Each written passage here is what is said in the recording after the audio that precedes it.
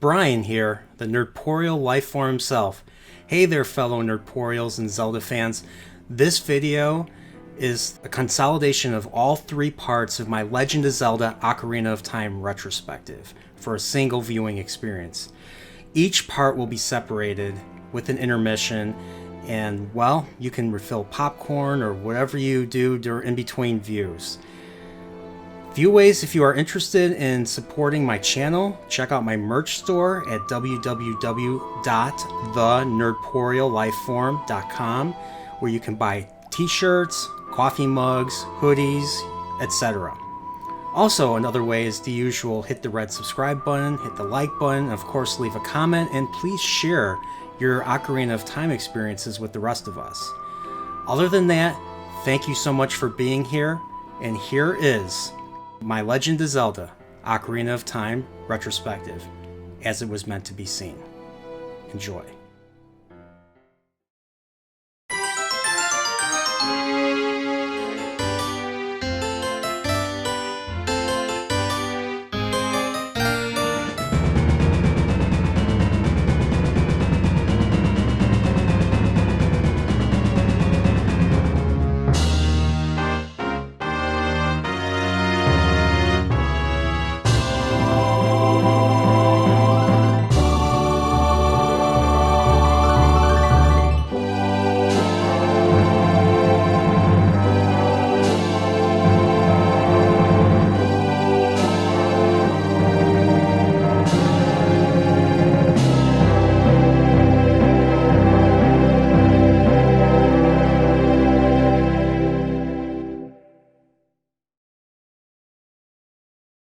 By the late 90s, the Legend of Zelda series was small in comparison to its more successful older brother, the Super Mario series, which by that point has become a franchise in and of itself.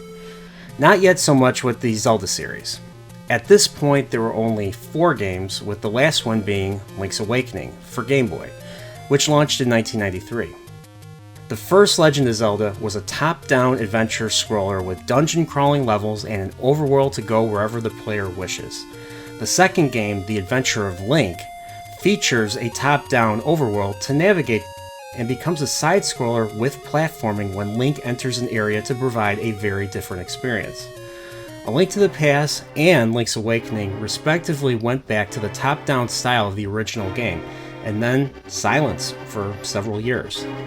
To be honest, I did not play Game Boy much because we never had enough AA batteries, and since it required 4, I never really asked for Game Boy games for Christmas. If you're a Link's Awakening fan, I'm sorry, but I do love the Switch remake. At this point, I wasn't even sure they would make another Zelda again because the end of A Link to the Past felt like a definitive conclusion to the series. They called A Link to the Past Zelda 3 when promoting it initially, so I always thought it was a sequel to Adventure of Link, years before I found out it was, in fact, a prequel to the first 2 games, with Link's Awakening being a direct sequel to Link to the Past. The series was a lot of fun.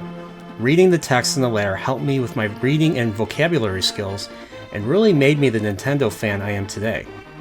So, years go by with the new console, the Nintendo 64, which launched in 1996. I ended up renting and playing Mario 64 and a whole bunch of other games for the system without giving a second thought to the Zelda series, since I thought it was concluded. However, in mid to late 97, I saw a magazine image of a 3D Link on a page previewing Zelda 64.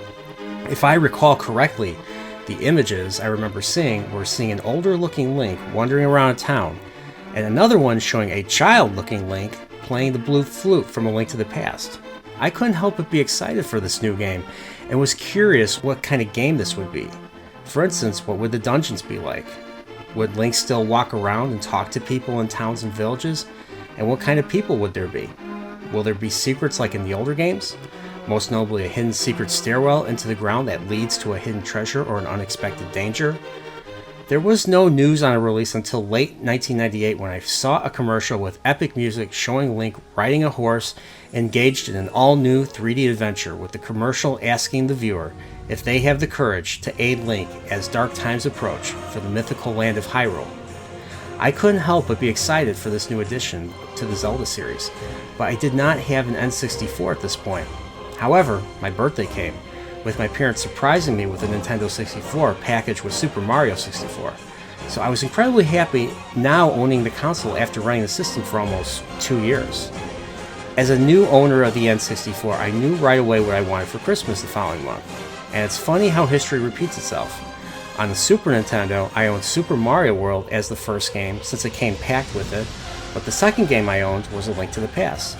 Well, it was also true for the N64 afterwards, because Christmas of 1998 I received The Legend of Zelda Ocarina of Time alongside the Star Trek Encyclopedia and 2 more Star Trek VHS tapes. So Ocarina of Time was my second N64 game I ever owned.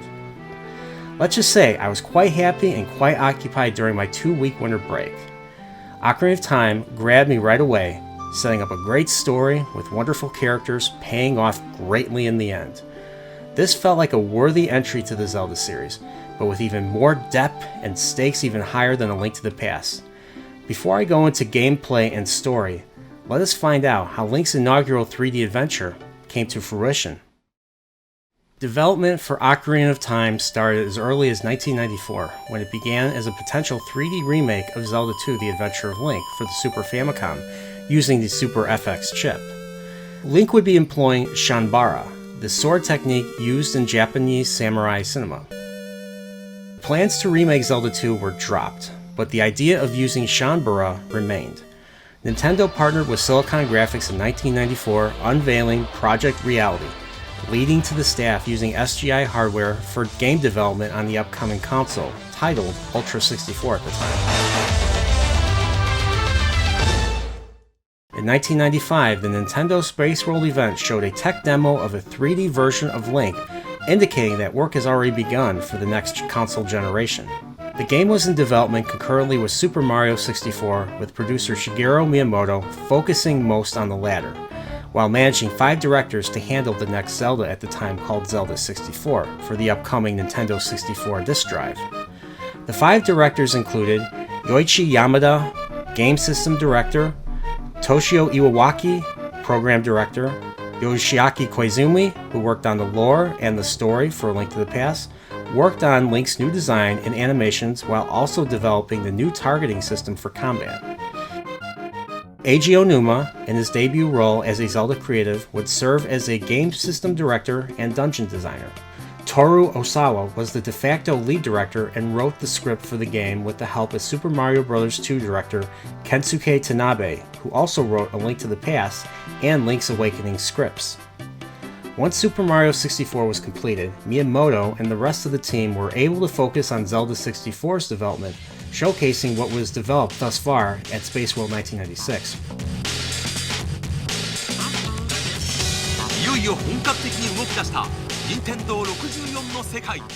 New ideas were brought to the table, with each employee contributing one and then determining what best fit the Zelda series.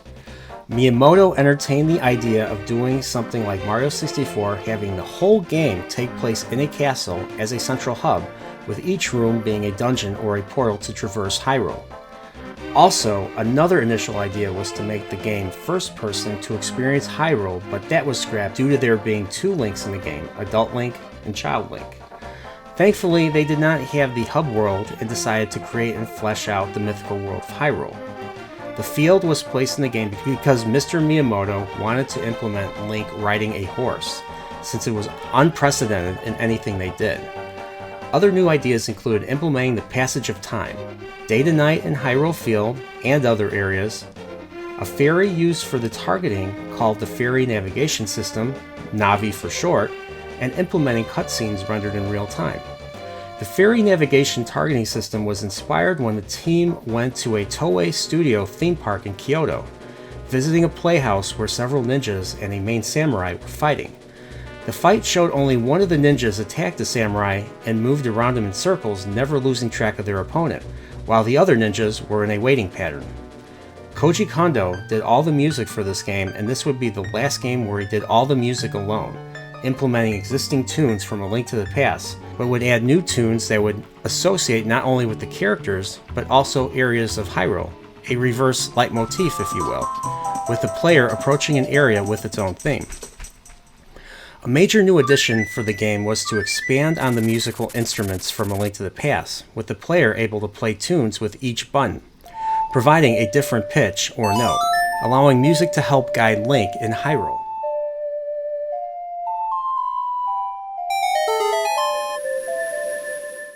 The team worked together to implement these ideas for a holiday 1997 release, but unfortunately the game was delayed at E3 that year because of the issues with the Nintendo 64 disk drive, hence moving it back to cartridge requiring another additional year of work, along with finishing Yoshi's story unfortunately. It was revealed at Space World 1997 that Zelda 64 would be called The Legend of Zelda Ocarina of Time and had a beta available at the show as a demo. Fun side note, a few years ago, fans were able to recreate the beta from data found in the prototype N64 cartridge of F-Zero X, so there are ROMs floating around the internet waiting to be played showcasing significant differences between that and the final game. With lack of first-party titles released for holiday 1997, the team was pressured to have the game finished for the next holiday season, and this was confirmed to be the case at E3 1998. The Legend of Zelda Ocarina of Time was confirmed to have a release date of November 21st, 1998 in Japan, and 2 days later in North America. Was the team able to do the series justice with this first 3D adventure in Hyrule? Will Link encounter interesting new characters on his adventures?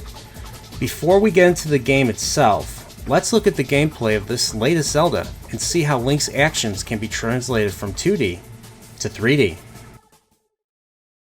The gameplay for Ocarina of Time shows Link in 3 dimensions for the first time in the series. Move the joystick to move Link around, whether running or walking. If you run towards the edge of a platform, Link will automatically jump to the next platform. Link can perform many actions depending on what the action indicator is stating on the screen using the A button. For instance, while Link is running, he can roll if you press A. If you are up against a movable object, you can hold A to move a block with the joystick, and if the object is stationary, you can climb and jump to get to higher surfaces with the joystick in the up position. Sometimes the combination confused me since moving blocks and climbing had the same combination for me sometimes. Other actions include climbing, where Link can automatically start climbing a wall with vines or a ladder, and press A to let go or fall off. Unlike A Link to the Past, Link can actually swim and wade in the water right away, and the A button will allow Link to dive to acquire whatever is at the bottom of whatever body of water. I love this idea of exploring underwater and hope it continues in the series' future. To talk to people, you can walk up to them and press A, and if you are further away, you can lock onto them using the Z button. The Z targeting system is useful to help you attack opponents with ease without worrying about depth perception or simply missing the target. To attack opponents, press B to swing the sword horizontally, and if you move Link, Link will swing the sword vertically. I used to always forget the Z target, so my first playthrough was almost all manual attacks. When you target an opponent holding the Z button, you can also stab by pressing B and forward, spin swing to simply hold B, a jump attack by pressing A, and doing a backflip by pressing A and holding down on the joystick. To use your shield, hold the R button to raise it defending yourself. I always forgot to defend and used to get game over several times.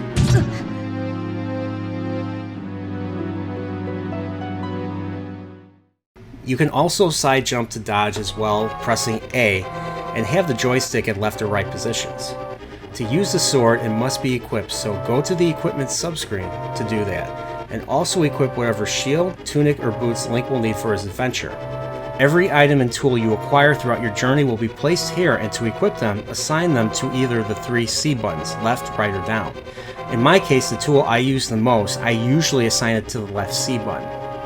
Items could be consumable items like bombs, nuts, and anything in a bottle, or tools like bows and arrows, boomerangs, hook shots, and any other returning items.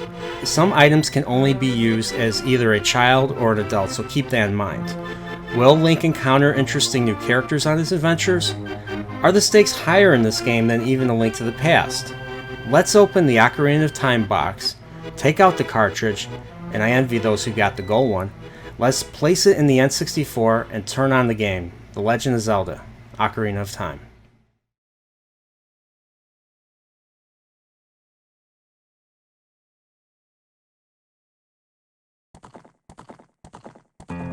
with the sound of horse hooves approaching as we see Link riding a horse, hearing a very somber tune with the original whistle theme from the original Legend of Zelda driving the theme. When I first saw this, I was intrigued by the openness of the world of Hyrule, showing Link galloping past several important locations in the game. I also noticed the shift in tone of the title screen in terms of it being nighttime and more in line with the title screen of The Adventure of Link, than with the more bright and epic opening motifs of the original Legend of Zelda and A Link to the Past. And as a result, I was even more motivated to play the game. I continued to watch the opening lead into a dark forest. We see 3 moments in the game if you watch the title screen sequence 3 times before it loops back. The first one shows Link in a chamber with a woman kneeling, then suddenly 2 witches appear and cast beams towards the screen.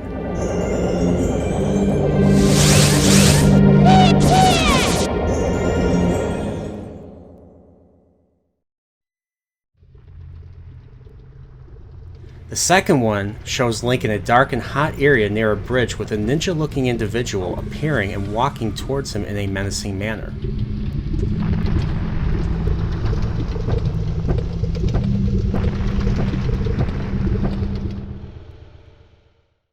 The last one shows an ominous figure on horseback galloping quickly, looking like he's carrying out an atrocity too gruesome to imagine here.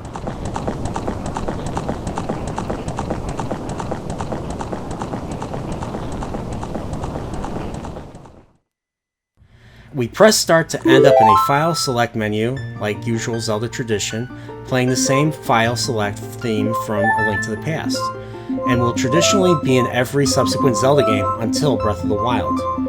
Select your file, choose your name, I always go with Link, and let's begin Ocarina of Time.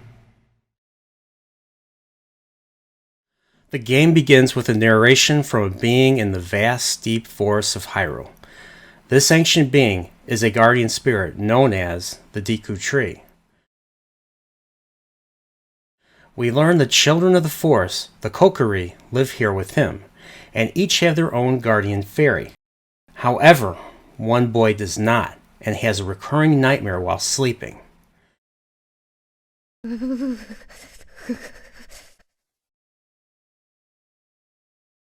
The boy dreams of himself outside a castle gate with a drawbridge opening slowly. My eyes were glued to the screen.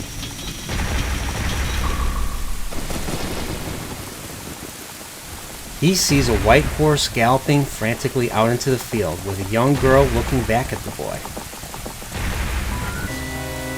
The next moment, the boy turns around and finds a menacing man on a giant black horse looking for the girl and sees the boy. The boy screams and it fades to white. I was like, who is this guy? The guardian of the forest, the great Deku Tree, summons the fairy Navi, telling her that malevolent forces are mustering to attack the land of Hyrule. We learn that the Kokiri Forest, the source of life, has stood as a barrier deterring invasion and maintaining the order of the world. However, the Deku Tree's power is nothing compared to this unprecedented evil force. As a result, we learn it is time for the young boy without a fairy to begin his journey. A boy whose destiny it is to lead Hyrule down the path of truth and justice. Oh, this game is going to be so awesome. The Deku Tree has very little time left, informing Navi of the high stakes involved. She frantically flies in an awesome first-person view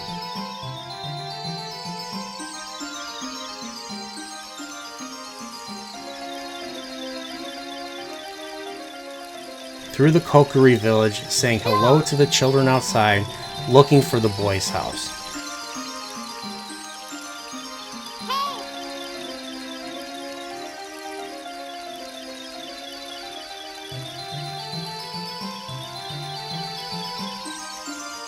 Finds it, but hits the steel mesh barrier accidentally before entering the treehouse home.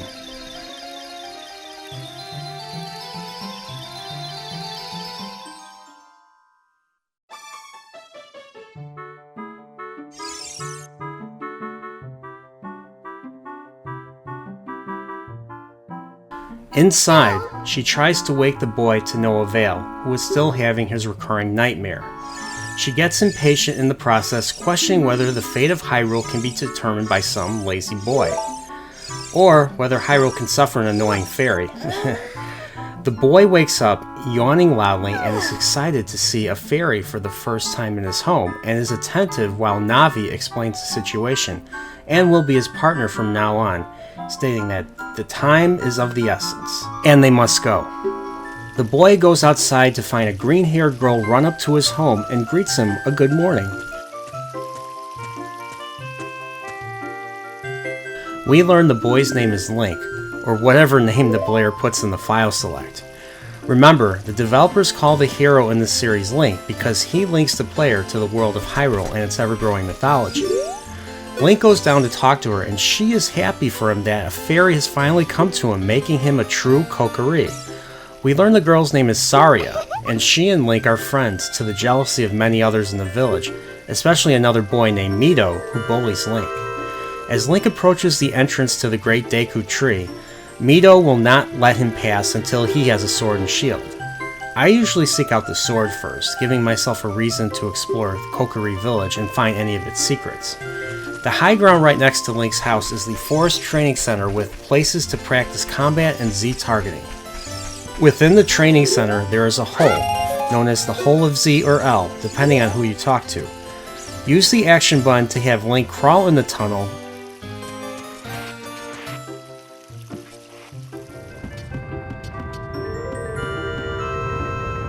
leading to a maze with a rolling boulder patrolling it. Avoid the boulder by pressing Z to see in front of you and around corners. Approach the chest and press the action button to open it.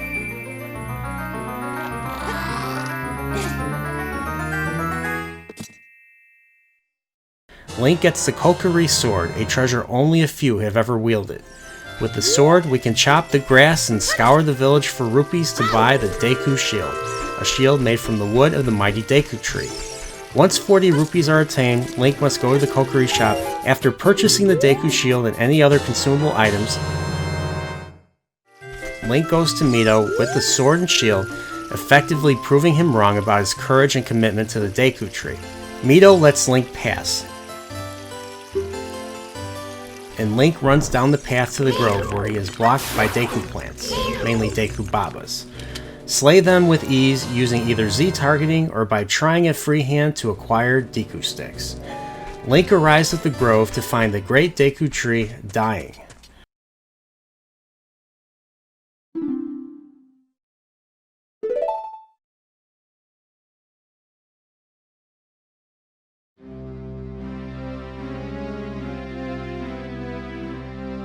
The Great Deku Tree reveals that the servants of evil are gaining strength, creating a vile climate that pervades the land, causing nightmares to those who are sensitive to it, hence Link's nightmare.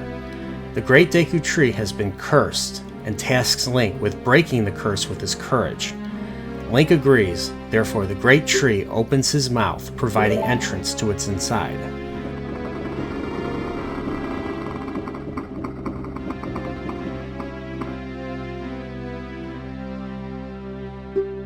Navi and Link enter the Great Deku Tree to find the source of the curse and eliminate it.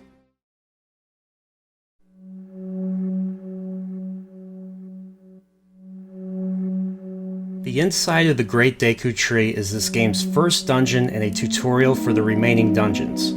The theme for this dungeon is very ambient and really builds an appropriate atmosphere, like I really feel like I'm inside a tree embraced by Mother Nature. Take note of the spider web in the middle of the floor.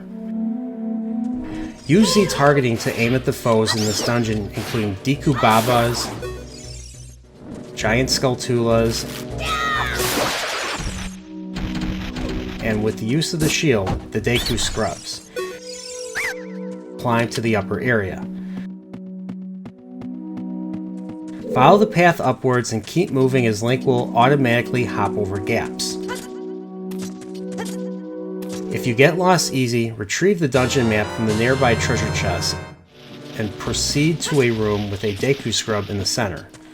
Link will need to use the shield to deflect the Deku nut it spits at you to cause it to surrender and tell you some useful info about the game. I was stuck for like half an hour on the Deku scrub trying to hit him with the sword until I figured him out. The sliding door unlocks.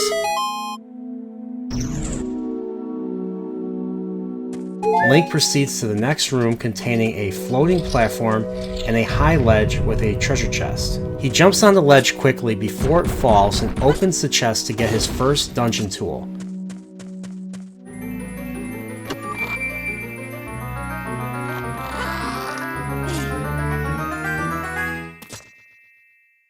The slingshot. How will Link get out of this room since the platform fell? If he looks up, he will see a ladder stuck above the wall. He will use the slingshot to aim and shoot the ladder so it falls down, allowing Link to access the door he came in on. The slingshot will allow Link to use Deku Seeds as projectiles to hit airborne or faraway enemies like the Skullwall Chulas on the vines near the map chest. Link proceeds by climbing those vines up to the 3rd floor and enters another room with another large chest on an upper ledge. Link steps on the switch to see 3 platforms rise from the ground with a time limit.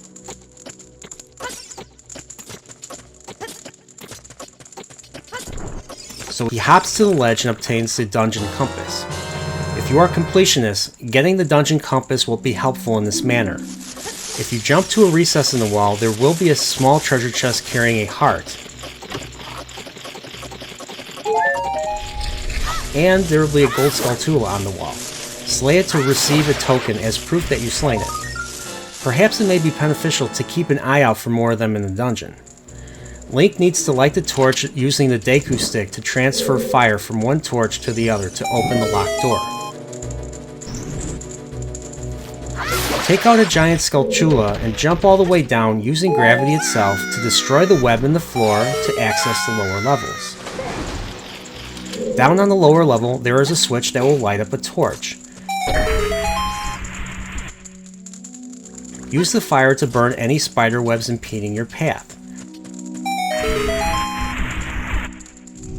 In the next room, there is another Deku Scrub and a barred door. Link hits the Deku Scrub the same way to receive the order to beat his brothers ahead. 2, 3, 1. What could that mean? To unlock the door, Link will use the slingshot to aim at the eye above the door. The next chamber is a room submerged in water with a moving platform and a log with spikes obstructing the way. Navi tells Link to go into the water, find the switch, and then dive down to press it. Do it to lower the water level so he can hop onto the platform and go underneath the spiked log and get to the other side. In order to get to the door above, Link will need to move the block into position and then climb it to reach the door. Link will reach a large room with gomas falling from the ceiling and spiderweb obstructions. Burn the obstructions to get to a crawl hole for Link to find himself on the upper platform of the room where he first fell into. There is another spiderweb covered hole for Link to burn, so move the block off the platform near the torch to be able to light the Deku stick and then climb back up there without going through all the rooms again. Burn the obstruction to enter an even lower level with 3 Deku Scrubs in the way. Use the earlier Scrubs order from the left, so the middle, then right, and then left Scrubs in that order.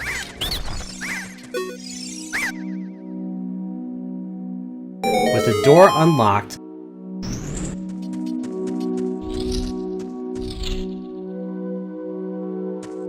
Link enters this giant door and finds himself in the boss's lair.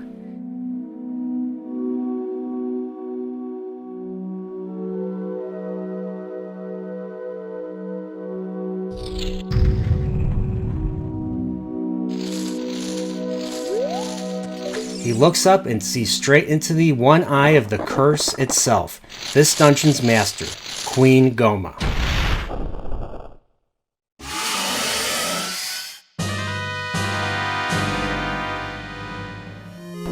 Remember Goma, the boss from level 6 in the original Legend of Zelda?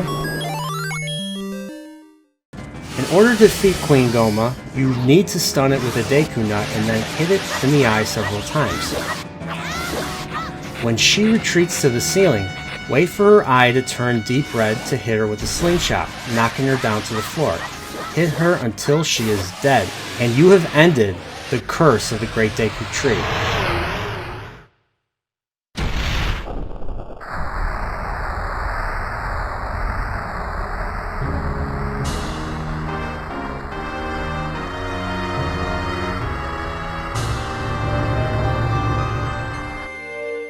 A heart container emerges from where the boss was slain, and a portal appears. Link takes the heart container and enters the portal to be pulled above.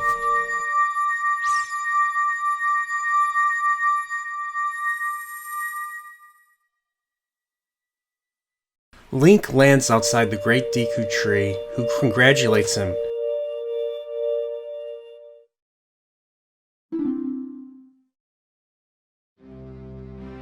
However, breaks the news that it is too late, and the end is nigh for the ancient tree, and that Link must hear his instructions before he passes away. I'm always excited for some lore building. Link learns that a wicked man from the desert has sent Queen Goma to curse the tree.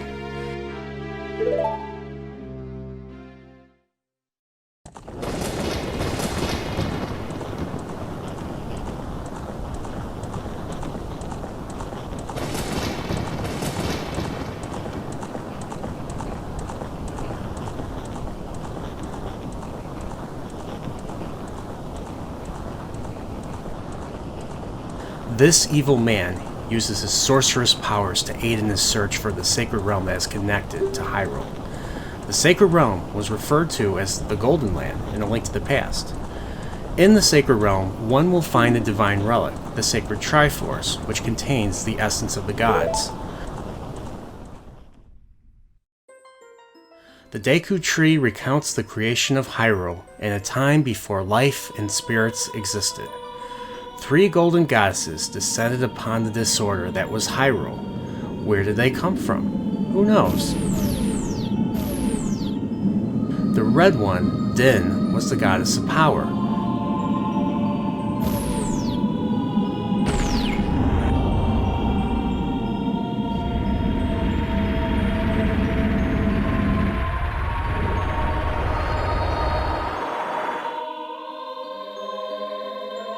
Whose strong flaming arms cultivated the land and created the red earth.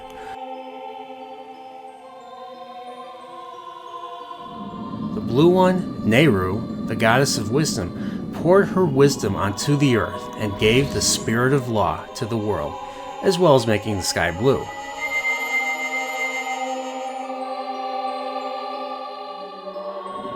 The green one, Furor, goddess of courage, enriched the world with all life forms, who would uphold the law provided by Nehru. The goddesses, complete in their work, depart for the heavens by converging on each other, creating a blue shockwave. What was left at the very point they departed the world is none other than the Triforce, the sacred golden triangles that became the basis for Hyrule's provenance.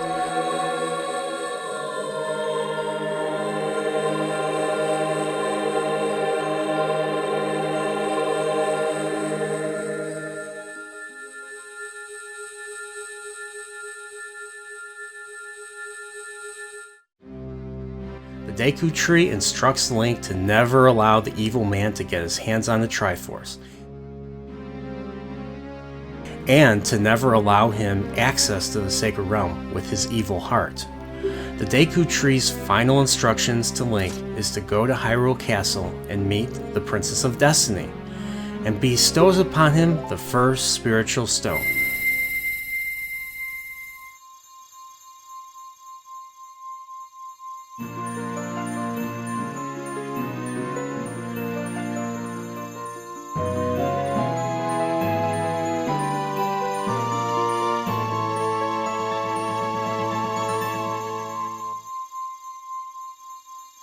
the Kokiri's Emerald.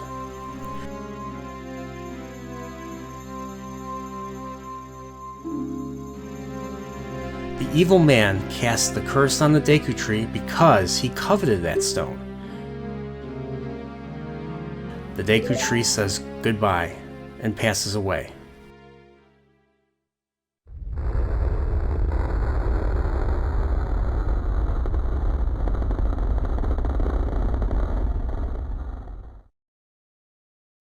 Link and Navi say goodbye, great Deku tree, with what's left of him turning into a deathly gray.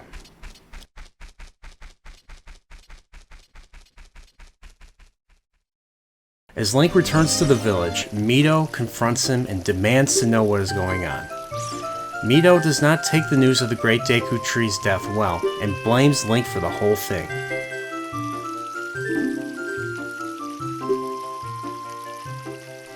The exit is no longer guarded, so Link departs and begins to cross the bridge into parts unknown to him. Saria is there waiting for him, however, causing Link to stop.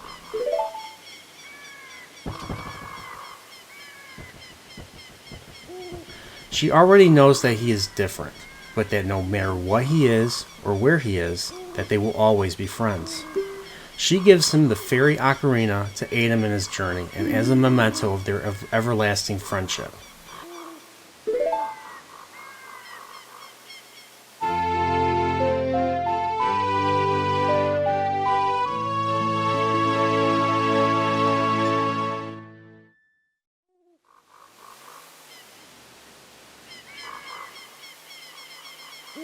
She hopes he will think of her when he plays it and will one day return. Link, feeling the pain of saying goodbye, backs off and runs away, leaving all he ever knew behind. Goodbye, Saria.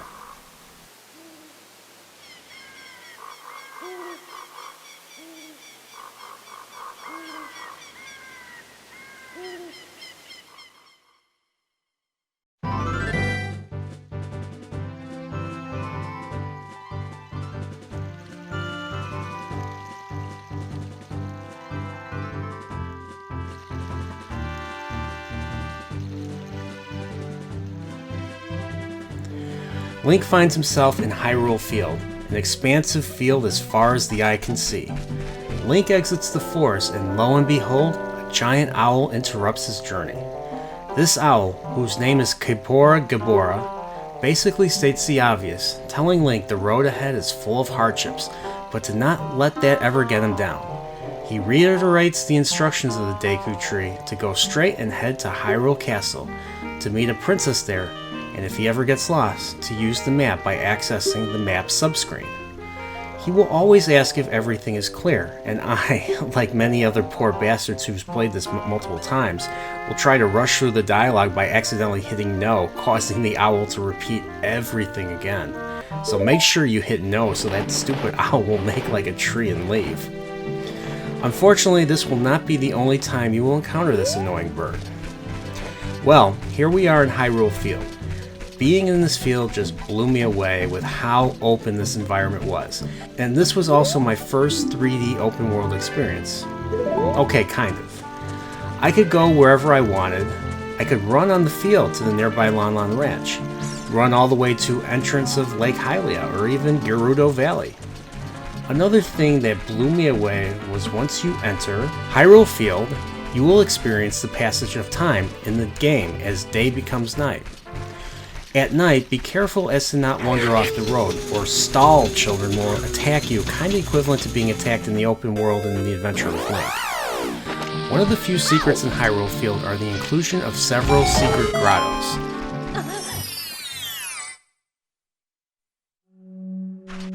Small underground lairs using the inside the Deku tree theme that usually house consumable treasures using tools available later in the game. If it's not dark and the drawbridge isn't up, let's enter Hyrule Castle.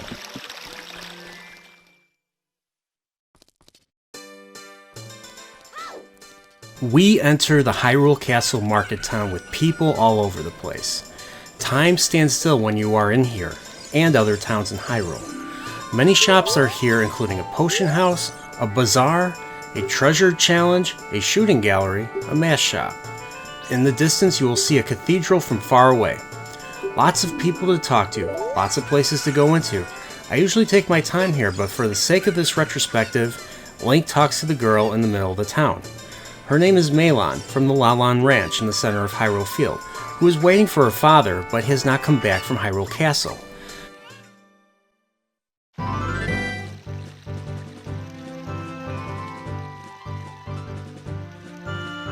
Link proceeds to the gate of Hyrule Castle to be interrupted by that owl again. Go away! Link tries to sneak past the guards at first, but gets caught and is thrown outside the gate. Link hears singing, only to find Melon right next to the vines. She gives Link an egg to aid in finding her father.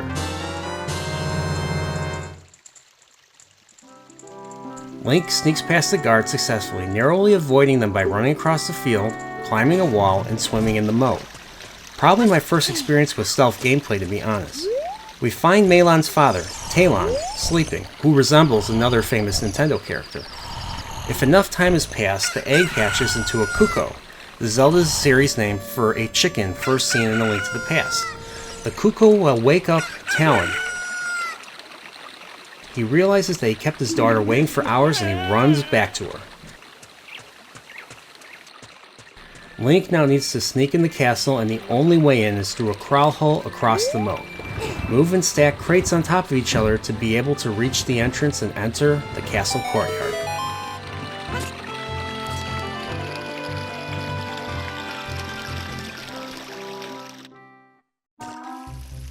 The castle courtyard is made up of several sections where Link needs to shrewdly get past the guards patrolling each section without, whether it be hiding behind topiary, fountains, a statue, and a pavilion with rupees. Link gets past the final obstacle and heads to the gardens.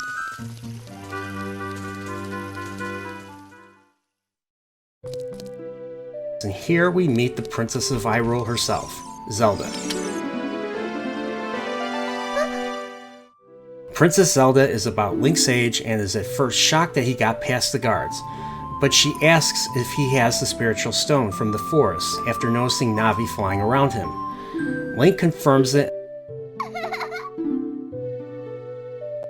and then Zelda explains a dream she had where she sees storm clouds all over the land of Hyrule, and then a ray of light shot out of the forest and parted the clouds and lit the ground.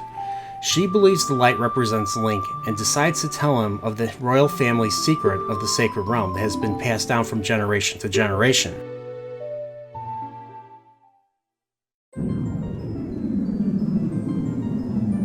She explains the legend of the three goddesses hiding the Triforce containing the power of gods somewhere in Hyrule. The Triforce has the power to grant the wish of the one who holds it in their hands.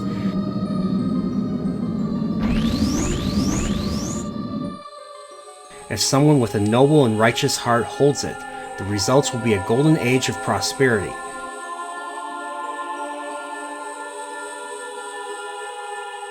However, if someone with a wicked and depraved heart holds it, then it will lead to the ruin of Hyrule with evil consuming it.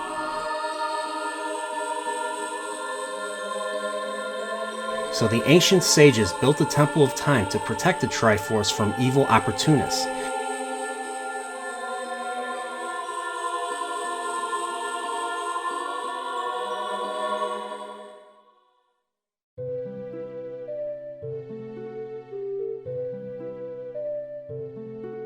Acting as a gateway between Hyrule and the Sacred Realm.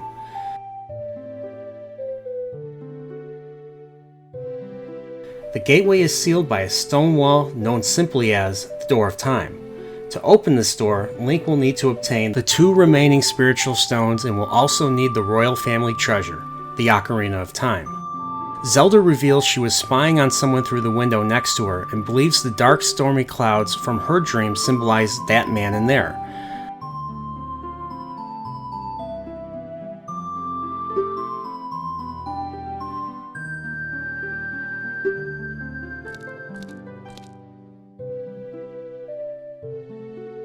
Link looks and learns that the man's name is Ganondorf, the leader of the Gerudo people who hail from the desert far to the west.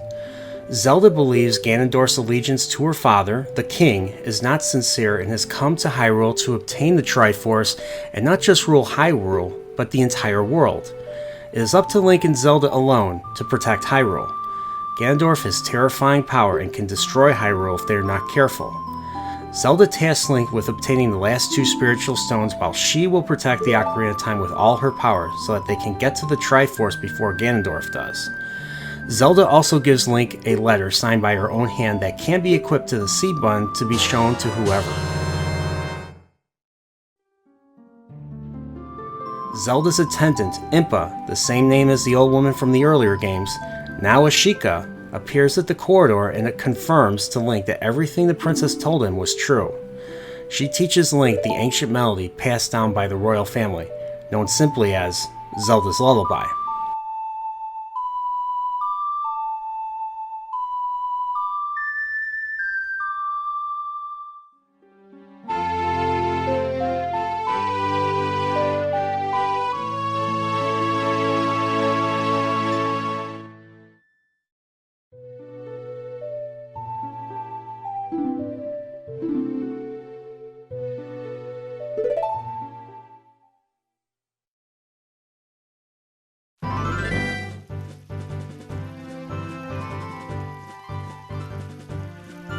Impa escorts Link back to Hyrule Field as they look on towards Death Mountain, the home of the Gorons. To get there, Link will need to visit Impa's home, Kakariko Village, another staple location introduced in A Link to the Past, this time located at the foot of the mountain. She suggests Link talk with the villagers before going up. She explains that Zelda's Lullaby is only allowed to be taught to members of the royal family, and it has a mysterious power that may surely help Link in his travels. The song will prove he has a connection to the royal family. Impa wishes him well and vanishes. I guess there's more to the Sheikah than we know. Before we go to Kakariko Village, I would suggest taking a detour and exploring Hyrule Field. Why don't we go to that ranch that Melon and her father Talon hail from? To get to Lon Lon Ranch, Link needs to head to the center of Hyrule Field where he will see a homestead with some natural barriers around it. Link enters.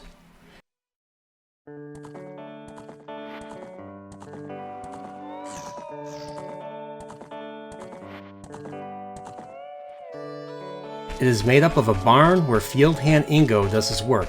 He kinda resembles a menacing green plumber. There is a house where Talon is sleeping and surrounded by Cuckoos. He challenges you to a game where you need to find 3 special super Cuckoos amongst a den of normal Cuckoos, and of course he charges you 10 rupees to play. You get only 30 seconds to find them, and it is not always easy, but certainly doable assuming you have a keen eye. For me, it took several tries before I finally won. And the win is worth it since Talon gives you a gift, a bottle full of Lon Lon milk. The milk acts like a potion, restoring 5 of your hearts per gulp, and Link now has his first bottle in the game. There are 3 more bottles found throughout the game that you can put a whole assortment of things into, like potions, bugs, fairies, etc. Link goes further into the ranch and follows Melon singing to the enclosed field where the horses are galloping about. Talk to her and she will introduce you to the young mare that will make her Zelda series debut in this game, Epona. Melon does this by teaching Link Epona's song to call the horse.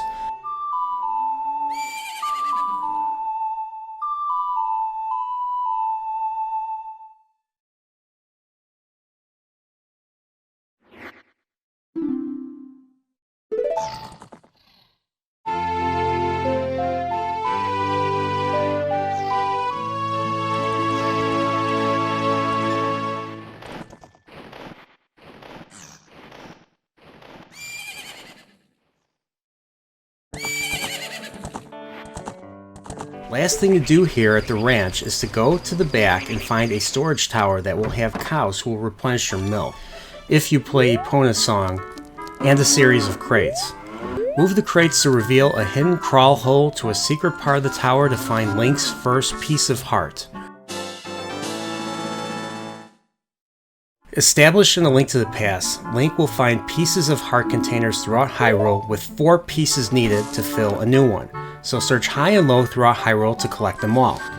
Let us now proceed with the game and go to Kakariko Village per Impa's instruction. Link arrives at Kakariko Village at the base of Death Mountain to see the settlement made up of many homes, a potion shop, a bazaar, a windmill, a watchtower, a house being built, and many others. There are many things to do and explore in Kakariko. Link first goes into the old grey house of Skulltula. The inhabitants of Skulltula are an extremely wealthy family that became cursed due to their greed. Link finds the home messy and full of cobwebs, and the family itself has turned into Skulltulas, but retained their intelligence and sanity. The patriarch of the family tells Link that the only way to break the curse is to destroy all the gold Skulltulas in Hyrule, 100 in total. They can be found in dungeons and in outside parts of Hyrule only at night, so keep a keen ear as you hear its unique scraping sound. Some may be found in high places, so you may need projectile weapons and tools to obtain them. The rewards are more than worth it. My favorite is expanding your rupee capacity up to 500 with a Giant's Wallet. Every 10 Skulltulas will lift the curse from the 5 children, but the patriarch needs all 100 to be vanquished. Link finds himself in the Kakariko Graveyard, a quiet, somber, eternal home for many who have lived in prior times. If you come by during the day, you will see a young boy, younger than Link, playing with a stick amongst the graves. If you come by at night, you will see the gravedigger, Dampy, in his Zelda debut here. He will walk around the graveyard and will play a game with Link where he will dig wherever and whatever is on Earth Link can keep, including rupees, and heck, even a piece of heart. Dampy keeps a diary in his hut, and it reveals he found a particular treasure while digging and kept it, which makes me wonder if this will pay off later in the game. One grave with flowers can be pulled back to reveal a secret underground chamber that has a treasure chest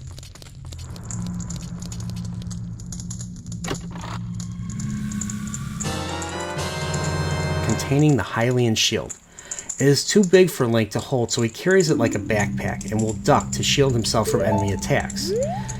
In the back of the graveyard are the graves of the Composer brothers, Flat and Sharp, separated in the middle by a large headstone honoring the deceased members of the royal family.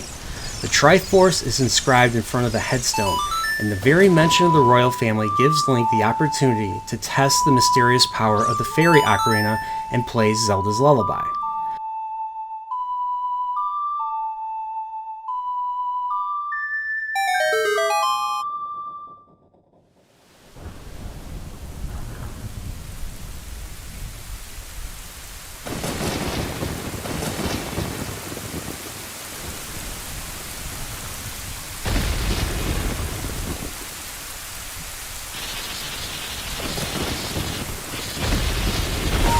Lightning strikes the headstone, causing it to explode, revealing a passage underground.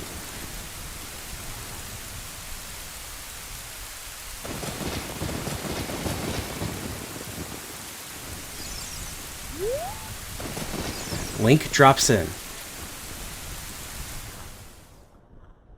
He finds himself in the royal family's tomb, a dark and creepy series of chambers with remnants of the dead. The first room requires Link to defeat all the keys with the slingshot to open the door.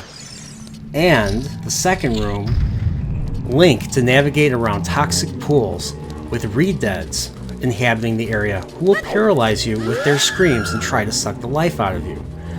Third room has a wall with a song and a poem scratched onto it.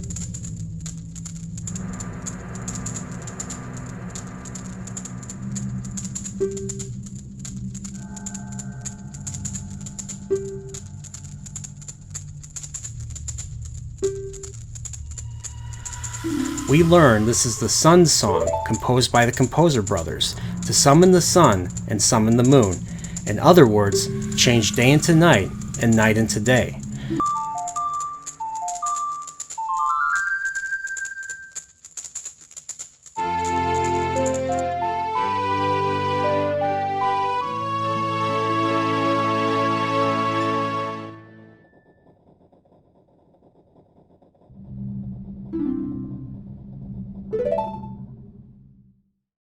Link now will go back into the village and head up toward the gate that leads up into Death Mountain. We meet the gatekeeper, a Hylian soldier who guards Kakariko from the dangers of the mountain, and the father of the young boy in the graveyard. The gatekeeper will not let Link through because he is a child, so he needs to take out that handy letter that Zelda gave him. He shows it to the guard, who recognizes Zelda's signature and opens the gate.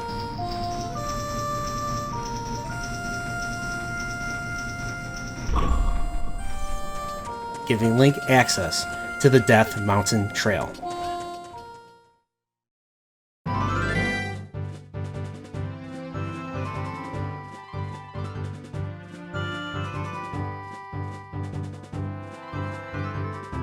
Link makes his way up the trail, encountering and engaging Tektites. Remember those one-eyed jerks from the previous games?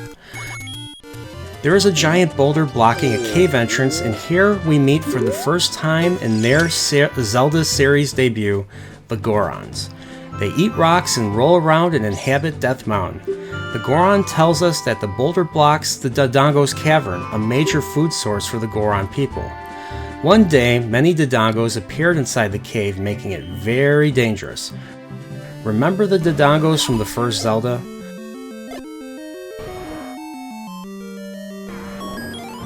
On top of that, a Gerudo in black armor used his magic to seal the cave with a giant boulder.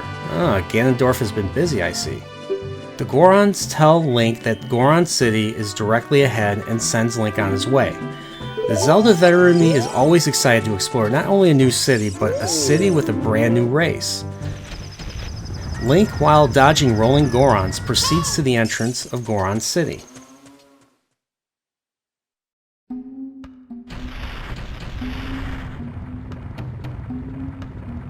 Link arrives in Goron City to see the inhabitants unhappy because of the food shortage due to what's going on with Dodongo's cavern. The city is made up of 4 floors, so Link makes his way down to the bottom where Big Brother dwells. His door is sealed and won't receive anyone that is not from the royal family, so Link steps on the carpet and plays Zelda's Lullaby.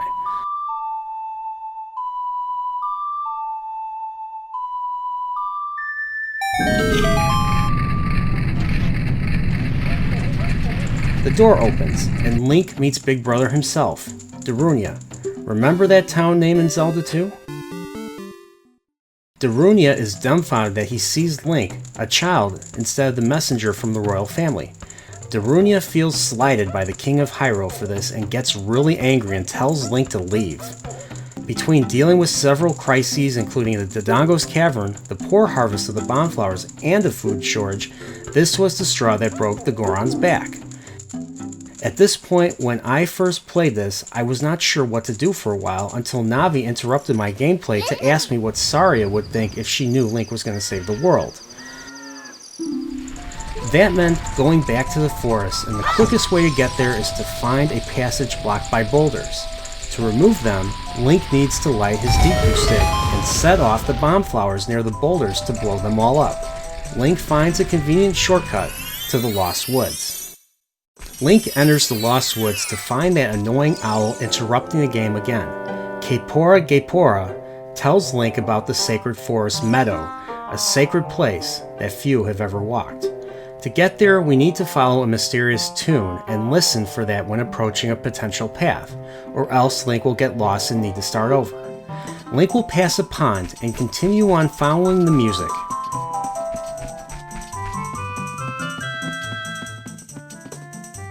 He arrives at the Sacred Forest Meadow and is greeted by a Wolfos that attacks him viciously. Attack him when he leaves an opening and defeat him to unlock the gate into the forest maze. Watch out for red Deku scrubs. They won't give Link advice, so he deflects their projectiles and simply defeats them. Link will keep navigating the maze until he reaches a series of stairs that will take him to Saria herself.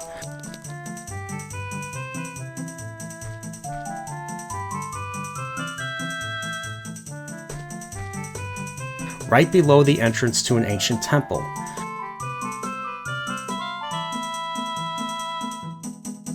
Saria is sitting on a tree stump playing her ocarina. I guess she had another one.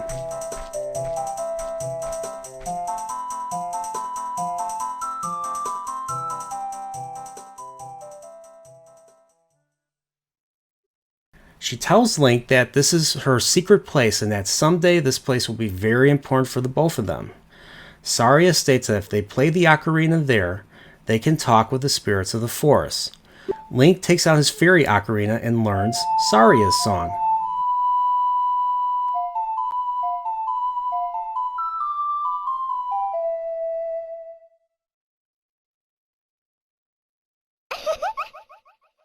Saria giggles and tells Link to promise never to forget it.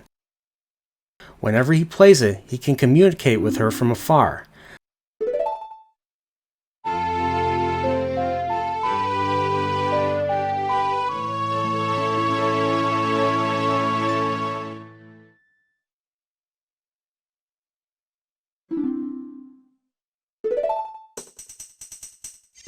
Link learning the song might be what gets Darunia out of his foul mood, so he goes back and leaves the Sacred Forest Meadow. Link goes back to Goron City to deal with Darunia. In Goron City, Link goes back to Darunia, takes out his ocarina, and plays Saria's song.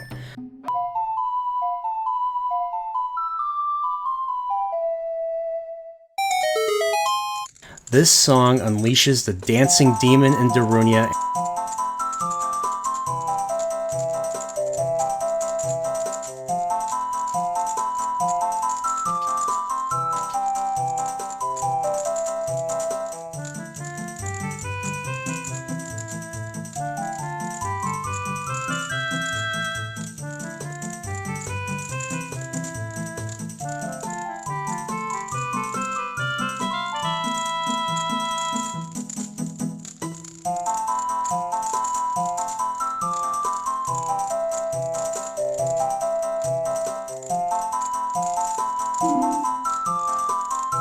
He is no longer angry as a result. He introduces himself to Link as the leader of the Gorons. Link requests the Spiritual Stone of Fire, but Darunia won't give it to him that easily. He tasks Link with destroying the monsters in the Dodongo's cavern to prove he's a real man. This way, all the Goron's problems will be solved. Darunia gives Link the Goron bracelet, which enables Link to pull bombs out of the bomb flowers. Link takes his leave of Darunia and heads outside of Goron City. Just outside the city, near the entrance, is a Goron and a few bomb flowers. Link picks one up and throws it off the cliff, landing near the giant boulder to the Dodongo's cavern. The obstruction blows up, and Link is now free to enter the second dungeon of the game, Dodongo's Cavern. The Dodongo's Cavern begins as a giant room with a lava pit and rising platforms surrounding a central platform with a Beamos. Link heads to the right side to progress into a room with baby Dodongos, but explode when they are slain.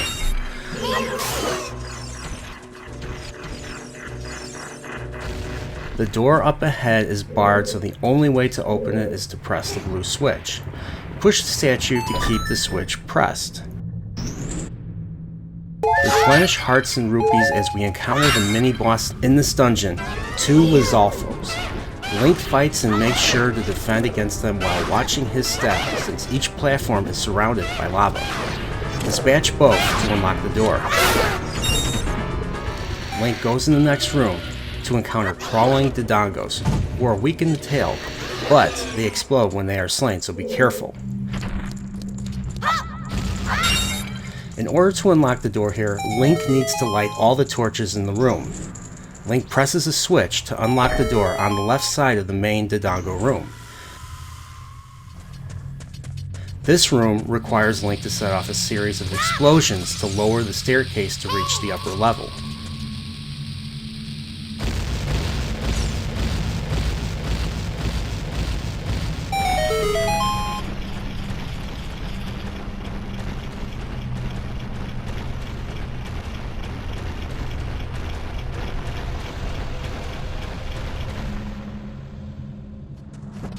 Link crosses the bridge to the opposite side of the main room to access the upper portion of that area.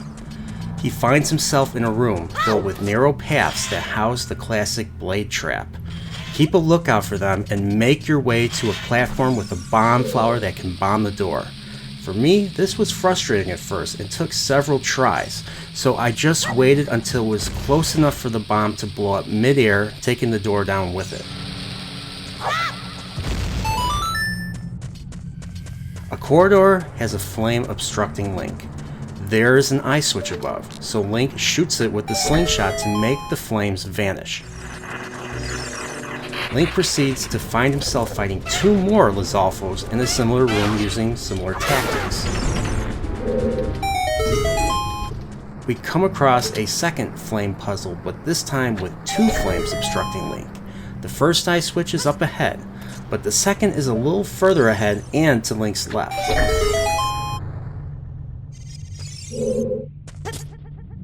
He is now back in the blade trap room in the upper level and climbs to the treasure chest to receive none other than a bomb bag,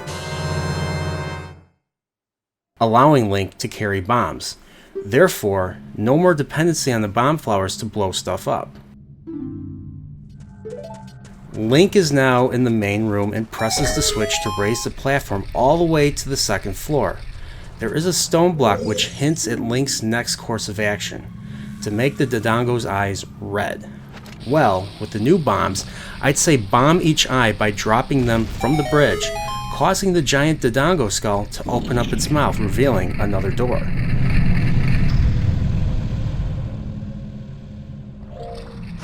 Link is in a room with a recess in the floor harboring a switch. He needs to take the right passage to get to the block in the upper part of the room, avoiding the fiery keys at the same time. Push the block down and then pull it towards the recess. Push it in to open the door to the boss.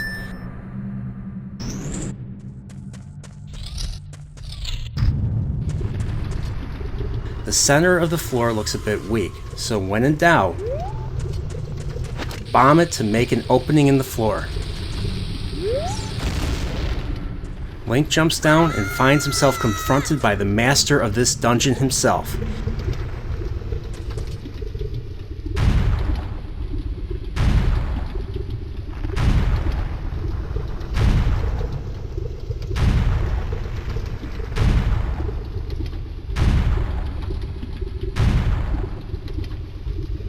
King Dodongo, the Infernal Dinosaur, with a different boss theme this time. When King Dodongo opens his mouth to breathe fire, Link throws a bomb in his mouth just like in the original Zelda, and then hit him with the sword. He will roll into a ball, so dodge him by going right next to the lava. Repeat this until he is defeated.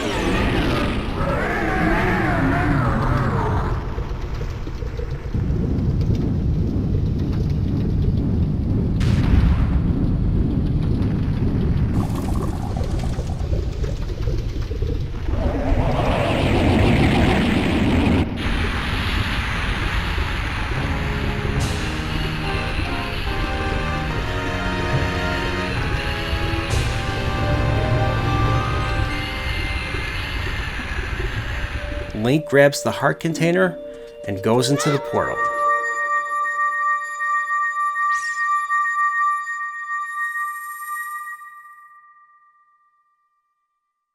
Link lands right outside the Dodongo's cavern entrance.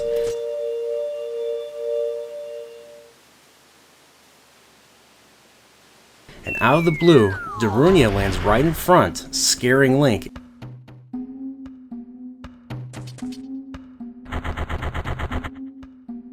And giving him a pat on the back that knocks poor Link down. Darunia thanks Link and makes him a sworn brother, granting him the spiritual Stone of Fire.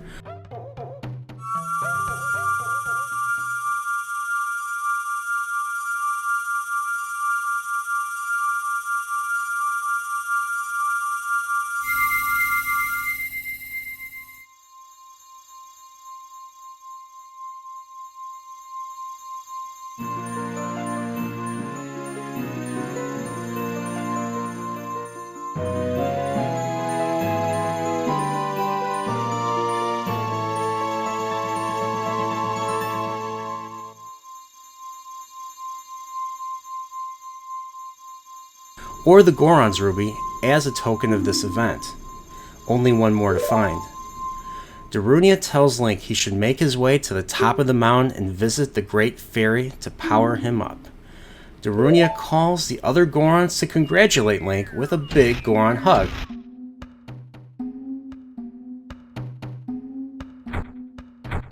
Causing Link to run away.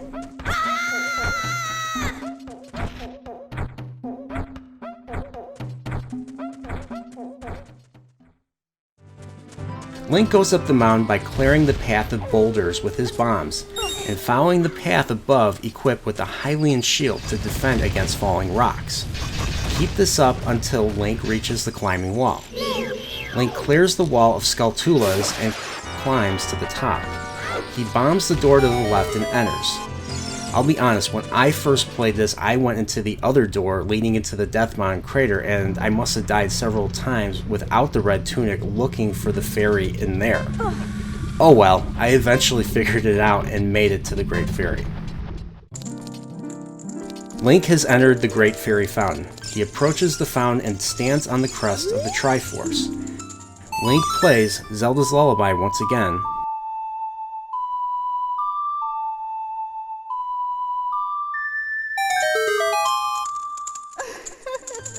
to summon the Great Fairy.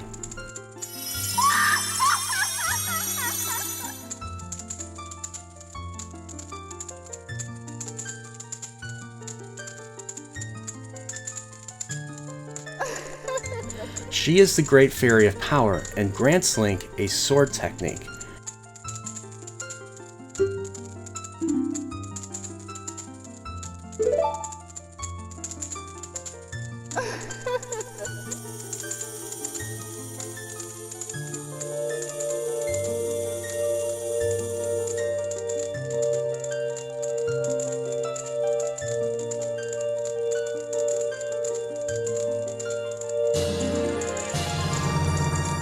Link gets a green magic meter and has mastered the spin attack.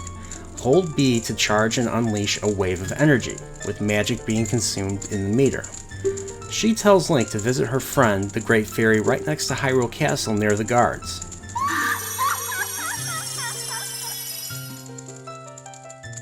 Link leaves and talks to Gebora, who is useful for once, and offers Link a ride down to Kakariko Village.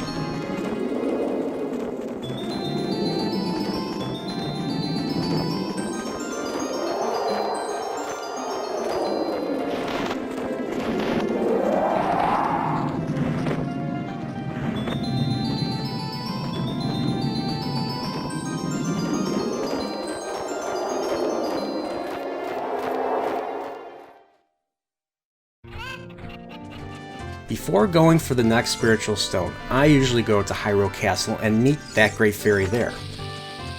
Blow up the boulder to crawl and enter the fountain. The Great Fairy here will grant Link a magic spell known as Din's Fire.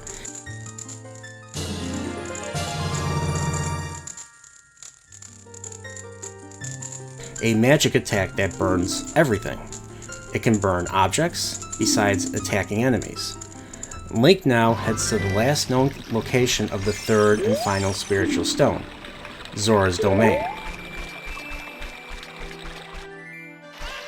For Link to get to Zora's Domain, he needs to follow Zora's River east of Kakariko Village. He enters Zora's River and is once again accosted by the owl, stating the obvious, and tells our hero that the Zora's door will only respond to a member of the Hyrulean royal family.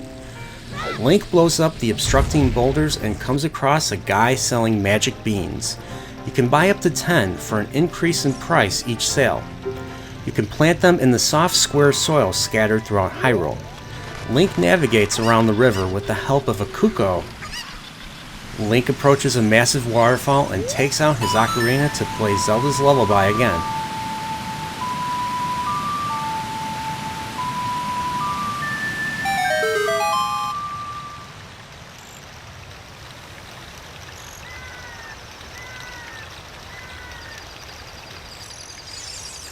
To open the way as Link jumps and enters the waterfall.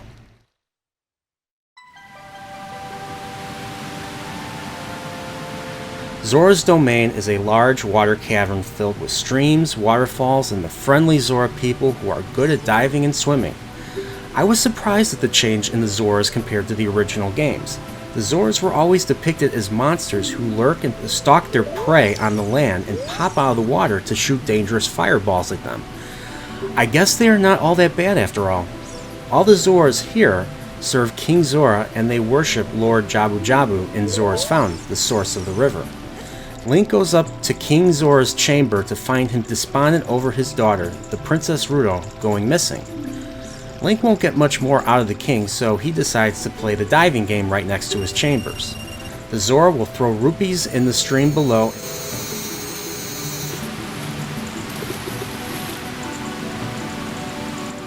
Link needs to dive down and retrieve all of them in a limited time. Link retrieves all the rupees to win the prize. He obtains the Silver Scale, which allows Link to dive deeper than ever before to reach new areas. There is an underwater passage that is now reachable because of the fin, so Link dives down to see where it takes him.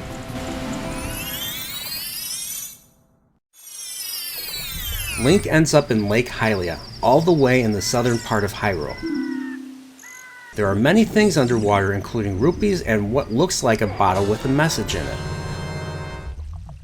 The message is written by Princess Ruto, saying she is trapped in Lord Jabu Jabu's belly. Link goes back to Zora's domain and shows the message to King Zora.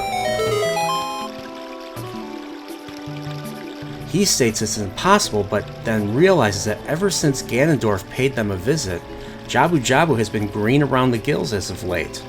He tasks Link with rescuing the princess and moves out of the way.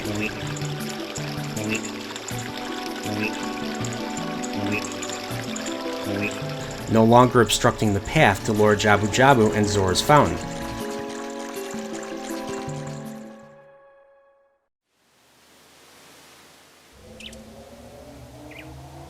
In order to get into Lord Jabu Jabu's belly, he needs to open his mouth. So, Link needs to catch a small fish in a bottle to offer up to the Zora deity. I usually go to the shore with the trees and the boulders and bomb it to reveal a cave entrance. It turns out to be another great fairy fountain. Summon her to learn a new magic spell.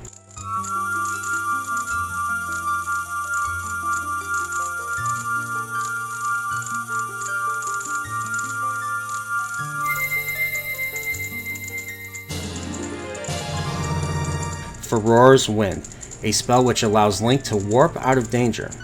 To warp, Link will need to establish a warp point and then use it whenever Link is in danger to warp him to safety. Back to Jabu Jabu. Link will need to place a fish as an offering to the deity for him to open his mouth.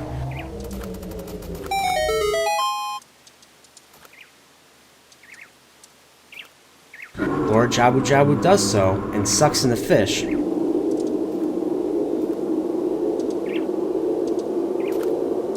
Along with Link.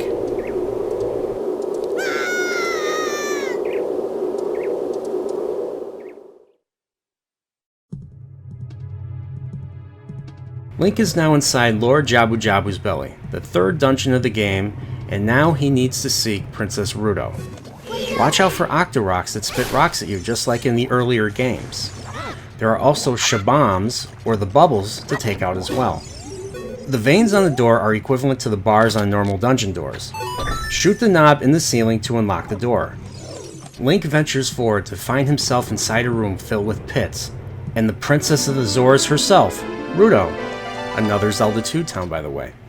She sees Link and states she doesn't require his help and denies ever writing the message in the first place. She walks away and falls down the pit.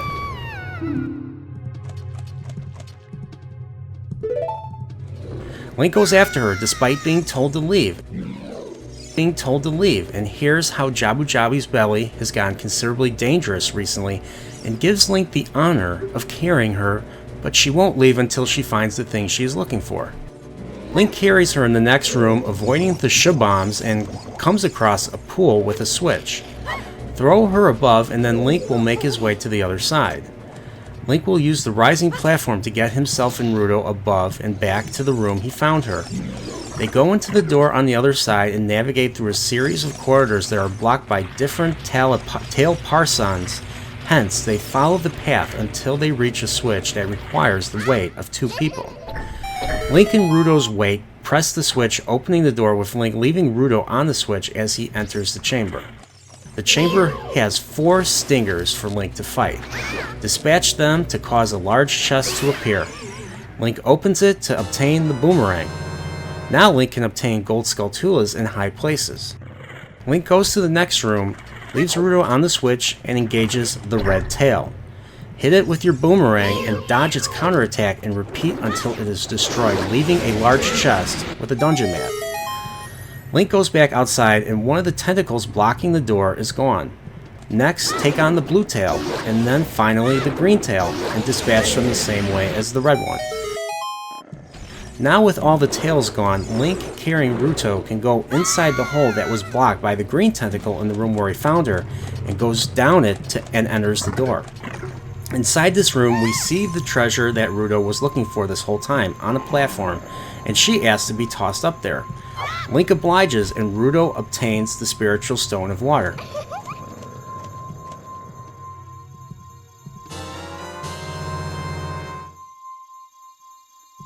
But why her? The platform goes up by itself.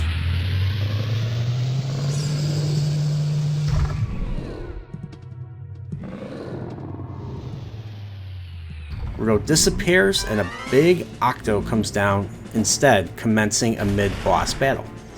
Big Octo will try to run Link over around the spiked circular platform he came from. Link will need to use the newly acquired boomerang to stun him and slash his weak point on his back. Octo will spin after a boomerang stun, but he might not necessarily turn around, so Link will have to be wary of that. Link dispatches him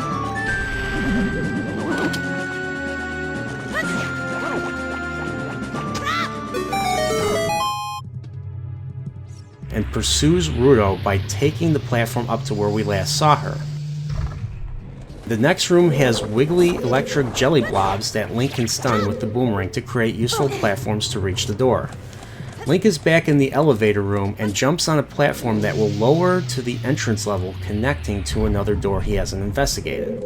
This room has Biri that Link needs to slay in limited time, so he uses the boomerang to save time. He climbs the vine wall to see an unreachable switch on the ceiling. I honestly spent too much time trying to figure out how to reach the knob, or at least a vantage point where I could aim and shoot with the slingshot instead of using Z targeting for the boomerang. Link hits the switch and then enters the door to the source of Jabu's green gills.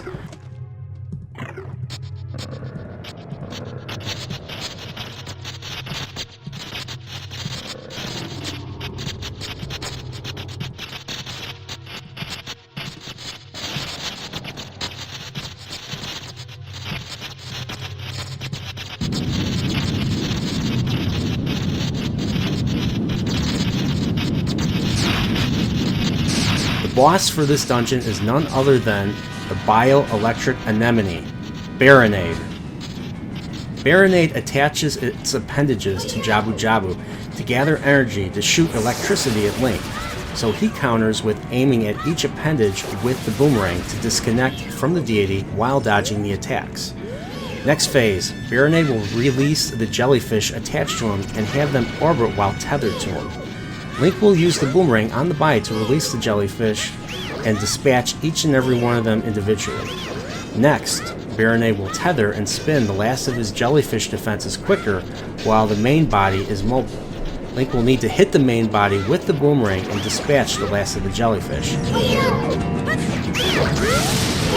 Now Baronade is defenseless, but even more dangerous now that it can move and shoot its electricity at the same time, so Link just has to stun it and hit repeatedly with the sword until Baronade is finally destroyed.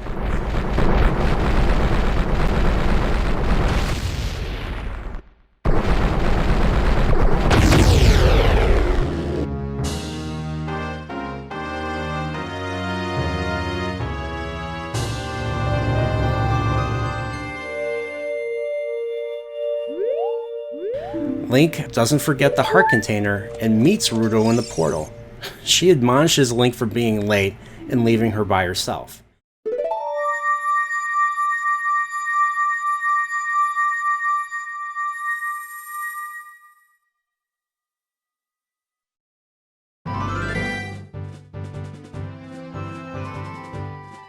They materialize on top of a large tree with Ruto's face up against Link's face, causing him to step back and fall in the water. She likes him.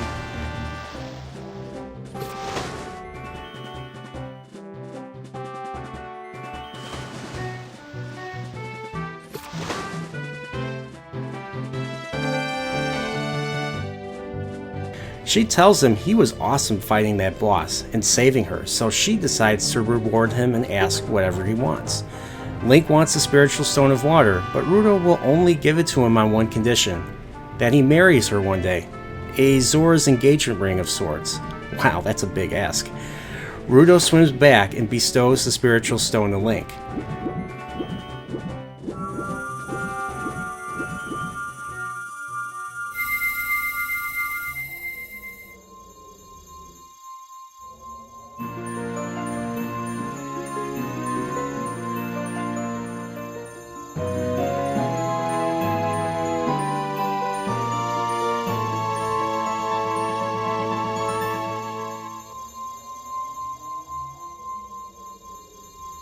He now has all 3 spiritual stones and is ready to report back to Princess Zelda. Ruto makes him promise not to tell her father. One of the quicker ways for Link to get back to Hyrule Castle is to go to Zora's domain, dive off the waterfall, and take that passage to Lake Hylia. Once in Lake Hylia, he needs to make his way back to Hyrule Field and then approaches the Hyrule Castle drawbridge to trigger a cutscene.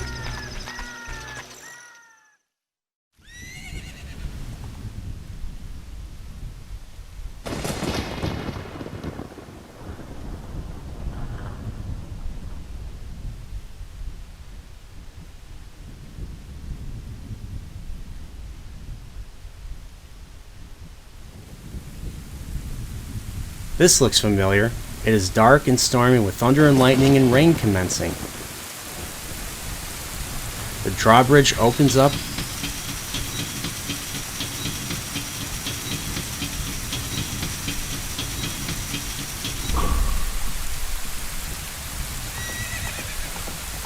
Hear a horse galloping towards Link. Link runs out of the way to notice, just like in his dream, that Zelda and Impa are on that white horse, with the only difference that Zelda throws the Ocarina of Time towards Link, landing in the moat.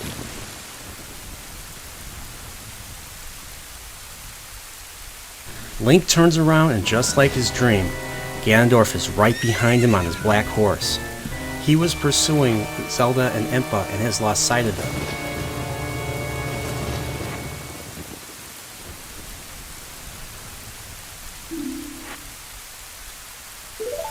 Ganondorf sees Link and demands to know which way they went. Link remains silent and draws his sword and shield. Ganondorf, impressed,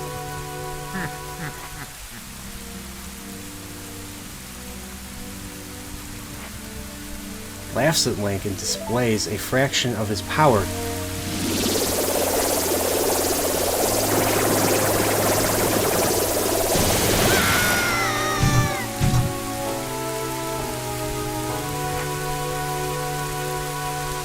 Ganondorf calls him pathetic and proclaims that he will soon rule the world, and rides off.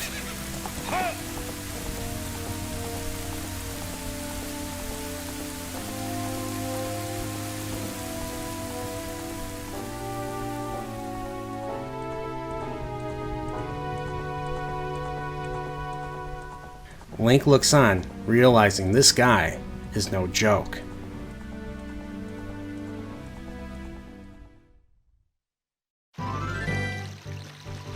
Link jumps into the moat and dives down to retrieve the Ocarina of Time.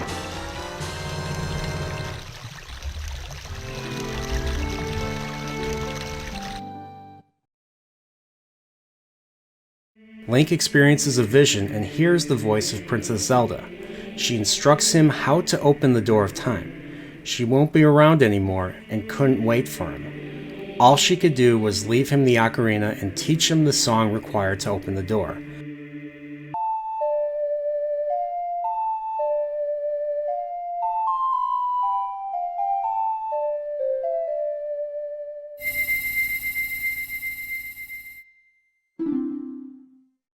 The Song of Time.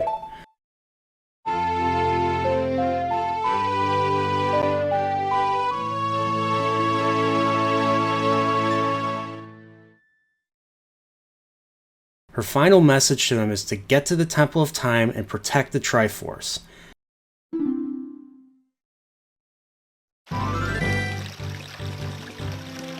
Link comes to, regains his senses, and proceeds to Hyrule Town.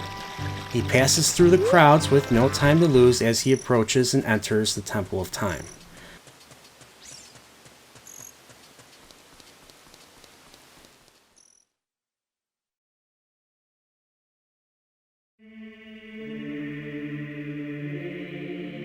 The temple is magnificent and majestic, with Link in awe as he approaches the altar to play the Song of Time with the 3 spiritual stones on hand. He plays the song,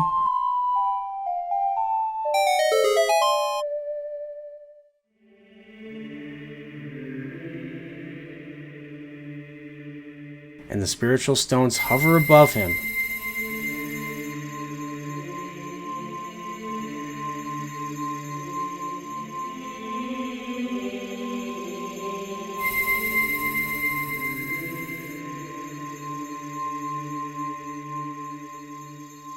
And take their rightful place on the altar, causing the Triforce symbol above the door to shine golden as the door of time itself is opened.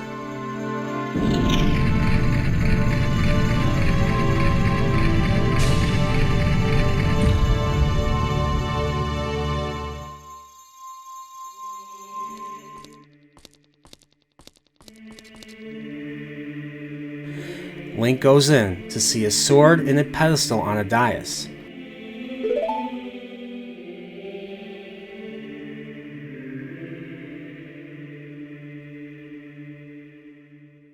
Navi identifies the sword as the bane of evil itself,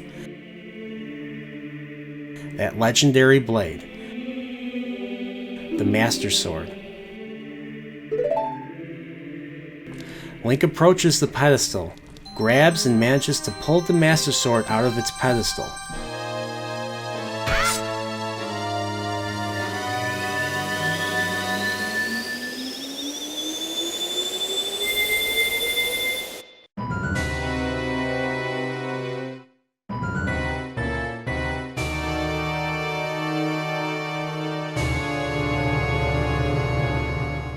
Oh no!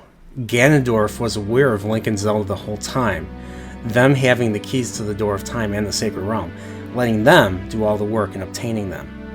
Ganondorf tells us if it wasn't for Link, he might not have ever had access to the Triforce, and he owes it all to him. I honestly thought he was right behind Link as he grabbed the Master Sword, but now I think more time has passed. Ganondorf, that son of witches, laughs wholeheartedly.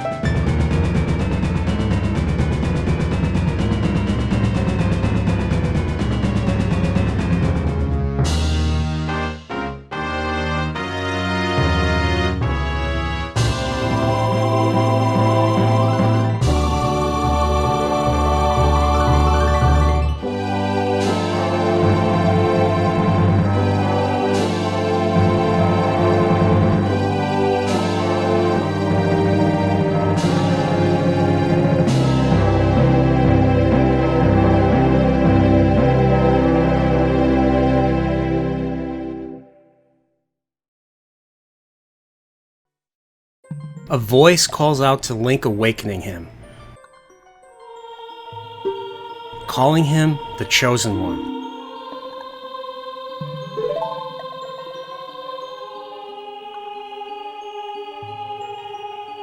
We see his point of view as he is in a strange bluish echoey chamber with choir and song.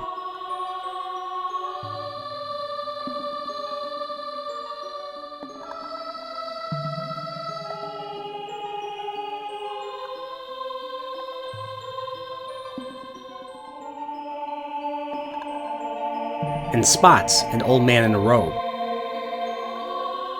He is Rauru, one of the sages, another town in Zelda 2.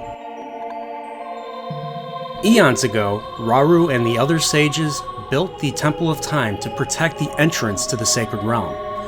Link learns he is in the Chamber of Sages, inside the Temple of Light, in the heart of the Sacred Realm, making me think of the Pyramid of Power in the Dark World in A Link to the Past. The Temple of Light is the last stronghold against Ganondorf's evil forces. The Master Sword, Evil's Bane, pulled from the pedestal of time, was the final key to the Sacred Realm.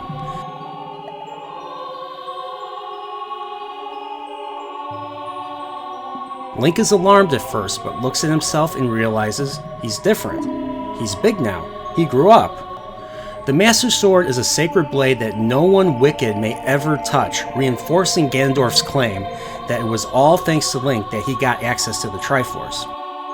The fact that Link was able to pull the sword from the pedestal of time makes him worthy of the title of Hero of Time. However, he was too young to be the Hero of Time, so the Master Sword sealed him in the Temple of Light for 7 years. Now, he is old enough to be awakened as the Hero of Time. Even though Link opened the door of time in the name of peace, Ganondorf used that opportunity to obtain the Triforce from the Temple of Light and became the King of Evil as a result. His newly tested wicked power radiated from the temples of Hyrule and transformed Hyrule into a world of fear in the short time Link was sealed away. Rauru alone has little power and influence, even in the Sacred Realm, but there is still hope. The power of the sages remaineth. The power of all the sages needs to be awakened to allow the sages' seals to contain all the evil power in the void of the Sacred Realm. Link fighting together with the sages is another factor that supports him being the Hero of Time. Rauru tells Link to find the power of the other sages and add their might to his own. Rauru raises his hands. Something comes down to Link.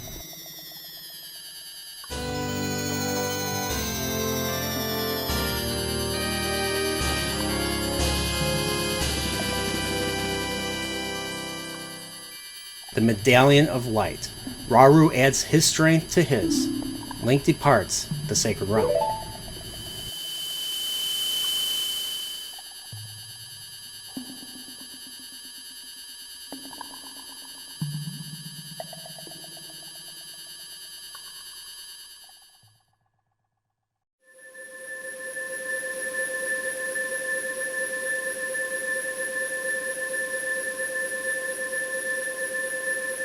Link is transported back to the Temple of Time.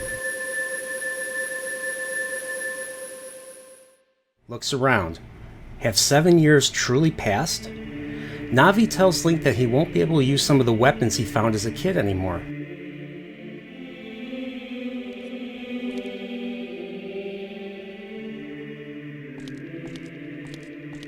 Link attempts to leave, but senses a presence.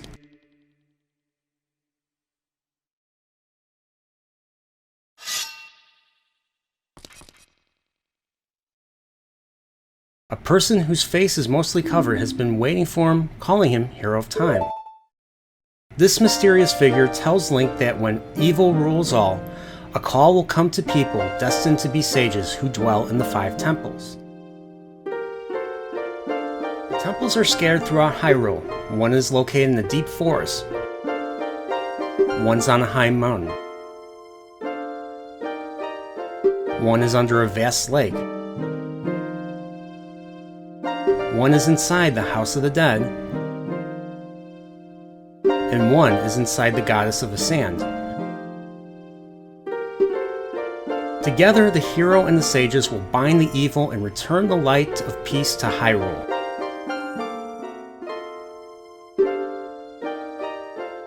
We just heard the legend of the temples passed down by the Sheikah. This mysterious figure introduces himself as Sheik, survivor of the Sheikahs, and tells Link, with the Master Sword in hand, that he is truly the hero of time, and must go to the temples if there is to be any peace in their time.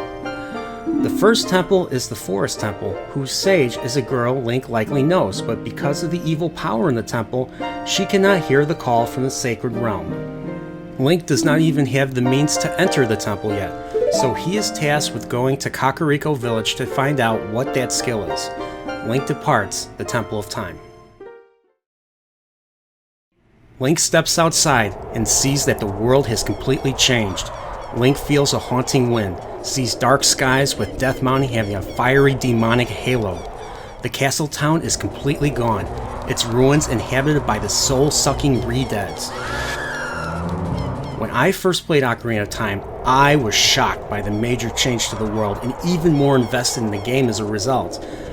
But I did not have the Sun Song yet at this point in the game, so this was my first encounter with the Redeads, and boy, it scared the living crap out of me. From the screams to them jumping on Link, sucking his health away, making me feel helpless.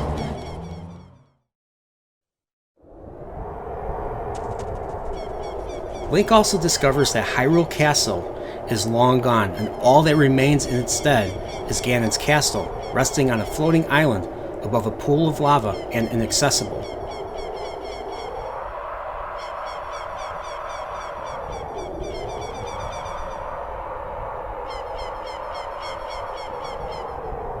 Link departs the castle town, crosses the broken drawbridge, but decides before going to Kakariko to check up on Talon and Malon and Epona at Lon Lon Ranch.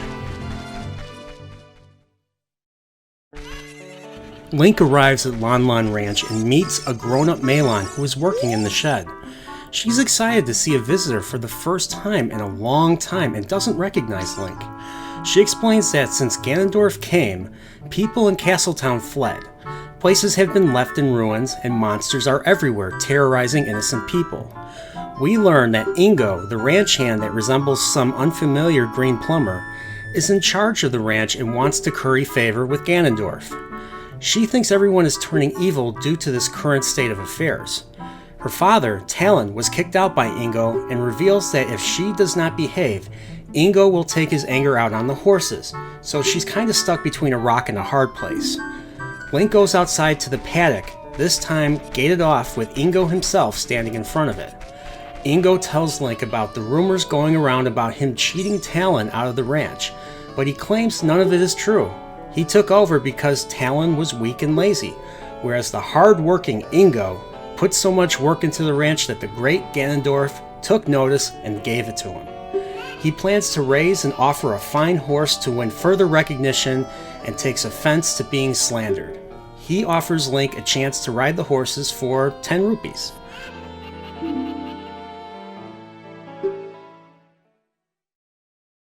Link goes in and plays Epona's song,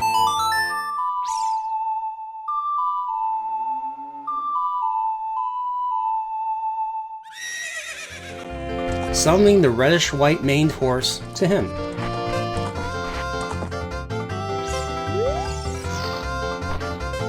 He rides her around the paddock, jumping the fences and getting the feel of riding down. Ingo notices Link's riding and challenges him to a race around the corral, waging 50 rupees.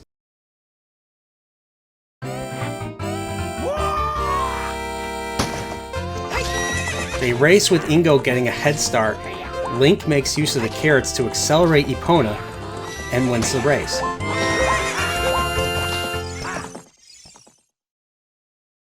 Ingo is beside himself, worried if Ganondorf ever got wind of the race. Well, he decides to wager another race, allowing Link to keep Epona if he wins.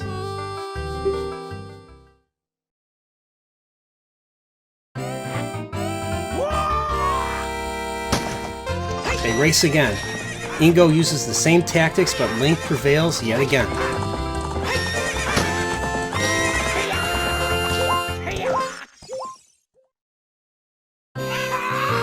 Ingo is totally flabbergasted, wondering how Link managed to tame Epona and beat him in both races.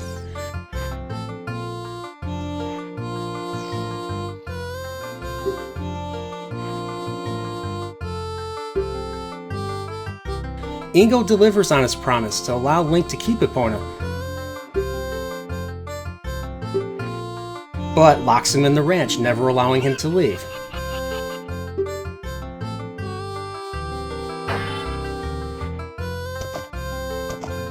Link has Epona jump over the fence, leading back in Hyrule Field.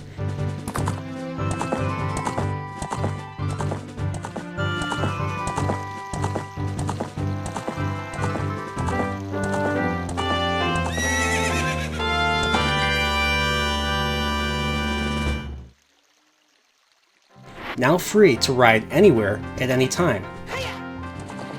Link now proceeds to Kakariko to begin his journey to save the world.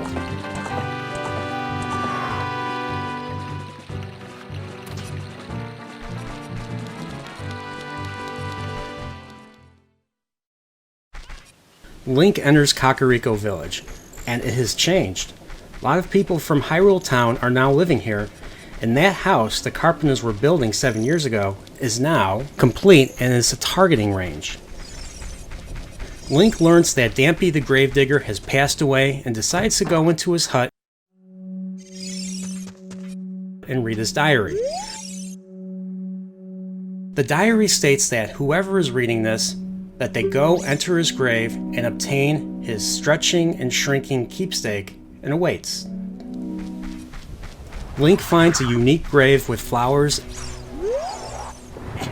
pulls it to reveal a pit leading underground.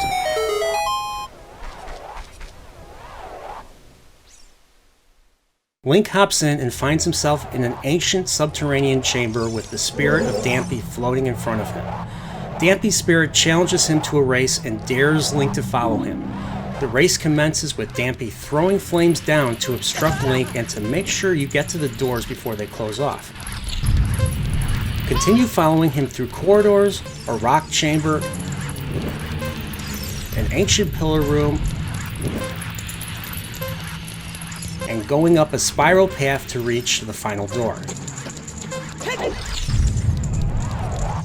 Dampy, impressed, bestows upon Link his treasure.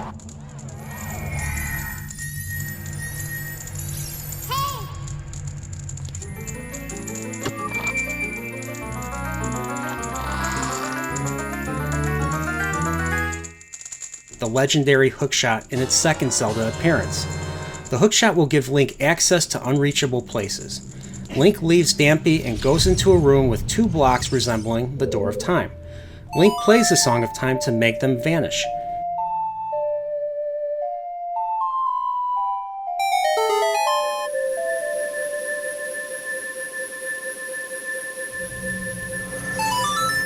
He proceeds up the path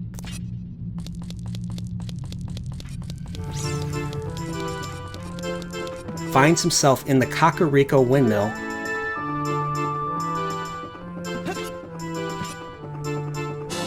and obtains a piece of heart in the process. He talks to an angry phonogram guy and learns that a mean Ocarina kid 7 years ago played a strange tune that messed up the windmill. He demonstrates the strange song for Link to learn that turns out to be the Song of Storms.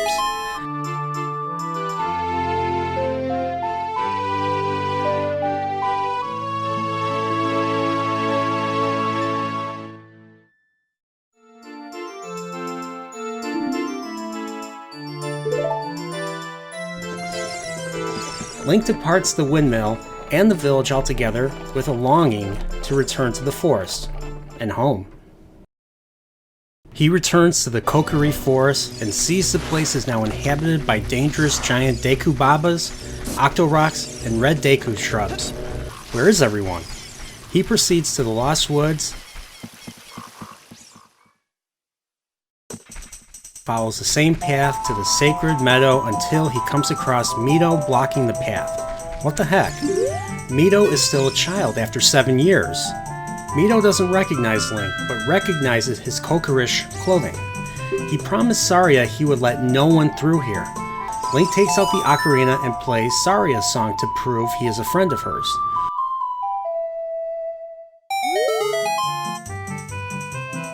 Meadow steps aside and comments that when he looks at Link, he remembers him. Link proceeds to the Sacred Meadow. The Sacred Meadow has gotten even more dangerous with moblins lurking in the maze leading to the temple. Link needs to keep a sharp lookout or a moblin will charge him with a spear. Link hits him from behind with the hookshot. He continues dispatching moblins until he gets to the staircase leading to the path to the temple. However, there is a giant moblin ahead that strikes the ground with a massive club, sending shockwaves to Link. Link needs to hit him 3 times to defeat him and then proceed to the temple.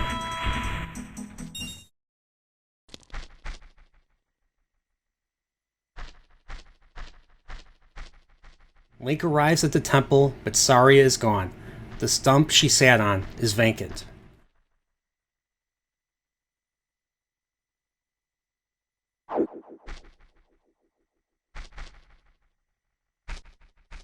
Sheik shows up out of nowhere and tells Link about the nature of time and how different it seems to the individual, which can be cruel but unavoidable. One thing that doesn't change are memories of younger days. To teleport to this temple, Link must learn and play the Minuet of Forest.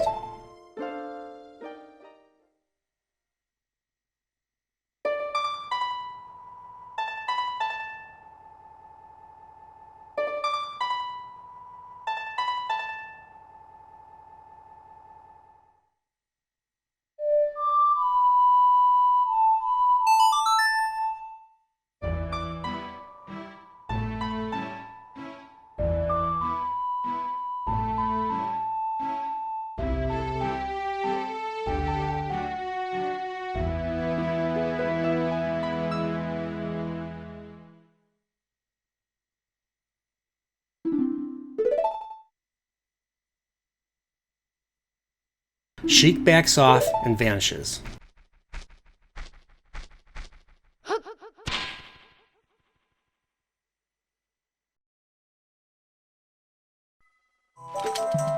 Link uses the hookshot to reach the entrance and enters the ancient forest temple. Link is now in the castle-like forest temple with various flora growing all over the place. He senses danger all over this place, but is determined to help Saria before it is too late, and therefore presses on. There are vines on the wall to Link's right to climb to access a small chest carrying a small key.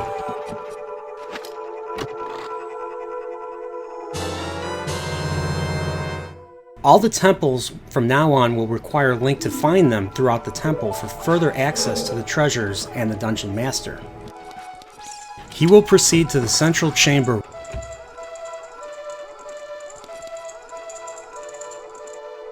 where 4 multicolored flames are stolen by the Poe sisters, causing the elevator to descend into the floor. The Poe sisters go retreat in different directions. The mission here is to obtain the 4 flames so Link can save Saria. Link proceeds to the door straight ahead and finds himself locked in a room, engaging 2 Stalfos. The moment Link parries, he immediately counterattacks and dispatches them to receive another key.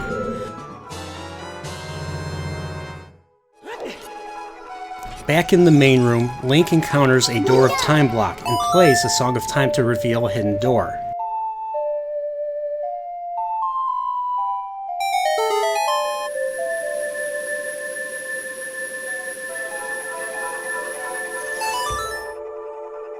Link is now in a courtyard and finds vines on a wall. He needs to clear it of wall Skulltulas and then get to the door. He has to fight a blue bubble in the second room to proceed and gets rewarded the dungeon map. Link is now on a balcony in another courtyard and hookshots over to a switch that will drain the water from the well.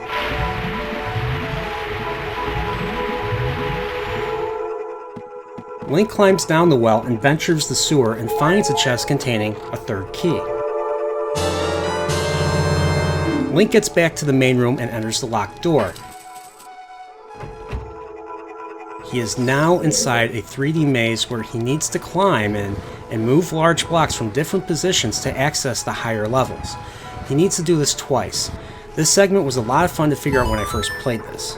Moving that second block into position, he climbs up and reaches the second locked door, dispatching some blue bubbles. He enters the door and is in a twisted corridor that makes no physical sense. He gets to a room with platforms, but a warning that there are creatures that inhabit the ceilings above. So watch for any shadows above. Link enters the third locked door to find himself in a 3-level staircase with a painting of the Poe sister, Joelle. As Link approaches the painting, Joelle disappears, leaving the painting black. He proceeds to the next room, trapped with a Stalfos with a hole in the center.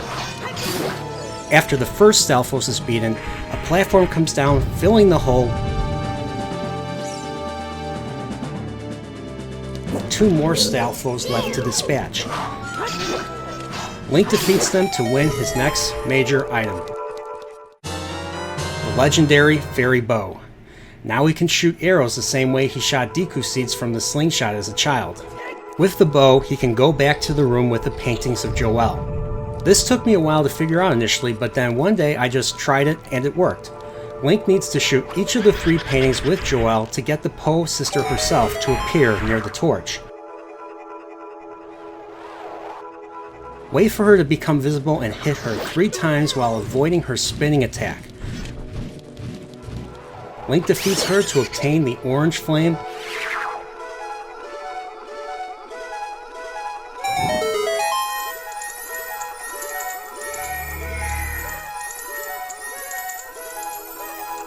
And a small key. Link proceeds to the other 3 painting room featuring the blue Poe sister, Beth, and repeats the same actions. Shoot the paintings, engage Beth using the same tactics as Joelle, and defeat her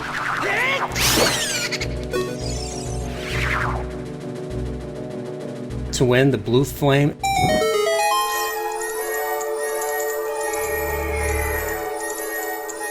and a compass. Link goes back the way he came through the twisted corridor to the room with the eye above the door. The twisted room is no longer so, but normal. Hence, Link crosses it, jumps down in a newly oriented platform room, and opens the blue gold chest to receive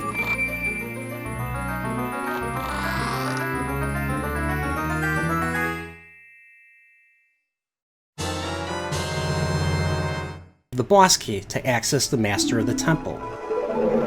Link drops down to the room below, dispatching the blue bubble,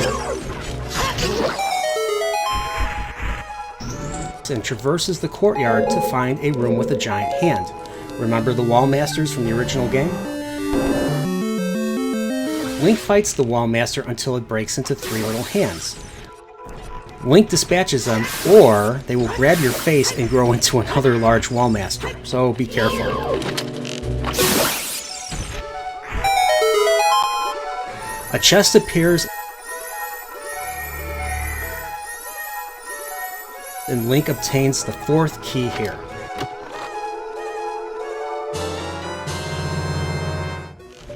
Link makes his way back to the door with the twisted corridor and shoots the closed eye to open it and make it twisted again. Link arrives in a room with 4 rotating pillars and an eye switch covered in ice. Link needs to align his shot with the torch and the ice to activate the switch, causing the previous corridor to become twisted.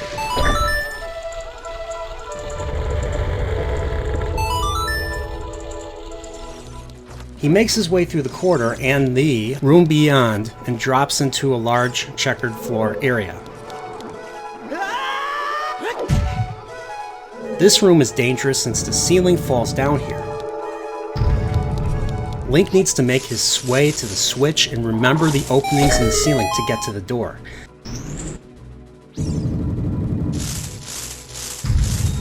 This large room has a single painting of the third Poe-sister, Amy.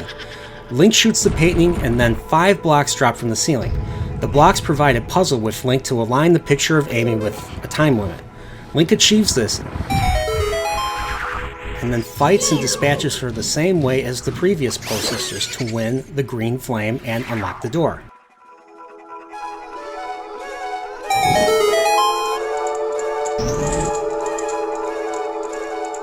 Link finds himself back in the central chamber where the final Poe-sister awaits him.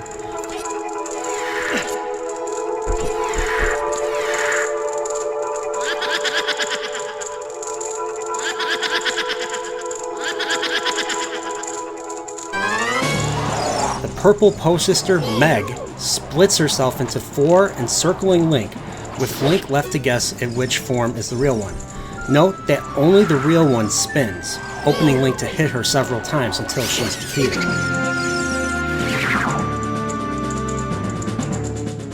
Link receives the final purple flame,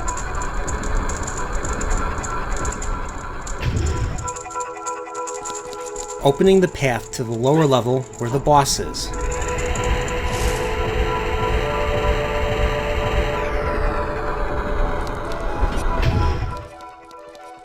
The lower level provides the final puzzle of the Forest Temple, allowing Link to push blocks attached to the walls to rotate the walls, providing him access to the door switches,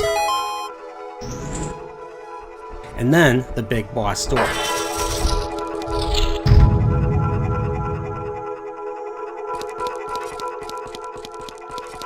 He enters a room with a platform surrounded by paintings. The way out is blocked.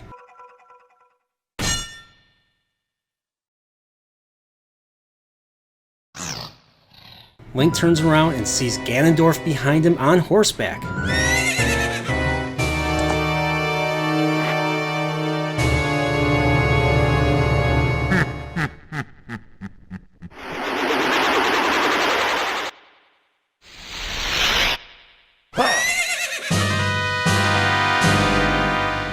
Phantom Ganon, an evil spirit from beyond. Phantom Ganon will enter into the painting and ride further in, and then ride out and exit from one of the other paintings in the room, so Link needs to keep an eye on all the paintings to know where Phantom Ganon will strike from. The moment he exits, Link shoots an arrow at him, causing him to retreat. Repeat this until the horse runs off into the painting, leaving Phantom Ganon alone. He will float around using his staff to cast an electric orb at Link. Link will need to deflect it back at him until it hits him. And then Link can come in and strike him with the Master Sword when he is down.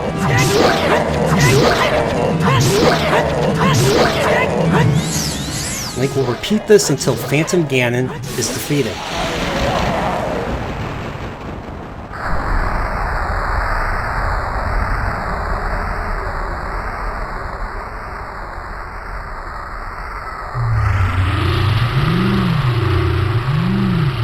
Ganondorf himself witnessed the fight and applauds Link for his fighting skills, but the real him won't be so easy to beat. Ganondorf opens a portal and banishes the Phantom to the gap between dimensions. I guess Ganondorf don't tolerate no failure like any good villain shouldn't.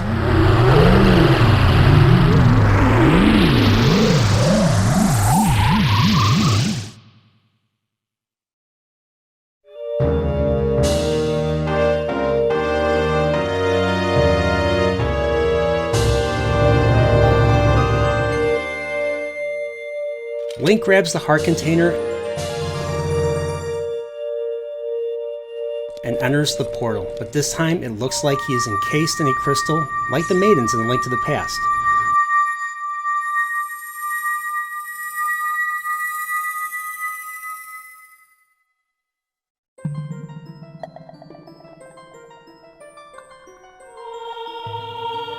Link appears back in the Chamber of Sages in the Temple of Light,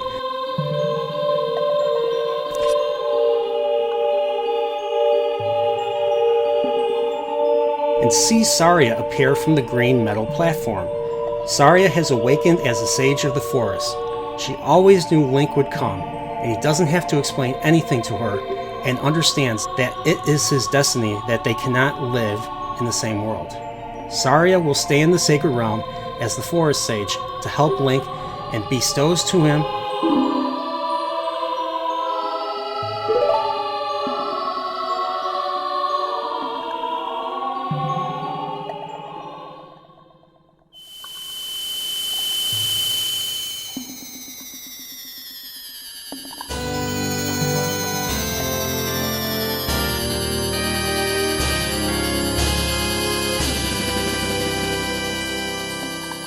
the Forest Medallion, adding her power to Link's.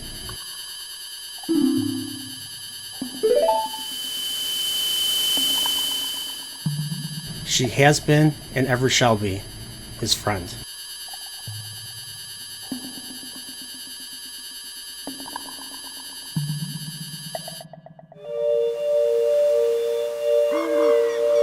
Link appears outside the long-deceased Great Deku Tree.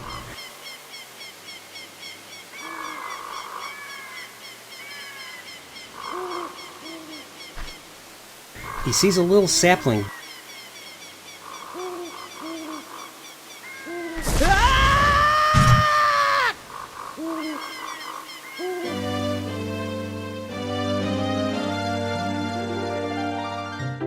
Here we meet the Deku Tree Sprout. Because Link and Saria broke the curse from the Forest Temple, he can grow and flourish and thanks Link wholeheartedly.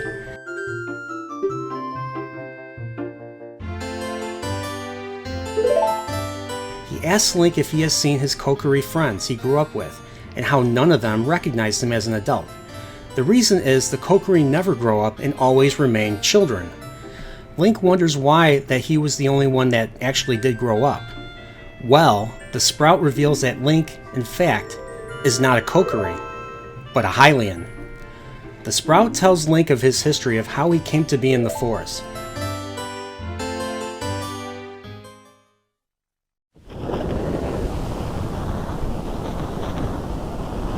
A long time ago, before Hyrule was unified, there was a major war burning through the land.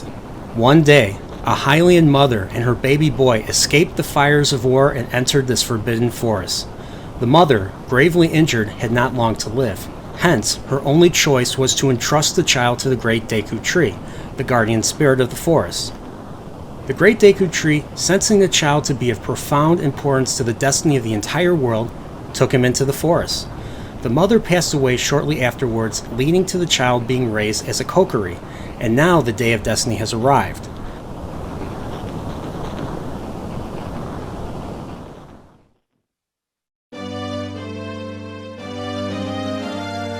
Link was always bound to leave the forest after all.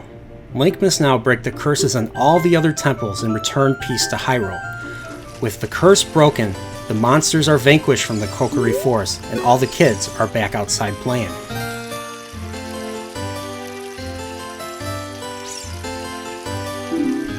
Link, with his work finished in the forest, considers heading for his next destination, Death Mountain, but he still has Saria on his mind.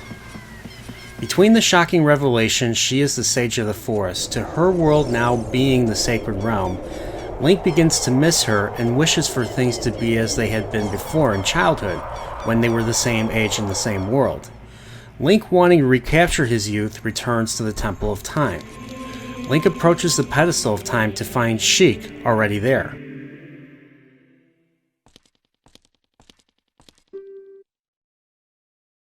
Sheik reveals that to rescue the other sages, Link will be required to travel through time. To return to Link's childhood, the Master Sword needs to be placed back in the pedestal.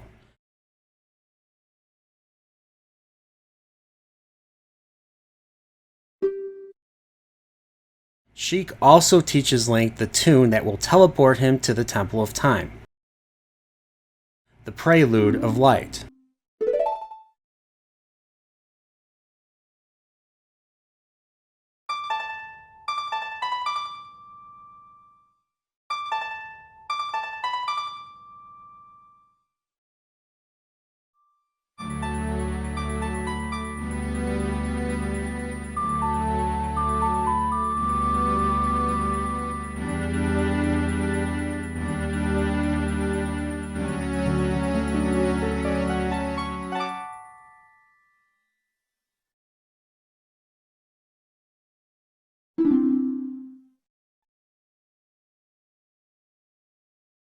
As long as Link holds the Ocarina of Time and the Master Sword, he holds time itself in his hands. Sheik vanishes like usual.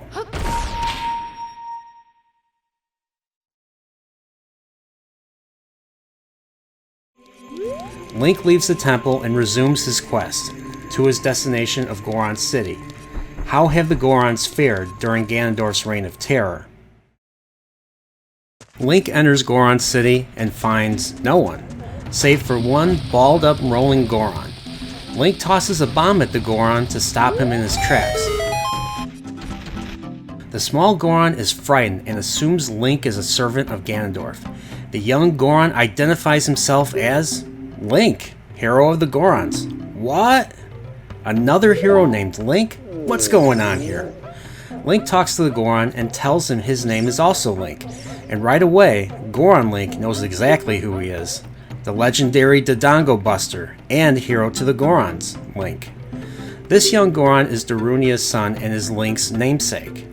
Young Goron Link loves the name and is a fan of the Hero of Time, but times are dire for the Goron people and he begs Link to help everyone. Darunia went to the Fire Temple to deal with a dragon inside who, if they don't act quickly, will be eaten by this dragon. Young Goron Link starts to cry, so Link tries to calm him down by asking about the dragon. Link learns that in ages past, an evil dragon named Volvagia inhabited the mountain and used to eat Gorons, making him highly feared. The hero of the Gorons used a mighty hammer and destroyed Volvagia. Link learns that Darunia is a descendant of that hero, and young Link starts to cry again. Link, again, calms him down by asking about the Gorons. He learns that all the Gorons were taken away to the Fire Temple by Ganondorf's servants when Darunia was away. Ganondorf has evidently revived Volvagia and uses the Goron people as an example to all who would oppose him by feeding them all to Volvagia. Sheesh, Ganondorf really is the king of evil. Darunia went alone to the Fire Temple by himself to save everyone and deal with the dragon. Young Goron Link gives Link the heat-resistant tunic, or the red tunic as I always called it. The doors on the lower level are now accessible to Link.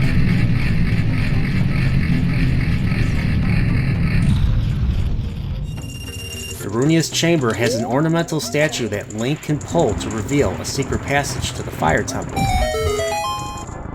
Seems familiar for some reason.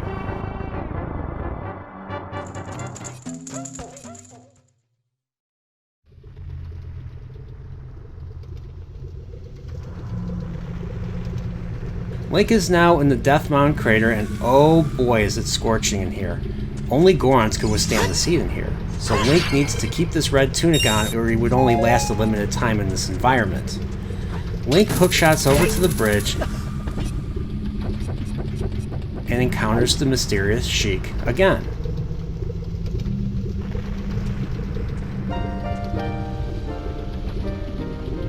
He talks about something that grows over time.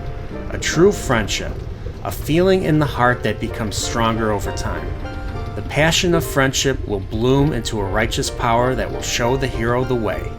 Sheik teaches Link a song dedicated to the power of the heart, the Bolero of Fire.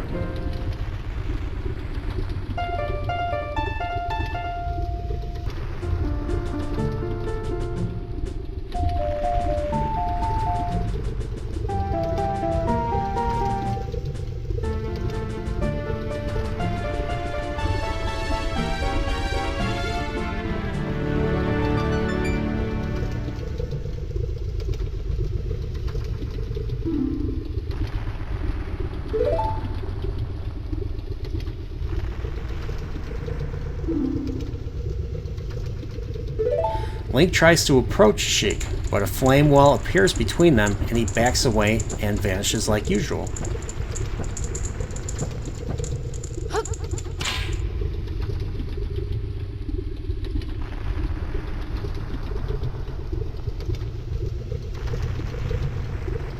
Link proceeds to the Fire Temple, eager to help Darunia, his sworn brother, and rescue the Goron people from a terrifying fate. The stakes are high for Link this time. Will Link rescue all the Gorons before they are fed to the dragon?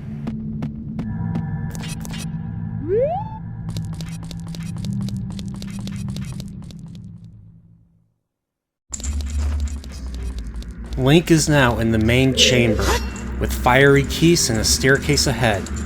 Link enters a room with a jail cell holding a shaking Goron, beside himself with immense fear, begging you not to eat him. Causing Link's resolve to strengthen, he goes up the stairs and proceeds to the door on his left.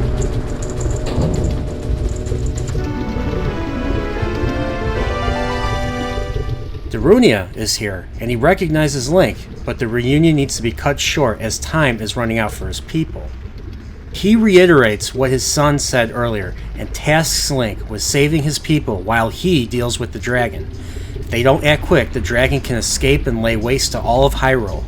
Darunia enters the boss chamber without the legendary hammer. Link hops across platforms to reach the first Goron cell and presses the switch to unlock it. The Goron reveals a tip for saving him by telling Link about the pillar directly above the room. The Goron leaves and Link receives a small key. Each Goron captive has a small key chest in his cell, so Link must find them all if he is to complete this temple. He uses the key to proceed further and finds himself in a large room with a bridge and moving platforms. His left and right sides each have cells. Link bombs the wall on the right to uncover a cell room and frees the second Goron. Receives the second key. Link proceeds to the opposite side to enter a room and free the third Goron and receive the third key. If you want a Gold Skull Tua and a few member berries, play the Song of Time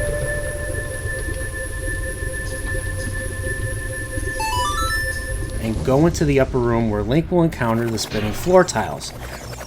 Remember them? And of course, the Like. Do you remember them as well? Link continues deeper in the temple, unlocking the door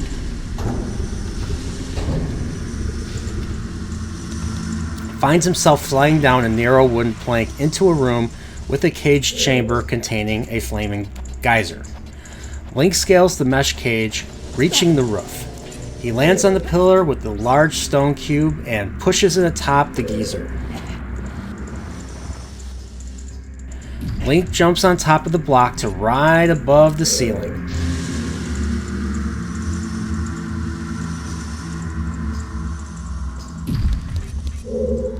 Link finds himself in a room where he needs to move a block and activate a crystal switch to remove the flame obstructing a climbing cage wall for a limited time.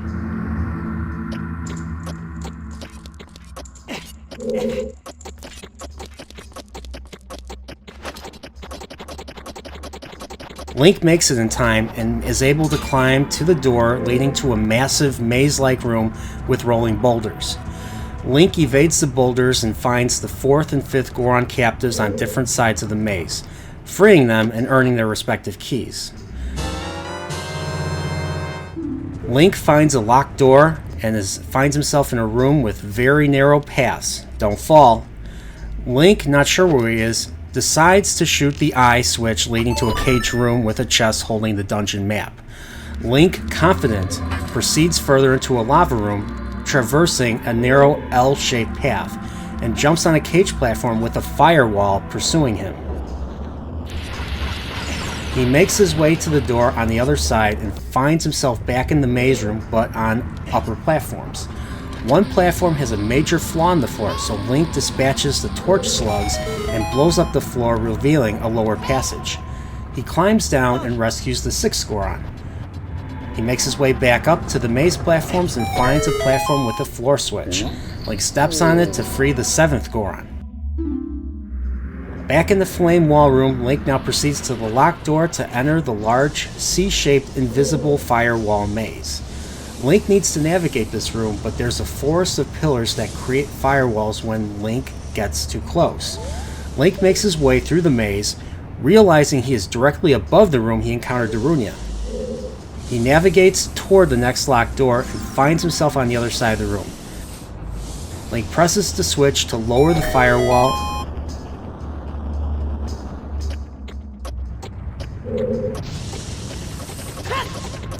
bombs a fake door to reveal the entrance to the mini-boss.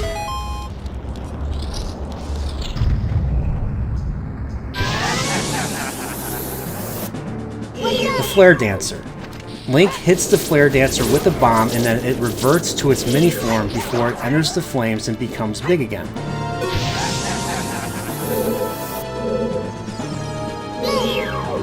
Link needs to repeat this tactic until the Flare Dancer has taken its final step.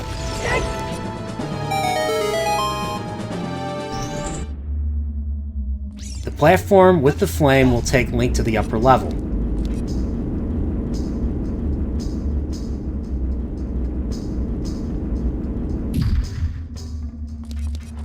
Link needs to climb and hit a crystal switch to lower the flame, blocking the climbing mesh wall again.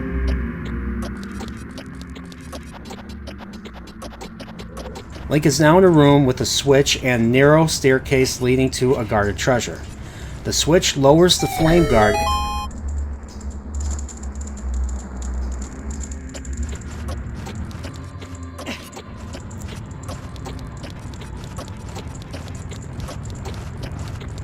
and Link manages to navigate the steps carefully and obtain the dungeon treasure.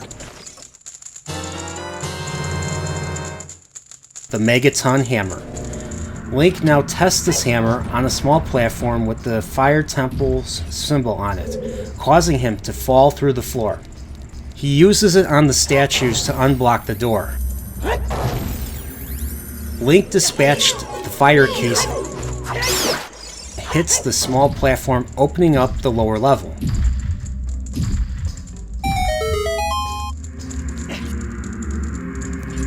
He uses a crate to hold down the floor switch so he can get through.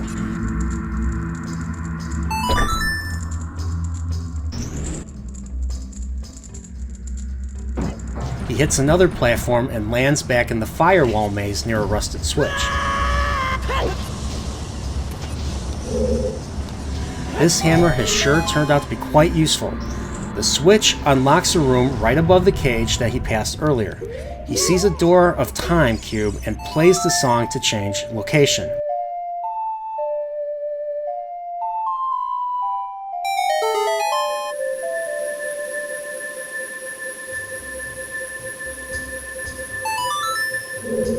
He ends up hitting the rusted switch to free the 8th Goron and collect his key. He tells Link there is a statue hiding a door near the temple entrance. Link jumps on the large pillar and hits it with the hammer, dropping him all the way down to the room with the boss door.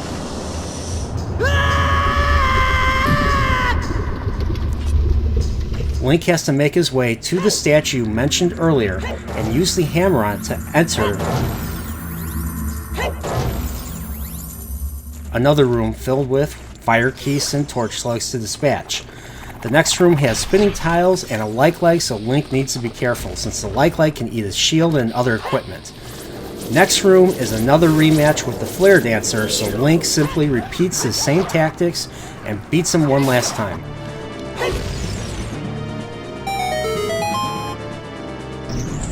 Link uses the hammer and frees the 9th and final Goron captive and begs Link to help Darunia.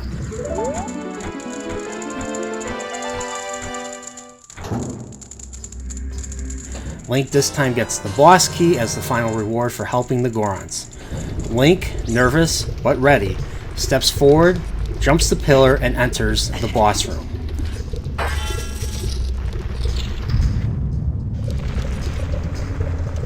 Link steps on a platform island with lava holes.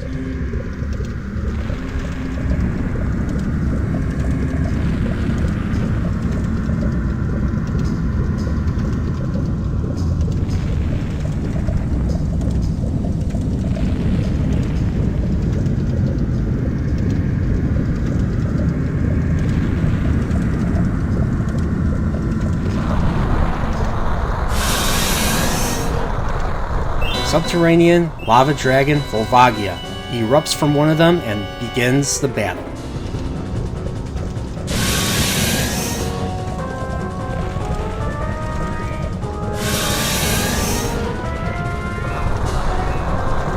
Volvagia goes into one of the holes and this boss battle becomes a game of whack-a-mole. for Link, as he has to be ready for which hole the dragon will pop his head out in. If you don't act quickly, Volvagia will breathe fire on you. Link will need to smash him with the hammer to stun him and then hit him again to damage him, and he will retreat. Volvagia will leave the hole and will either attempt to chase Link, allowing Link to fend him off with arrows, or he will go to the roof and try to drop boulders on him. The next time Volvagia appears will be trickier since the eruption happens twice. Link must repeat hitting Volvagia with the hammer until the Guardian of the Mountain is soundly defeated.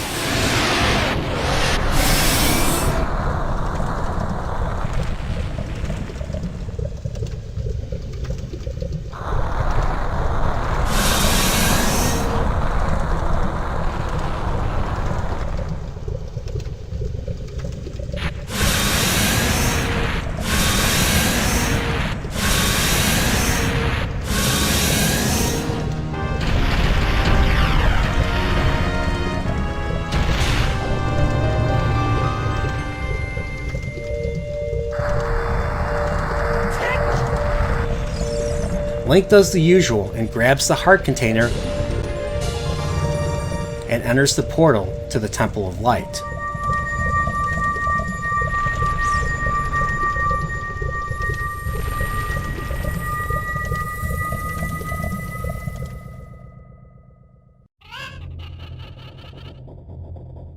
Meanwhile, in Kakariko Village, the guy on the roof felt a violent tremor and looks up to see Death Mountain erupting, sucking out the darkness and the evil halo, returning to how it looked before, blue skies and all.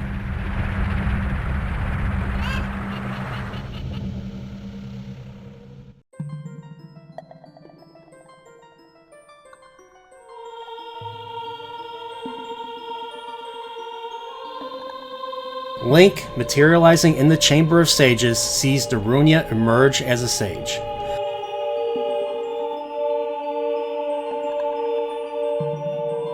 He thanks Link from the bottom of his Goron heart on behalf of the entire Goron race. Link turns out to be a real man after all. Darunia reveals he is truly the Sage of Fire and finds it funny, but determines this is what they call destiny. Nothing has made Darunia happier than to assist Link in sealing the evil here. Darunia bestows upon Link a medallion.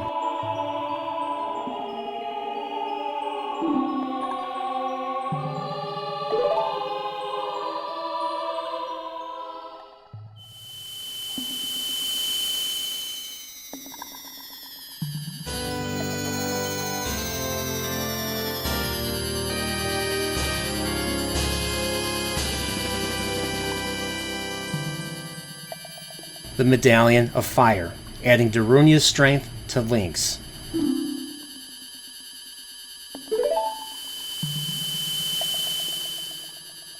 Darunia has declared Link a true brother.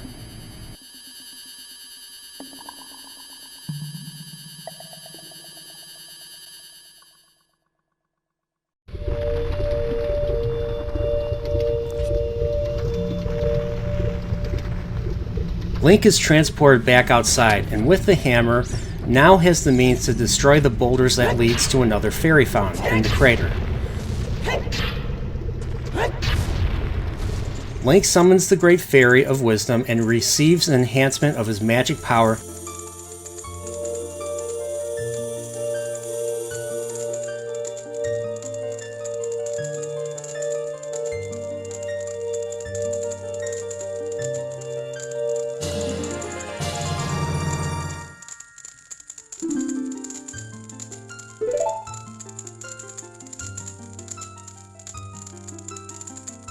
Doubling the meter.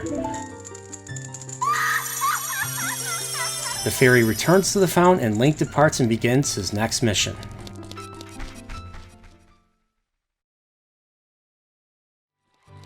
Link, fearful of what Ganondorf's designs have done to Hyrule, becomes gravely concerned over the fate of the Zoran people and his betrothed, Princess Ruto, these past 7 years. Link returns to Zora's River, where he feels incredibly cold winds coming from the direction of Zora's domain. Link, already having a bad feeling about this, proceeds further by making use of the magic bean he planted as a child, with the magic flying plant platform taking him very close to the Zoras waterfall.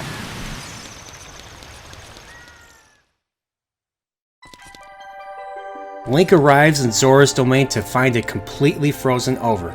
Oh no! Where are all the Zoras?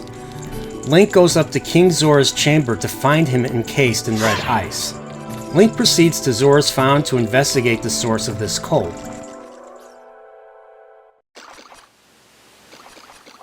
Lord Jabu is nowhere to be found this time, but in his place is an ice path that leads to Link jumping from ice platform to ice platform until he reaches a cave that is echoing with evil.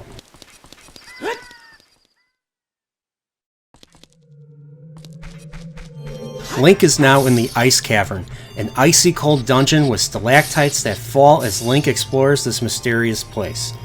Link encounters freezers, blowing cold winds that could freeze Link's body and soul. He dispatches them to unlock the passage deeper in the cavern. Next room, Link needs to collect the 5 silver rupees while avoiding the rotating ice blade to open up another passage. He enters another room with upper ice platforms and enemies about, including more freezers and ice keys who will freeze Link on single contact. Link comes across blue fire unnaturally occurring in this cavern and realizes he can bottle some up. Perhaps this blue fire can melt the red ice that is obstructing the rest of the cave. Link successfully does so, melting the passageways that lead to a more accessible blue fire fountain and one that takes him further in. The last puzzle Link needs to solve here is obtaining the 5 silver rupees in a large room with Link moving sliding platforms on ice to obtain them.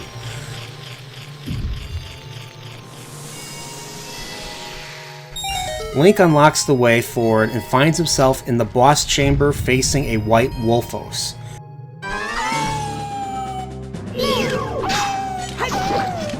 Link easily dispatches the white Wolfos and receives a legendary treasure.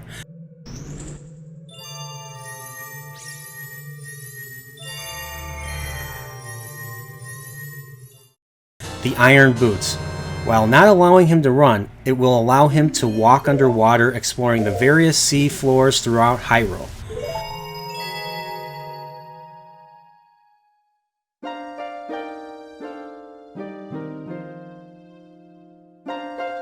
Sheik now appears and meets Link again.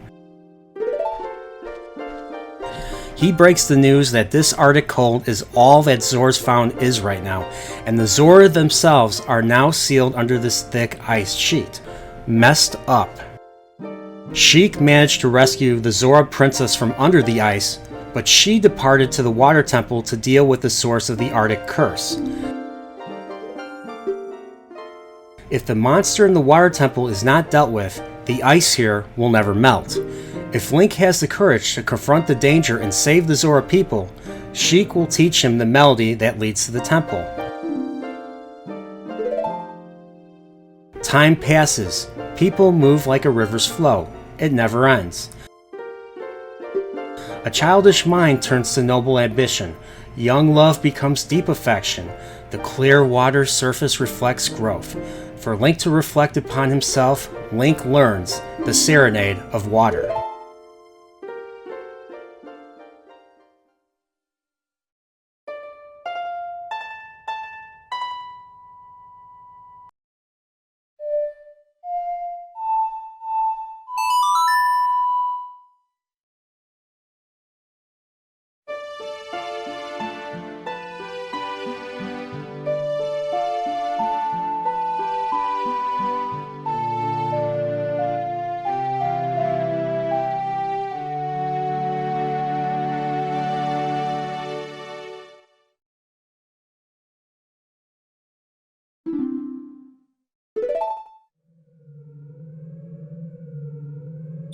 Sheik departs before Link can find out who he is.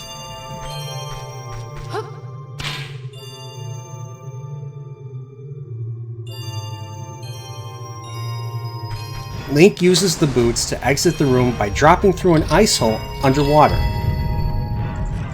Link makes sure to have another bottle of blue flame before he departs for Zora's domain, because in Zora's domain, he can use that flame to thaw out King Zora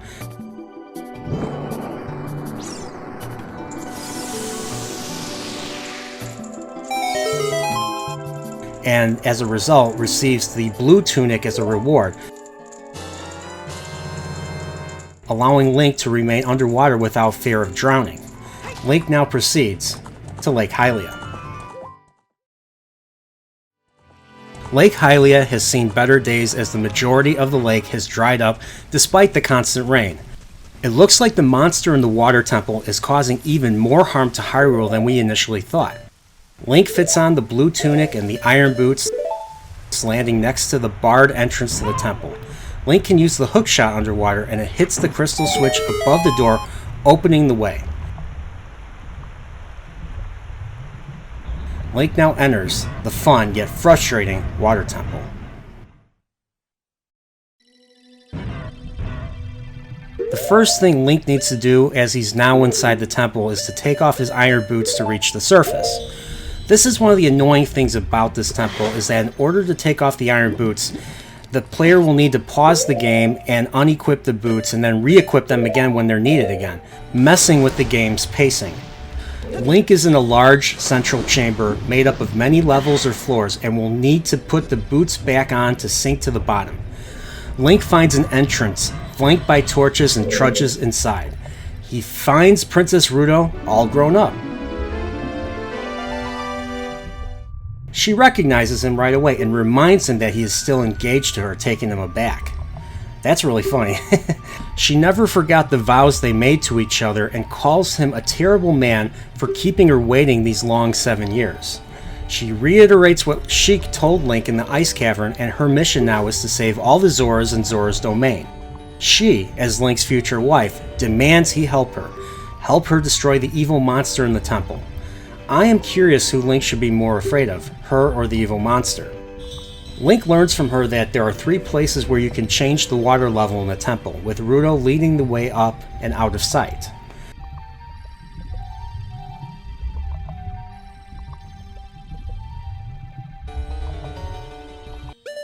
She vanishes, but Link now has a mission and it's time to move upwards. Link takes off the iron boots and gets to the top surface and spots the Triforce insignia on the wall. Therefore, Link must play Zelda's Lullaby to lower the water level all the way down.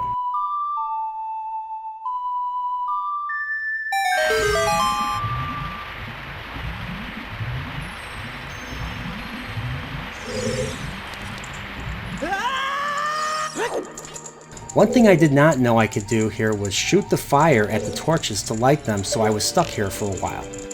Link lights them to unlock the door. Inside there are 3 shell blades for Link to fight. Best way is for him to shoot an arrow when they open up. Link dispatches them all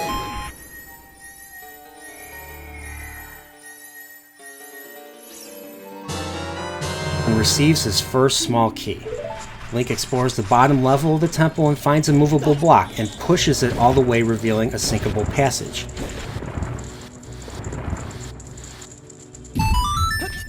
Link is in a room that he can't cross, so he hits the crystal switch to cause a water geyser to rise up, and Link can use that to hop on to cross the gap and enter the door. The next room, Link drops into the pool, hits the switch in the statue's mouth, opening a gate, and has to quickly use the hookshot to grapple the spot near the gate.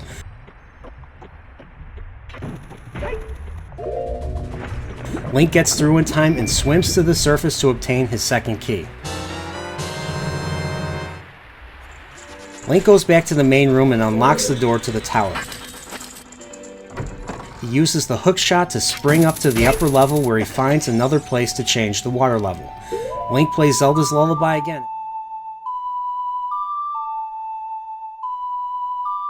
As the water level rises, bringing the water up halfway in the temple and opening the passage below. I honestly did not put 2 and 2 together right away and got stuck for a while searching for that particular key. One winter I tried to walk a half a mile to the drugstore to see if Ocarina of Time guide was still on the magazine rack there, like it was the weekend before. To my disappointment, it was not, and I had to walk back in the freezing snow empty-handed, and this was like 15-inch high snow.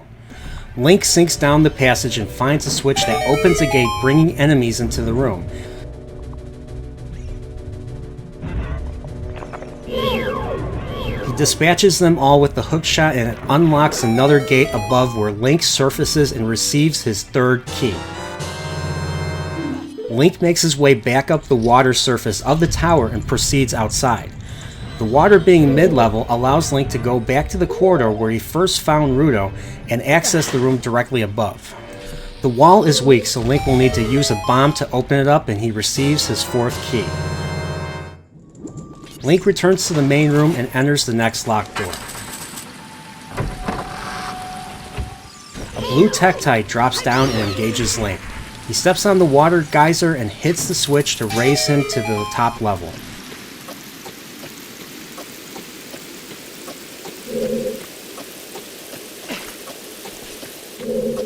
He leaves the room and finds the third location to raise the water level, raising it to its highest. Link is able to enter this level's locked door and finds himself in a room with moving platforms along a waterfall.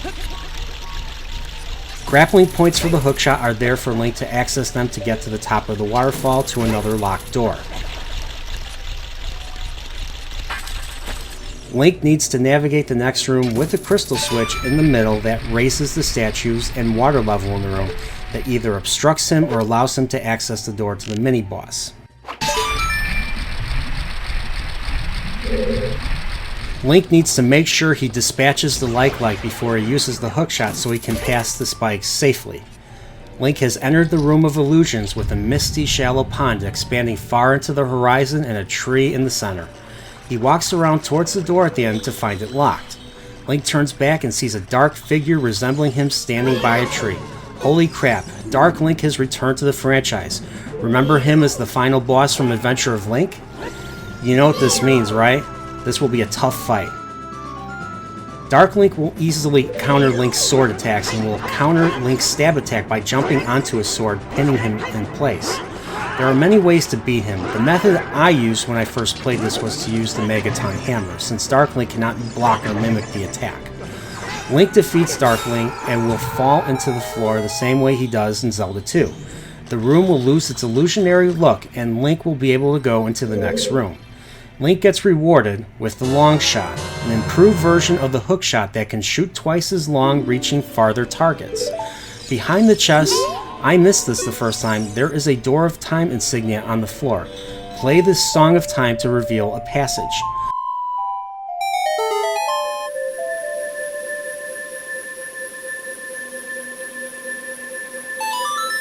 Link drops down and finds himself in a raging water cavern where he needs to swim in this twisting corridor while avoiding vortexes, or he'll have to start over again. He will need to make his way to a platform to open the gate with the eye switch and then hookshot over to the small chest where he receives another key.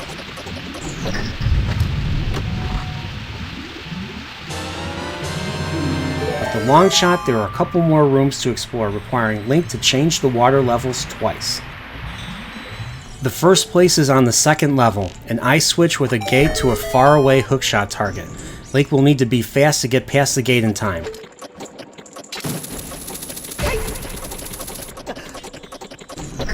Link pushes another large block and finds another small key. Link raises the water level one last time and sinks down to a passage where he needs to use the long shot to get past the barrier of spikes. He is now in a room with flowing waterways, rolling boulders, vortexes, and Tektites. I usually swim past and sometimes take the Tektites out. Now he is in a room with stingers emerging from the pool to attack Link. He dispatches them and spots a weak wall and a fake wall on the other side and bombs them both, revealing a passage with a moving block. Link also spots a floor switch underwater and figures he needs to push the block onto it. Doing so raises the water level to a room where Link will need to traverse it by stepping on a switch and jumping across 3 water pillars to the door.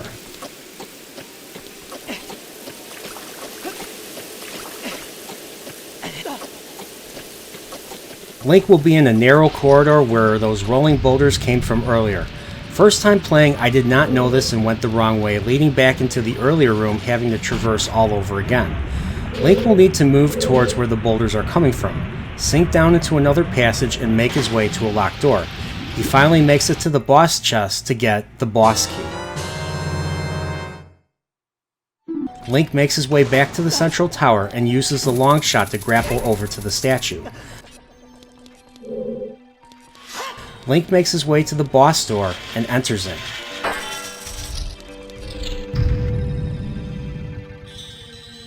The boss room has 4 pillars along a central pool.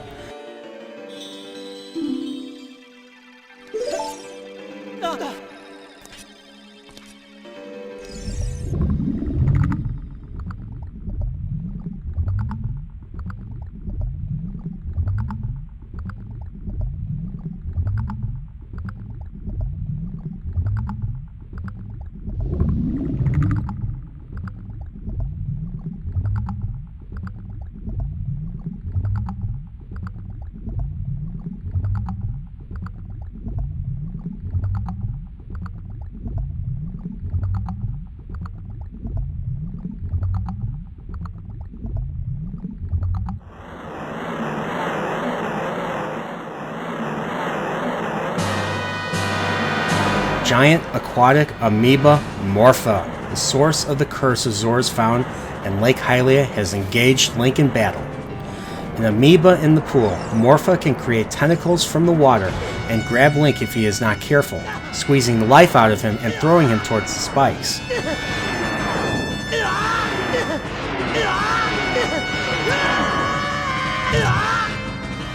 Link needs to use the opportunity to grapple Morpha with the long shot to bring him over so Link can hit him with the sword until Morpha is no more.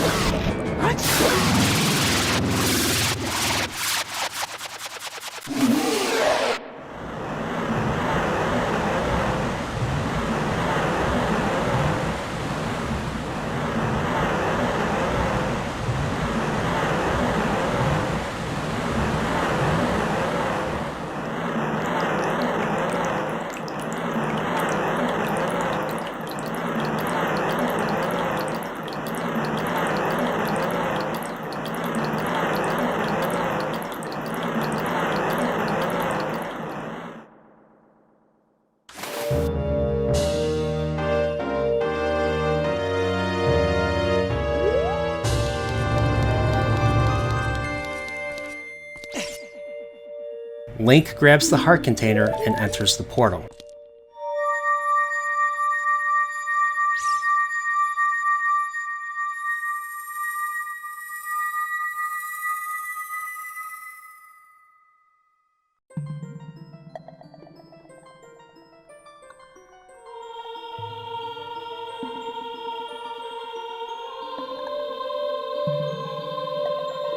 Link is back in the Chamber of Sages, but this time Rudo emerges from the Water Temple crest.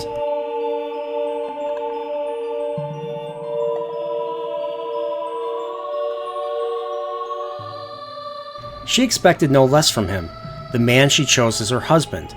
Zora's domain and its people will eventually return to their original state. It's too bad we didn't get to see the change right away in the game since it remains frozen in this adult time.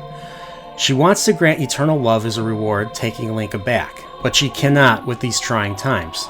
She needs to guard the Water Temple as the Sage of Water and reveals to Link that Princess Zelda is indeed alive. In the name of peace and justice, she bestows upon Link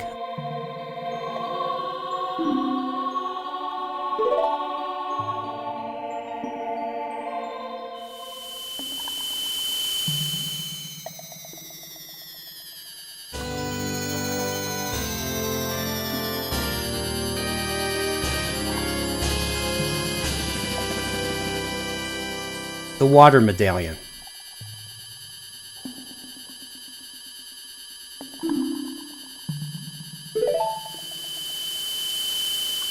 Her last message is to thank Sheik on her behalf.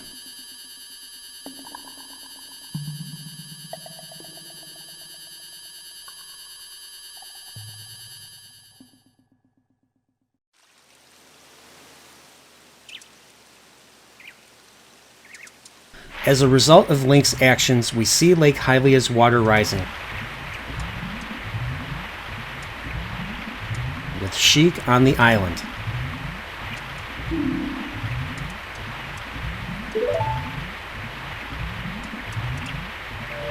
Link teleports and sees him.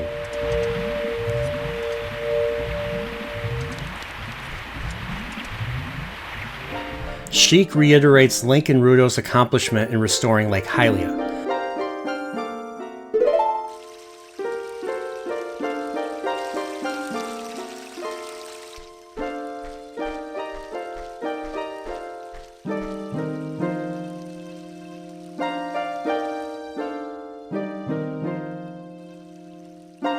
They look on at his accomplishment with Sheik vanishing behind him.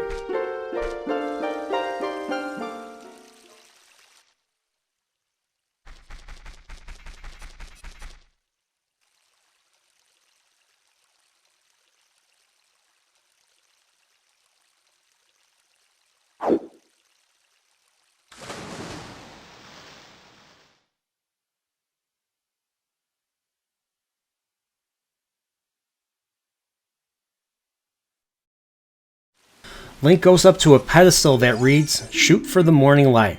Since it is already morning, Link shoots an arrow towards the sun, and an arrow encased in red will appear on a small island.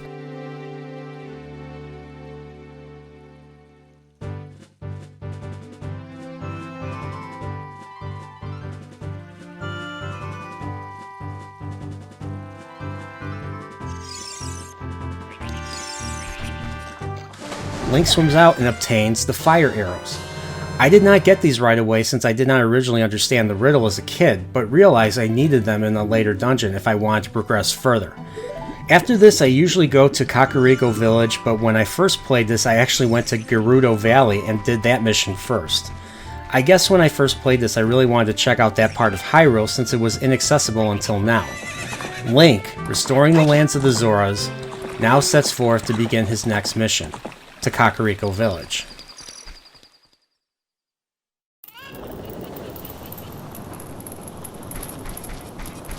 Link arrives in Kakariko Village to find it on fire with smoke everywhere. Holy crap.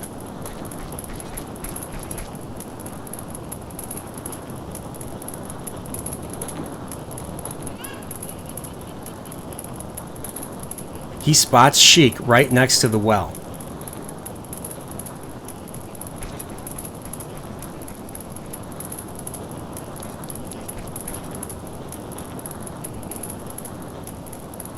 He tells Link to get back.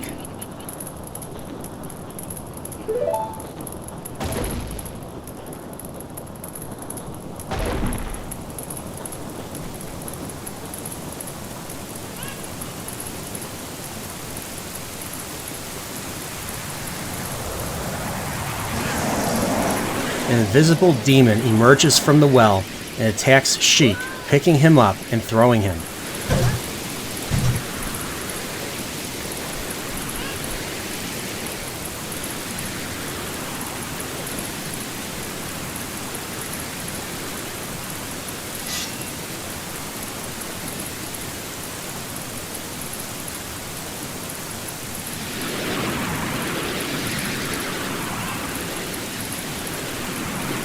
The demon rushes towards Link as Link takes a defensive stance, but he gets knocked out as a result.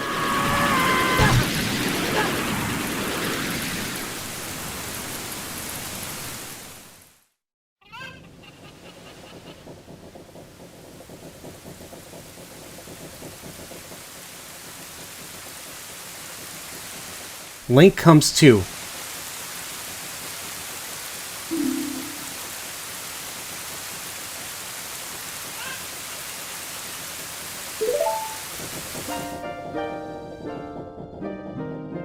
With Sheik telling Link that an evil shadow spirit has been released. We learn Impa is alive and the leader of Kakariko Village. She sealed the evil shadow spirit in the bottom of the well. The evil spirit got so strong that the seal of the well broke and escaped into the world. Sheik believes Impa has gone back to the Shadow Temple to seal it again, but will be in danger without any help. He tells Link that Impa is one of the 6 sages and that he must destroy the evil shadow and save her at all costs. Sheik goes ahead and teaches Link the melody that is the only means of accessing the entrance of the Shadow Temple. The melody that will draw him into the infinite darkness that absorbs even time itself. The Nocturne of Shadow.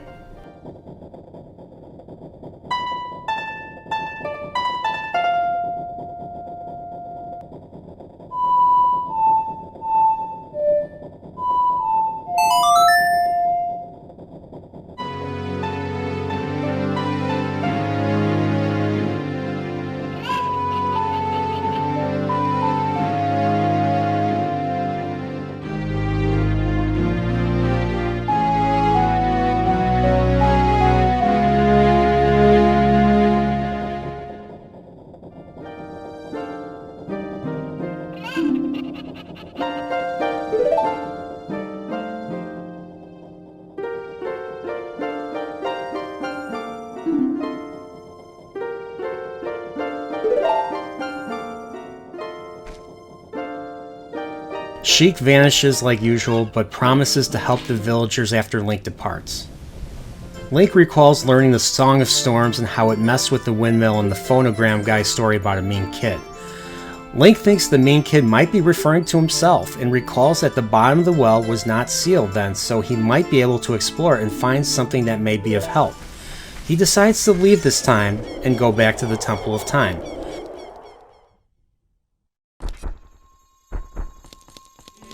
He enters the pedestal of time and places the Master Sword on it.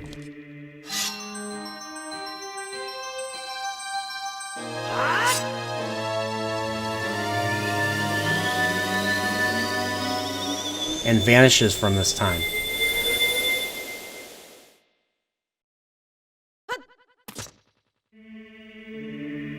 Link emerges as a child, back in time, leaves the Temple of Time and is happy to see the Hyrule marketplace. He realizes now that his mission is ever more important now that he's been to the future and knows what he is fighting for. Link enters Kakariko village and arrives at the windmill.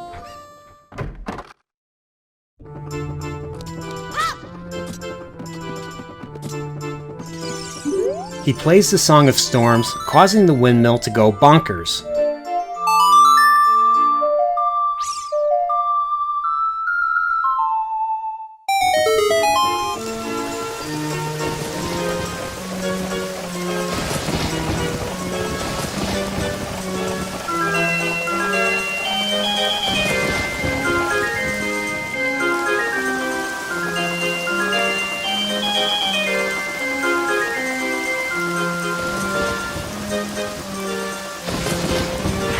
Causing the water in the well to drain.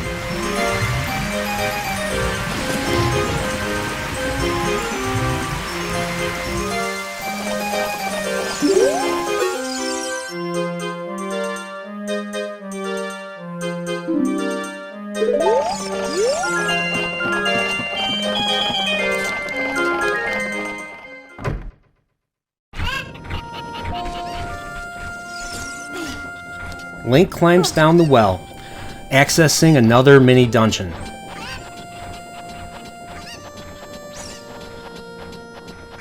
The bottom of the well.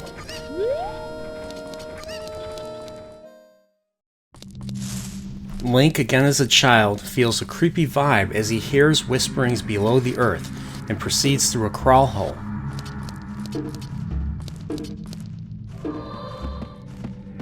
He climbs down to a corridor with a skulltula and a wall with a skeleton. Navi can hear the spirit saying, "Look for the Eye of Truth."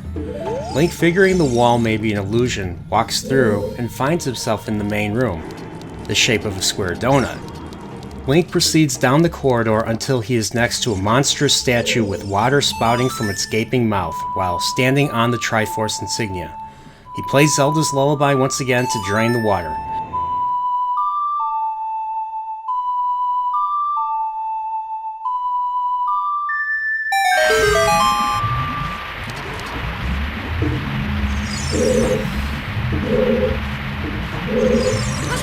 Link goes back to where he first entered, but this time the pool is empty, allowing him to jump down and access the crawl hole.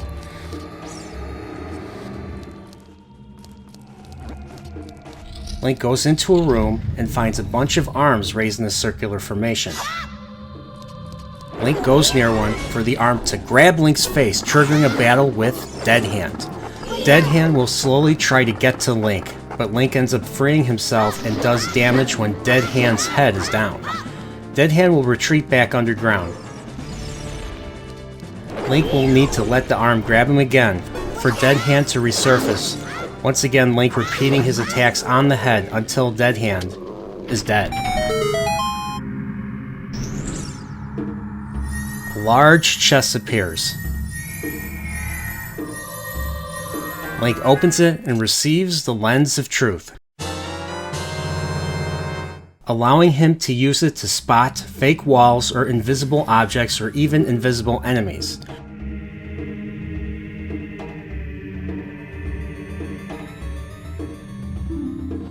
His objective here is complete.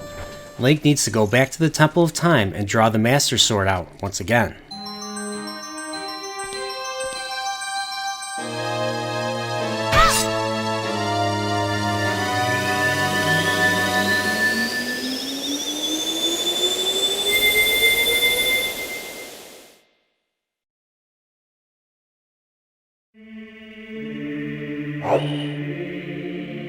Link emerges as an adult. In order for Link to get to the entrance of the Shadow Temple, Link will need to play the Nocturne of Shadow and teleport away.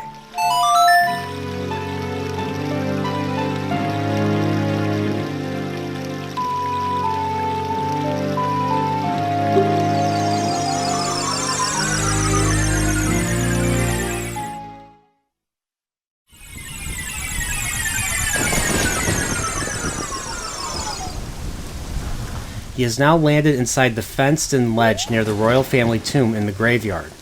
Link goes towards the entrance, steps on the platform, and to light all these torches around him, he uses Din's fire.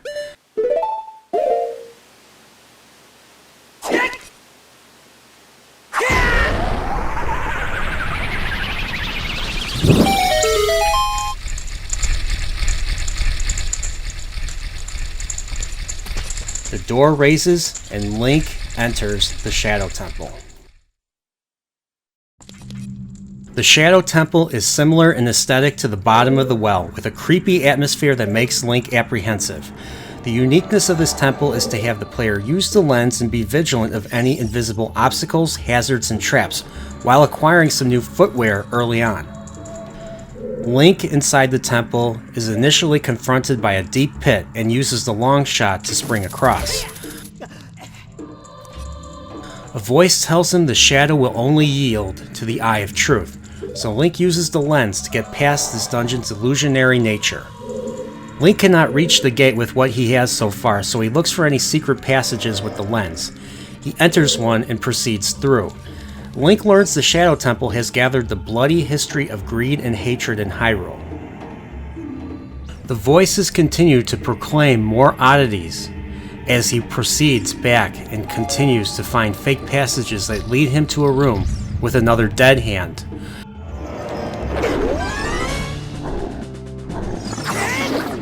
Link follows the same pattern as before, allowing the hands to grab him to lure the head out so he can attack it until it's defeated.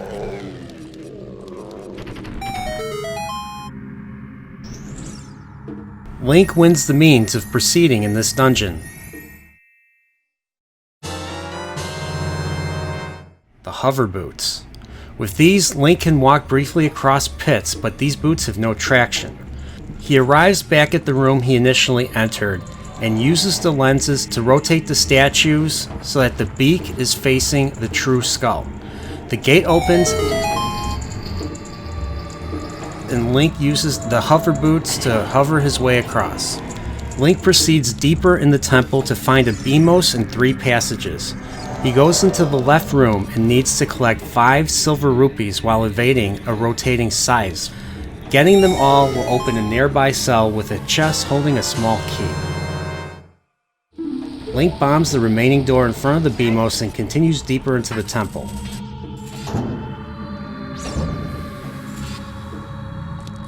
He encounters guillotine obstacles in the corridor, so the French have some influence here.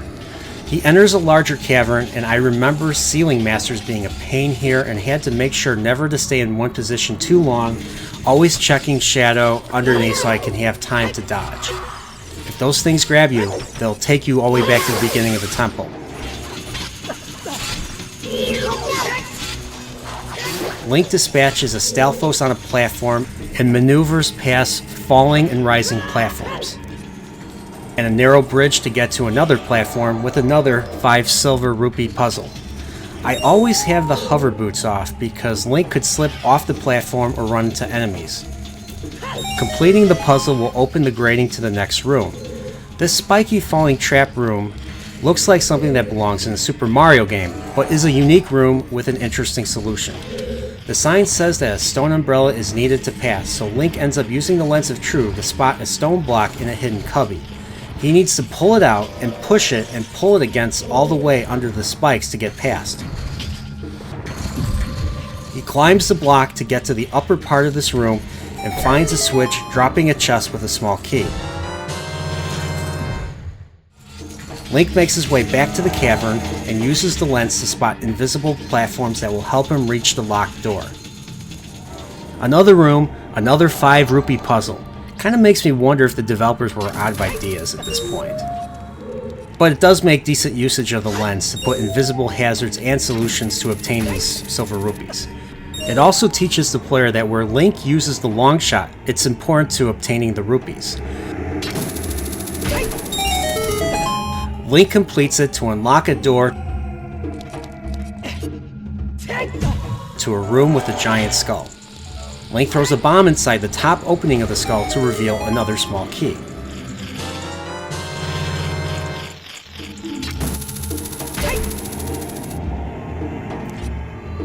Link, with this key, unlocks the door and is in a wind corridor with fans trying to blow him away. It took me a while to figure out to put on the iron boots, so he can walk through this. Link drops down to a fan room that will blow him off if he's not careful, while a trick eye switch shoots flames at him. Link enters the room with a couple of redeads and a message from the spirits. A message to wear the sacred feet and let the wind guide them to a hidden path. Link, outside, uses the hover boots and allows the fan to blow him inside a hidden recess with a door. Link is now in a room with what looks like a wooden ship docked. Link makes his way on and plays Zelda's Lullaby to activate it.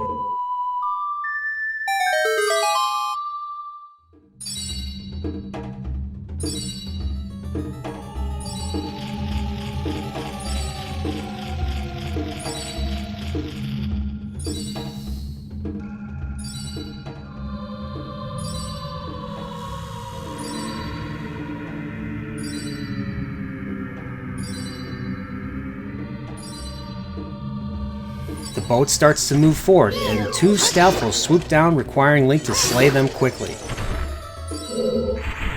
Link needs to get off the boat before it hits the end of the path, or it will drop into the abyss, taking Link with it. Link is now in the invisible maze, where there are invisible walls and a door in each corner, but occupied by floor masters. The south room has an invisible floor master, so Link needs to use the lens to assist and dispatch them to get a small key. The north room has 2 wooden spike traps that are slowly converging to crush and skewer Link, so he uses Din's fire to burn it to ashes.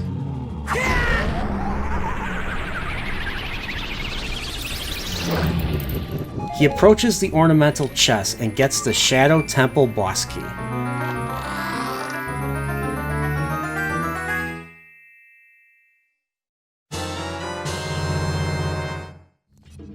Link goes back outside where the boat fell and notices there's no way across. This one stumped me for a while since there were no hidden platforms or any means to grapple across with the long shot.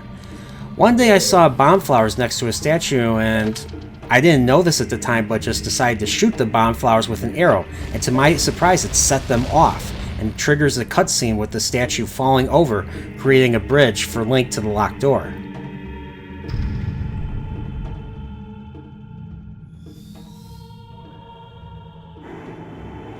Link proceeds to the door and is inside a room with invisible platforms. The hover boots should make this a non-issue, and Link has finally entered the boss room.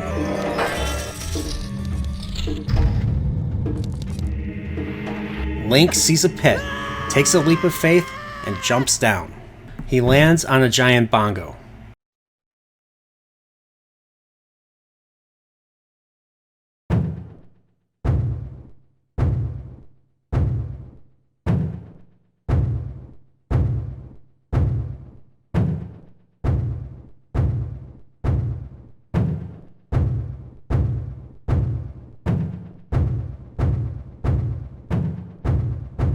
The Phantom Shadow Beast, Bongo Bongo. I usually keep the hover boots on so Link does not bounce around every time Bongo Bongo hits the surface. His head becomes invisible with only his two hands in sight, so Link needs to hit them with the arrows to make the head visible.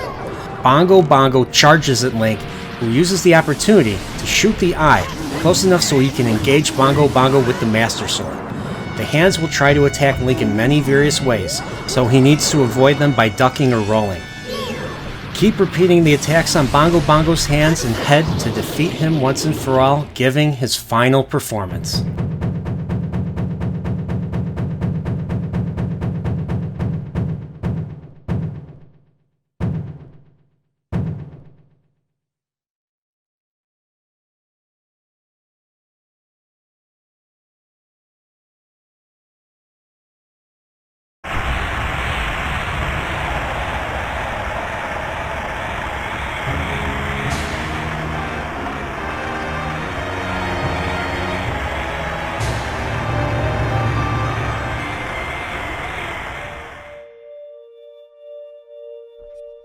Link grabs the heart container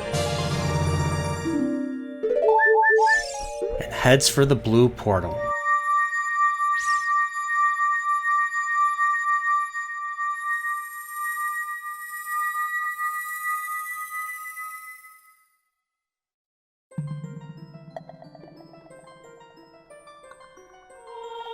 Link appears once again in the Chamber of Sages facing the purple shadow token.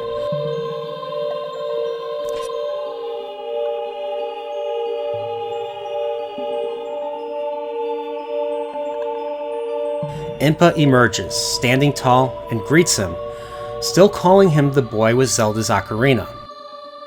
She once again introduces herself and gives the revelation that she is the sage who guards the Shadow Temple. She talks of her clan, the Sheikah, have served the royalty of Hyrule as attendants for many generations. However, she recounts 7 years ago when Ganondorf suddenly attacked and Hyrule Castle surrendered after a very short time. Ganondorf attacked because he sought to acquire the Ocarina of Time, hence why Impa was duty-bound to take Zelda away and out of his reach. She acknowledges Link as no longer the wee lad, but now as a fine hero and has earned her respect. Impa assures Link the princess is safe now and they will meet face to face soon, where she will explain everything. Impa bestows upon Link the Shadow Medallion.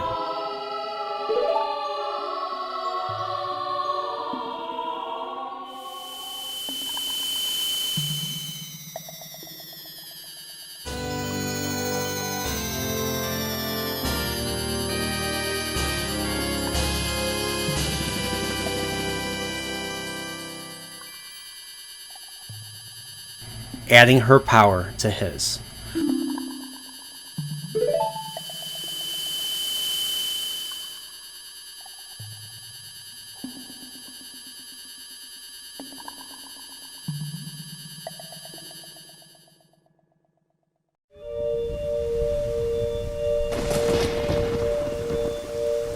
Link appears outside the temple and realizes he has only one more sage to awaken, but he has no idea who it is and has not even entered the land it is situated in. Link, summoning up all his courage, departs to Hyrule Field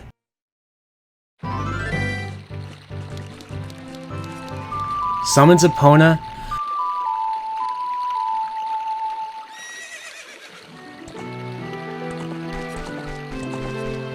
and makes his way for the western desert itself, Gerudo Valley.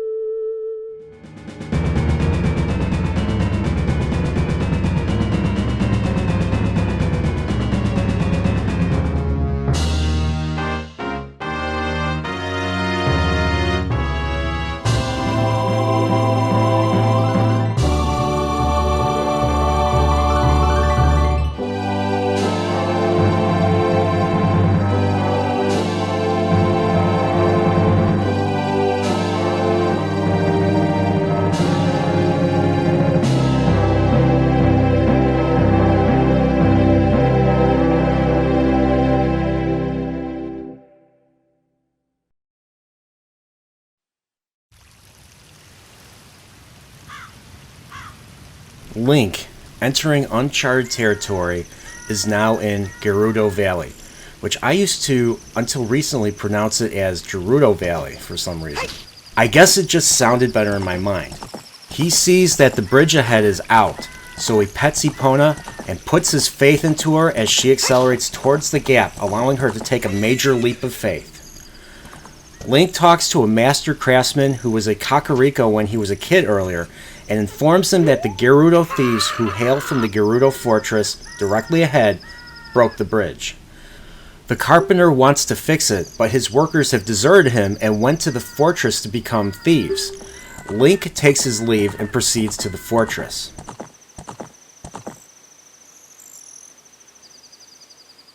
Gerudo's fortress is a hideout that is under constant heavy guard. The fortress is a structure with a maze-like interior, with multiple entrances leading to various exits.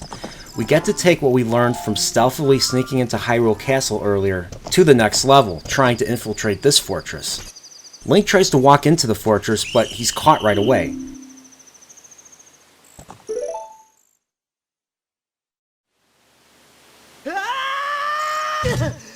He is thrown into a cell somewhere in the fortress, overhearing the women telling him to keep quiet.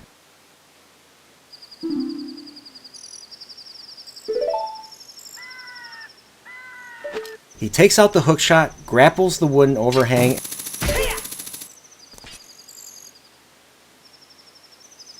and jumps down to make his escape.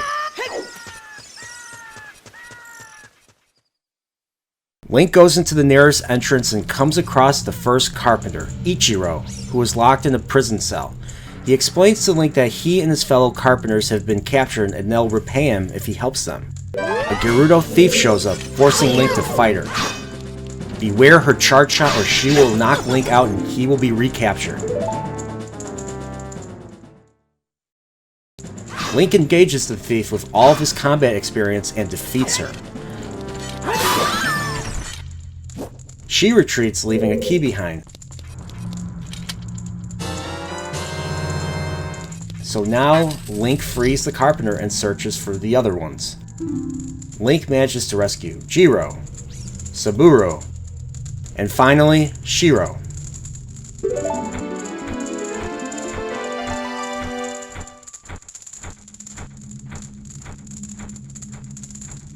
The leader of the fortress, witnessing Link's actions, is impressed that he managed to get past her guards and rescued all the carpenters.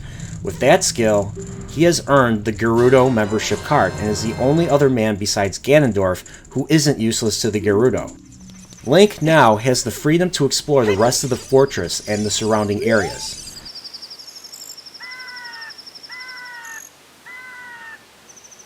Link, needing to find that goddess of the sand, asks the gatekeeper to open the gate so he can access the desert.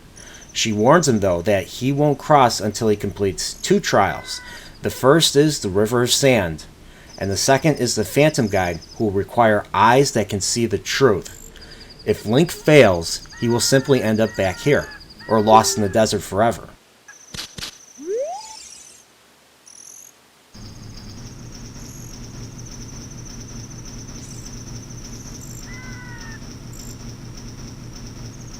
The gate is opened and Link carries forth and enters the haunted wasteland.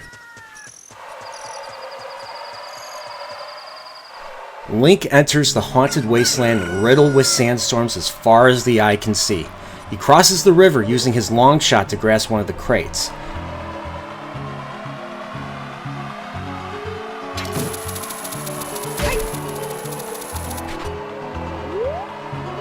He follows the flags the Gerudo laid per their instructions until he comes across a large stone building. He gets to the top via a ramp and finds a stone that tells him to use the Lens of Truth. Link uses it to find a big Poe offering to guide him the rest of the way through the wasteland, but he must not stray or will have to do it over again.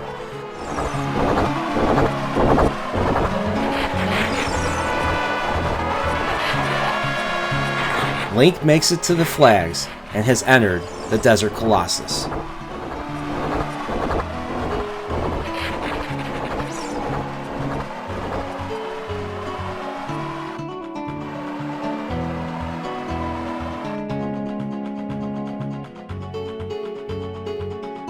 The Desert Colossus is a vast, secluded area located furthest away from Hyrule and houses the goddess of the sand herself.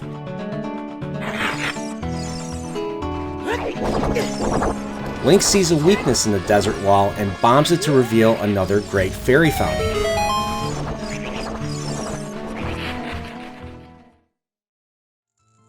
This fairy bestows upon Link a magic spell, the Blue Spell.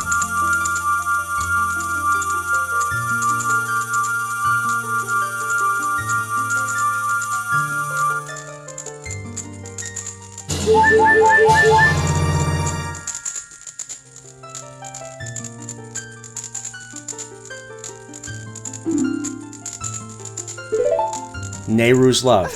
This ability will allow Link to create a protective barrier around himself for a limited time. Link, back outside, tries to make his way to the goddess, but is constantly harassed by desert leavers. Remember them from A Link to the Past? Link approaches the entrance of the Spirit Temple and enters.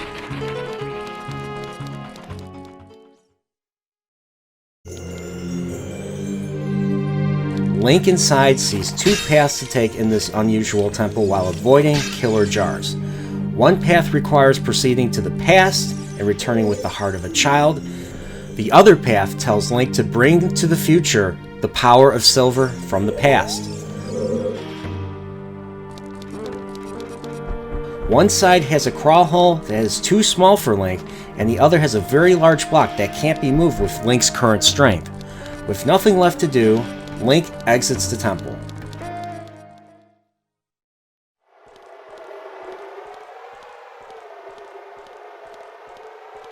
He steps outside, and an unseen presence drops from a vantage point.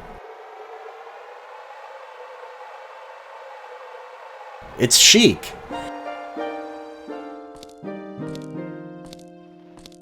He talks of time, past, present, future.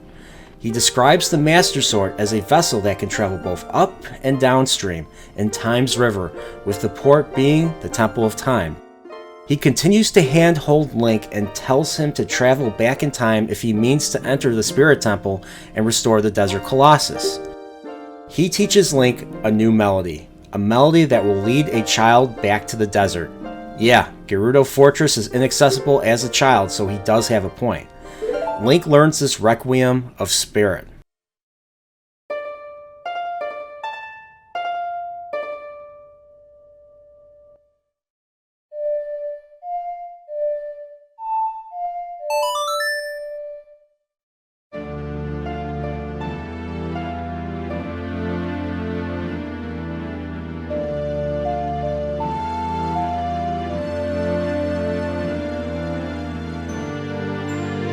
Hey, it's a giant owl. Is that Gabora Gabora? I doubt it.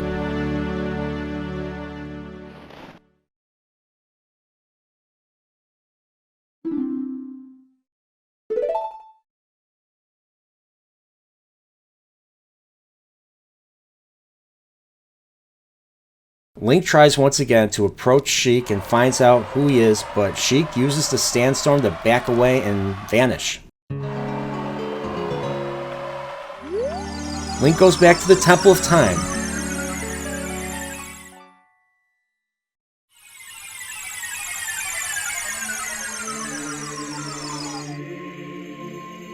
Places the Master Sword back on the pedestal.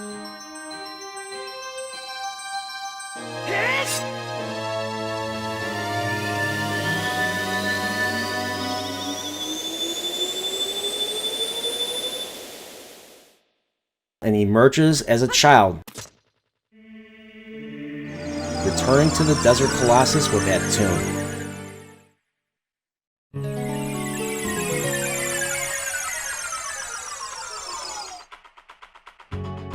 Link enters the first phase of the Spirit Temple.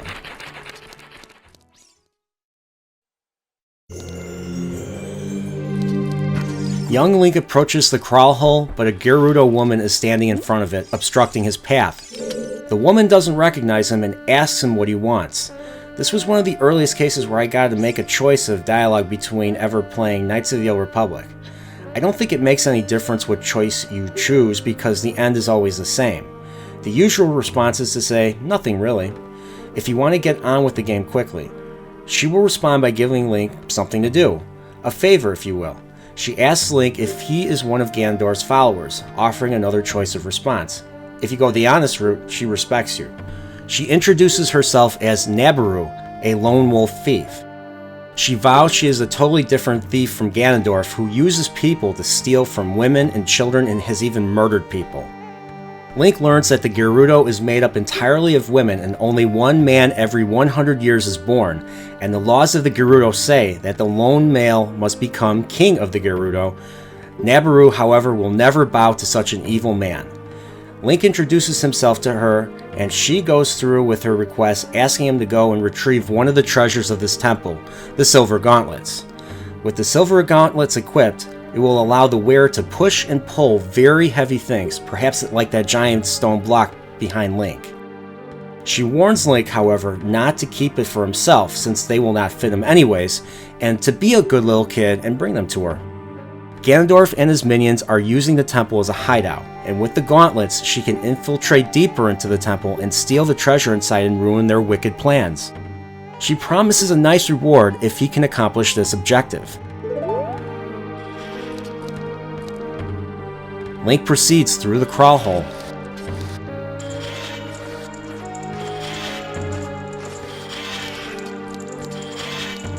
And finds himself in the main corridor where he needs to dispatch all the keys and armos to unlock the doors.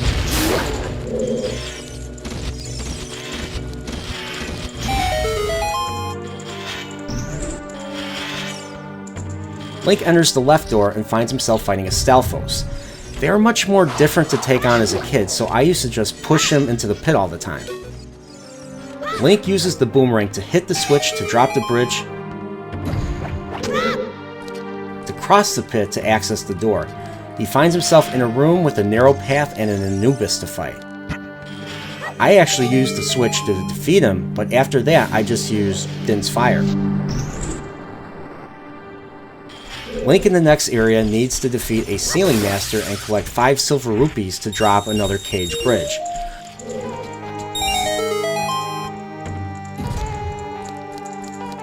He sees torches ahead unlit, so he tries to rectify that.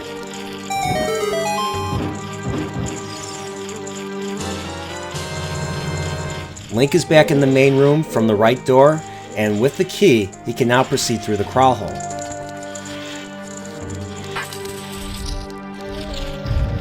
Link now needs to climb a wall to get to a bomb shoe puzzle.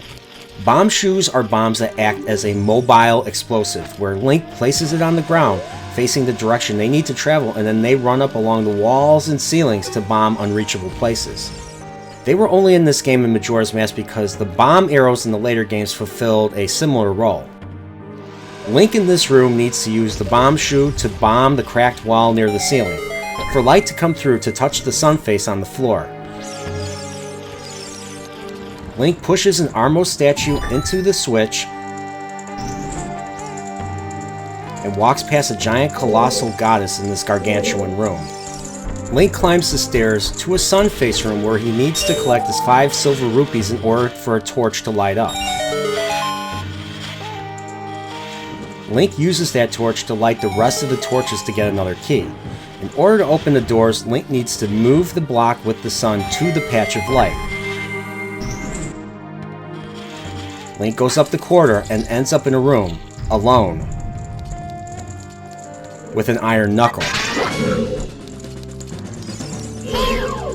The iron knuckle is incredibly dangerous, and I died the first few times facing him as a child. The iron knuckle will try to smash Link with his axe.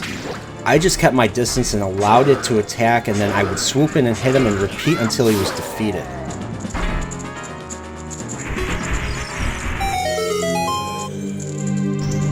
The door unlocks and Link goes outside. Oh look! Long time no see, the annoying owl, and yes, when I played this I was surprised to see him, but I was not surprised that he would continue to state the obvious, talking about the nature of time not meaning much to Link, and even the thought of a boy going back and forth through time was only simple legend. He is impressed and tells Link he has matured quite a bit and now has the weight of the entire world on his shoulders. Gebora says he won't be around anymore after this, and even I felt sentimental hearing this. But he gives some final advice. He warns Link of 2 witches who inhabit the Spirit Temple, and the only way to beat them is to turn their own magic power against them. Link says his final goodbye to Gebora as he departs, feeling alone in his quest to save Hyrule.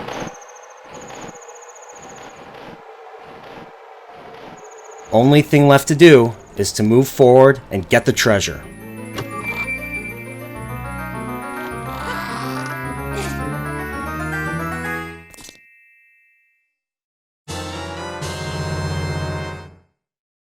Link gets the silver gauntlets. He was thinking of Nabaru when all of a sudden he hears a scream. A voice from below is demanding to know where they are taking her. Link, outside on the goddess's hand, looks down to see what is going on.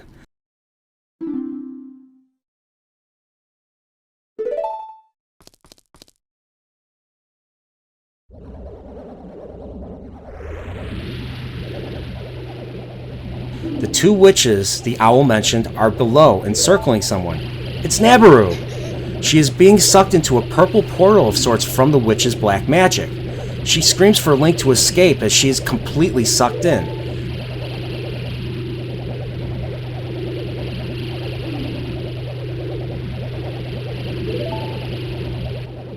The witches both retreat inside the temple.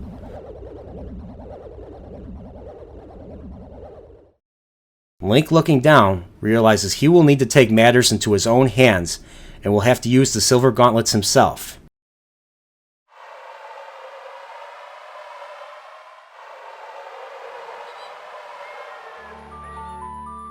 He goes back to the Temple of Time.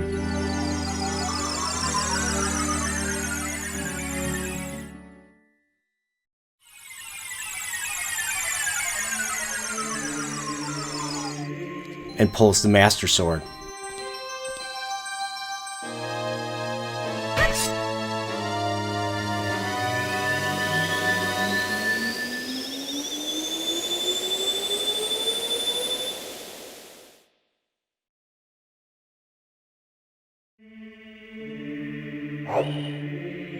Link, as an adult, plays the ocarina and makes his way back to the Spirit Temple.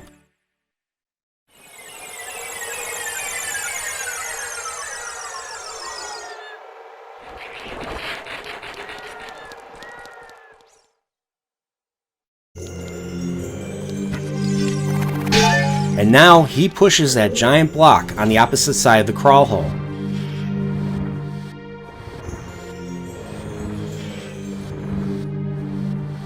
He pushes, opening a passage to a room with a crystal switch on the ceiling that opens the surrounding doors. He enters the left door to engage a Wolfos and finds a Triforce symbol on the ground. He plays Zelda's lullaby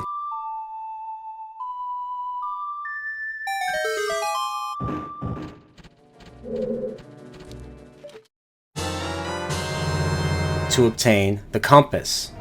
The next room has a bunch of boulders rolling back and forth, kind of like a certain Mario 64 level. He needs to collect 5 rupees to enter the room with a small key and a light to ambush him.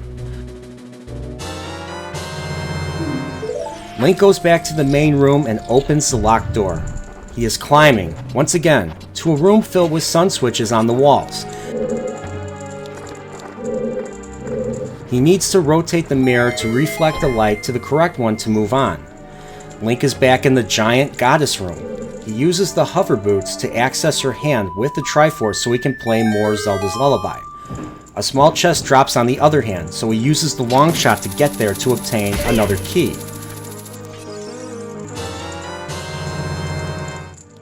He moves on to another room with 3 Anubises this time, who are vulnerable to fire. I usually use fire arrows to keep things simple.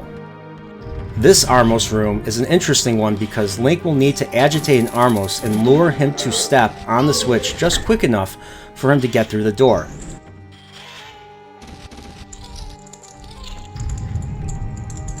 Link encounters another Iron Knuckle. He uses the same tactics as a kid, but the battle is nowhere as challenging as before, and Link, with his previous experience, makes short work of it.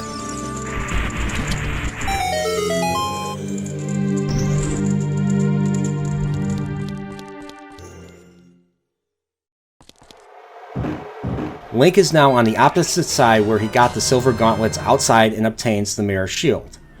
Now, he can reflect light without a mirror. He makes his way back to the previous Armos room and steps in the light and redirects the light to the sun switch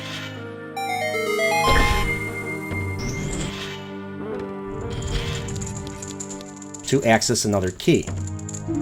He takes that key to the previous Anubis room,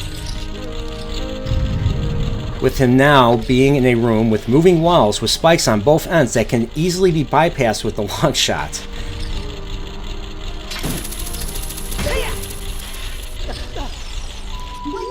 Link opens a door with Zelda's lullaby and re-encounters the fire slugs from the Fire Temple.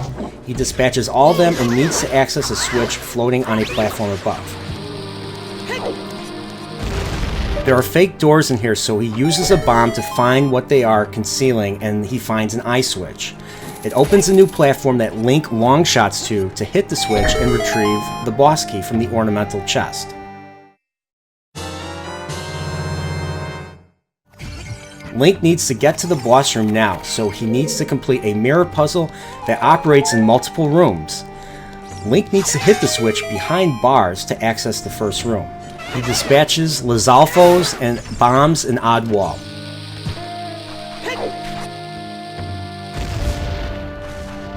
He aims the mirror towards this new opening.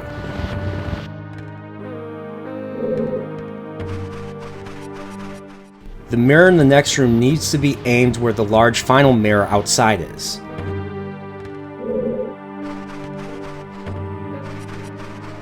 Link ends up going back and jumps on the platform below the large mirror and uses the newly reflected light to hit a sun switch, causing the platform to lower down.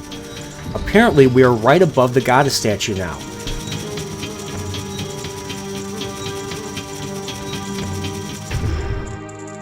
And Link will reflect the remaining light at the face, causing it to crumble, revealing a door.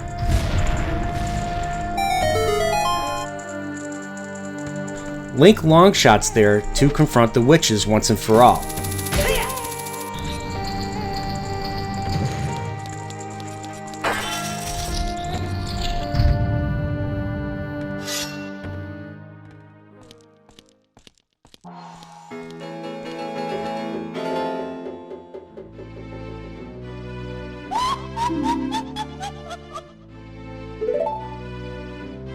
The witches, Kome and Kotake, are amused that Link made it this far.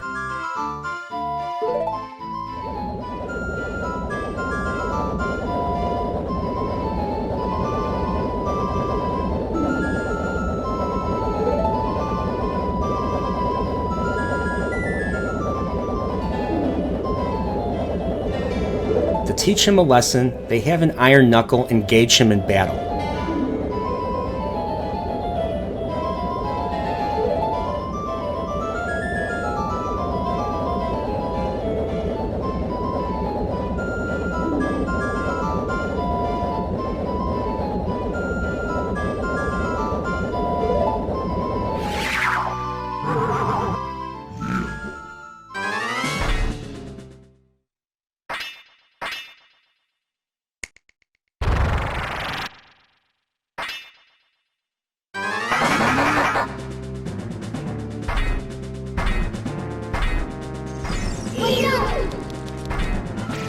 This iron knuckle looks slightly off, but Link cannot put his finger on it.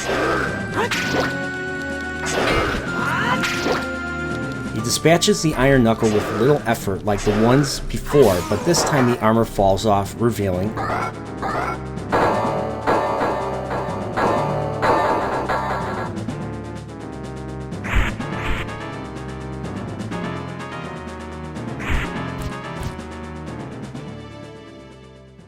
Nabaru. She was brainwashed this entire time. The witches returned, surprised she returned to normal.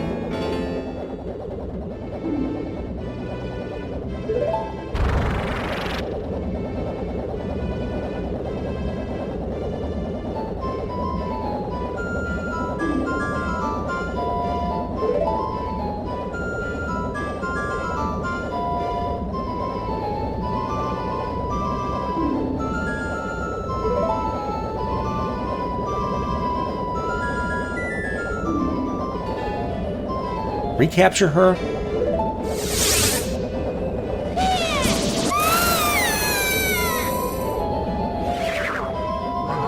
and vanish.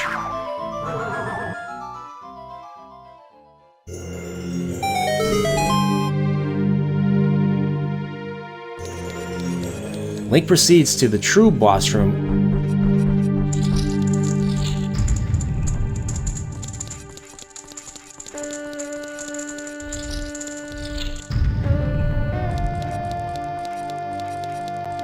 and climbs to the center platform to bring these two hags to justice.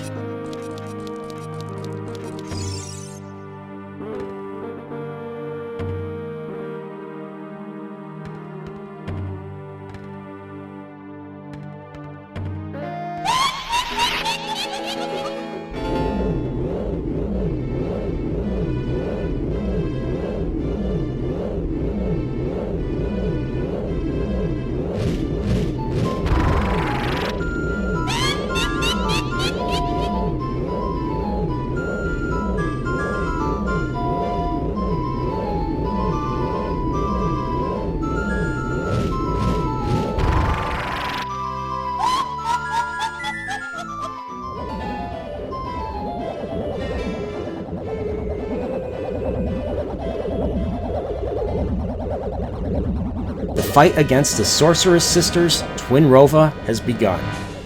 They fly their brooms around Link. Komei has the fire magic to burn Link to the bone, and Kotake has ice magic that will freeze his soul. This fight is pretty tricky at points because, like the owl said earlier, Link will need to deflect their magic back at them with the Mirror Shield. Well, not exactly. Link will have to deflect the magic towards the other witch, so Link will need to deflect Komei's magic back at her sister and vice versa. So both need to be within Link's sight.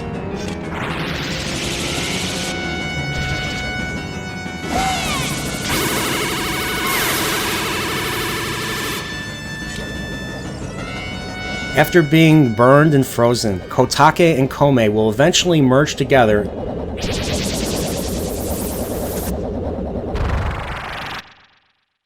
into sexy Twin Rova herself.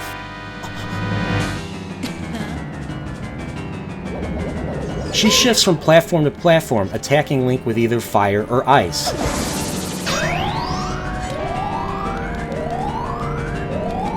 Link needs to absorb a particular element 3 times with his shield to deflect it back at her and then engage her with the Master Sword.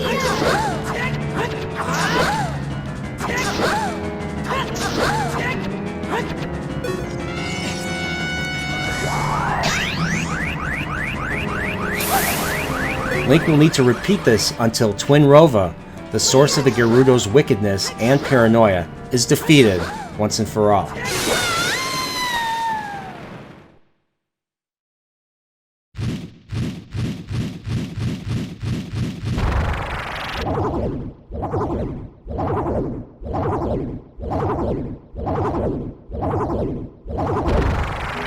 We see her split back into Komei and Kotake,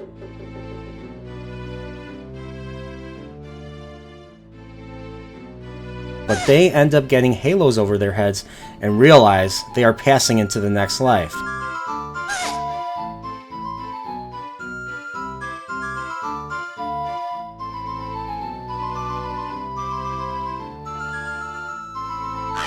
They get into an argument about their ages despite being twins and start insulting each other and bickering to no end.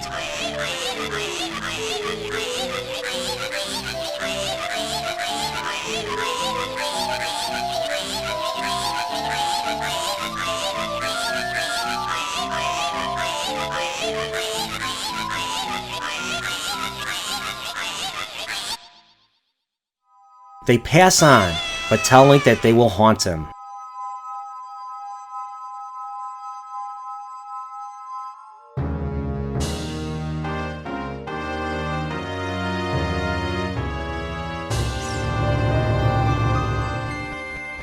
Link grabs the heart container from the platform and passes into the blue portal.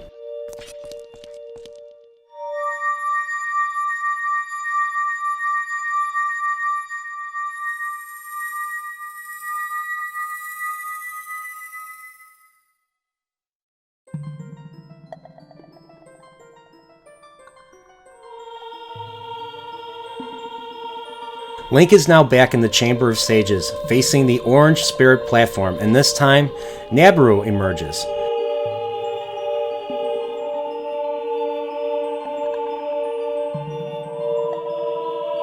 She thanks him and compliments him as an adult. She regrets messing up and getting herself brainwashed by the witches. She reveals she is the Sage of Spirit and wants to help Link, the hero of time, in his fight against evil. To fulfill her promise to him as a kid, she bestows upon him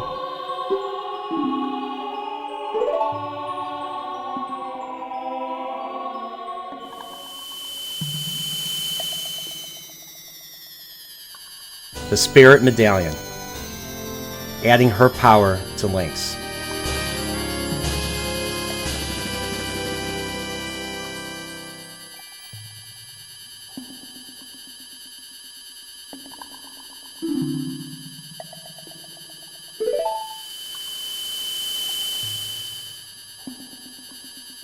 She regrets not keeping her promise.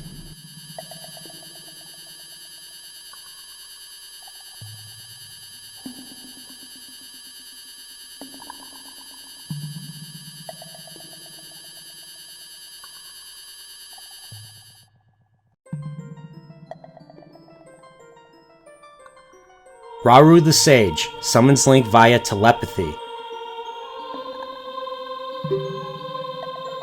telling him all the sages are summoned and ready for the final fight against the King of Evil.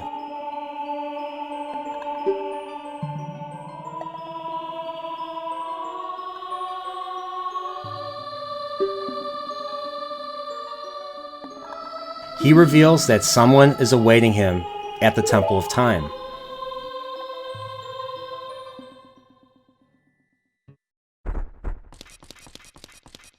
Link arrives back at the Temple of Time, but this time hears a voice behind him.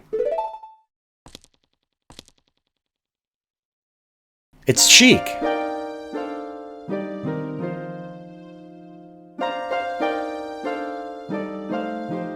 Sheik addresses Link and reiterates his journey.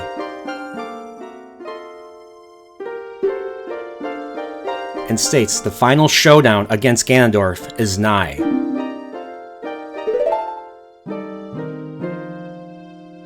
However, he has a few things to tell Link.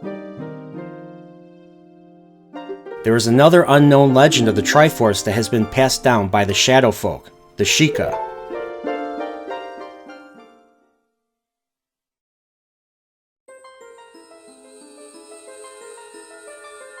For those who seek the sacred triangles,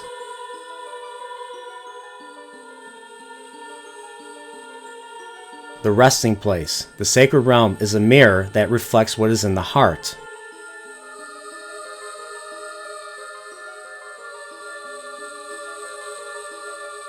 The heart of the one who enters it, whether it be a wicked heart, the realm will become evil. If a pure heart, the realm will become a paradise.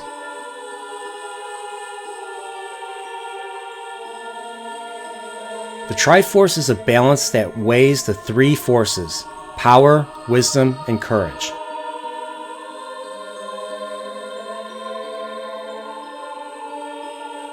If a person's heart is truly balanced in these, the person will gain the true force to govern all.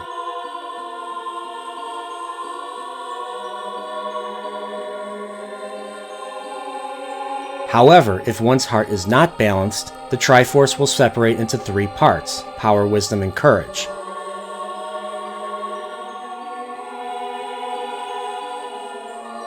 Only one part of the Triforce will remain for the one who touched it, the force that the individual most believes in.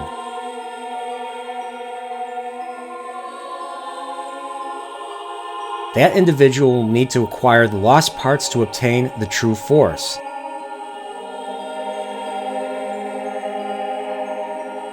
The other two parts will be held within others who are chosen by destiny.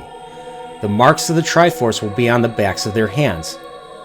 Kind of like Link in Zelda 2, I see.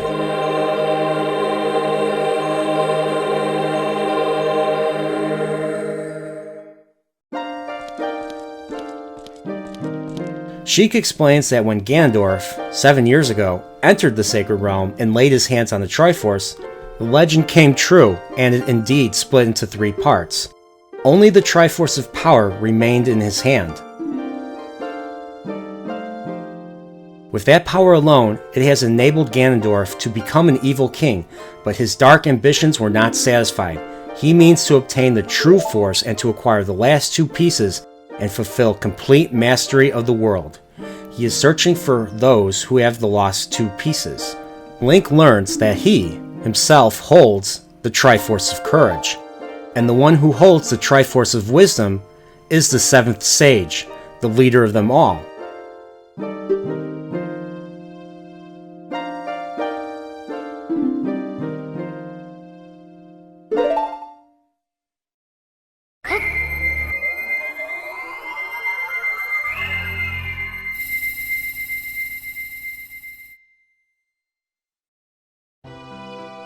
And to the surprise of no one, is revealed to be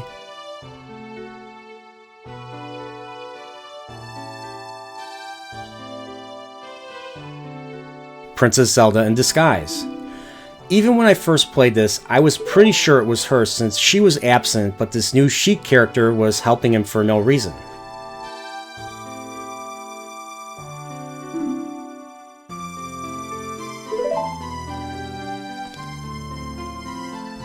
She recounts 7 years ago when Ganondorf attacked.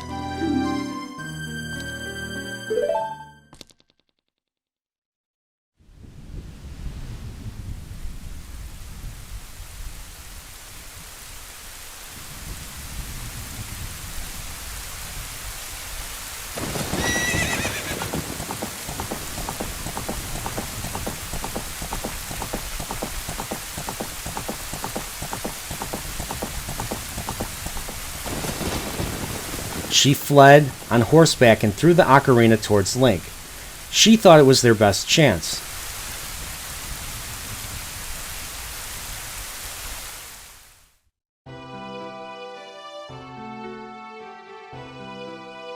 She thought Link with the ocarina could keep Ganondorf away from the Sacred Realm, but it turned out to not be the case.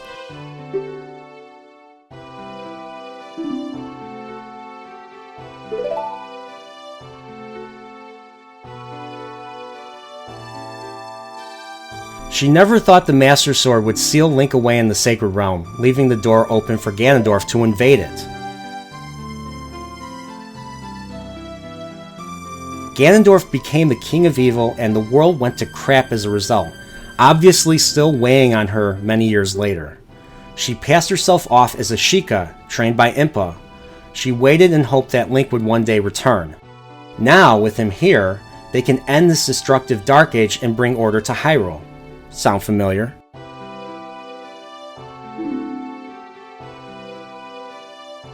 The plan is the sages will open the sealed door and lure Ganondorf back to the Sacred Realm, and Zelda herself will seal the door to the Sacred Realm from this world, thus expelling him from Hyrule.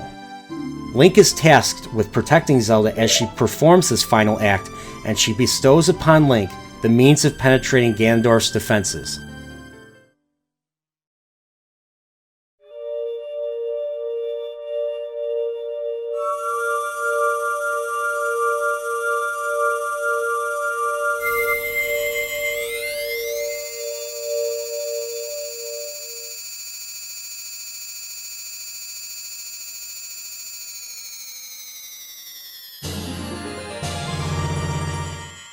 The Sacred Arrows of Light, or the Light Arrows.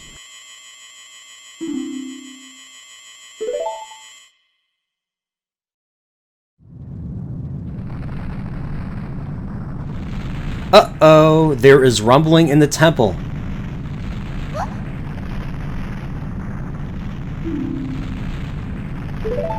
And at a moment's notice, Zelda herself is encased in a pink crystal, kind of like she was in another game. Link tries to help her, but hears a menacing voice from afar. It's Ganondorf. He commends her for evading him for all this time. But he knew she'd appear if he let Link wander around. Cunning.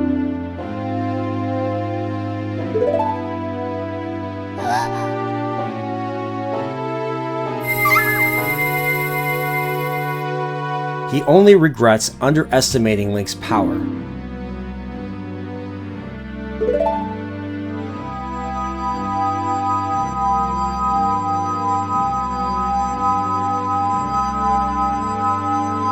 The power of the Triforce of Courage.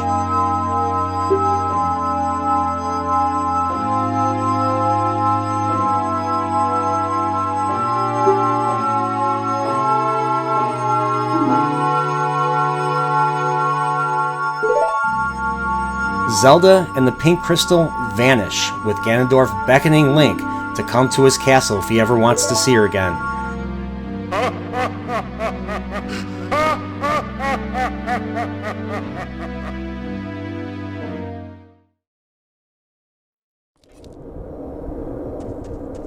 Link, now frantic, rushes over to Ganon's castle, and the sight of it still unsettles him as it did the first time he saw it, after he reawakened in this time. As he approaches the ledge, he is not sure how to get to the entrance, when all of a sudden, he hears Rauru speaking to him through telepathy.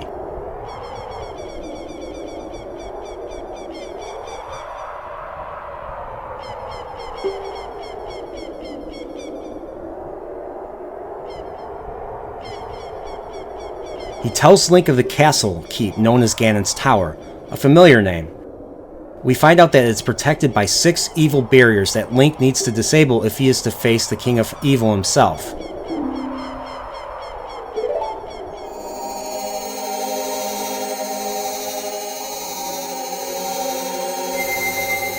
The sages, in all their power, create a beautiful rainbow bridge to allow Link access to the castle.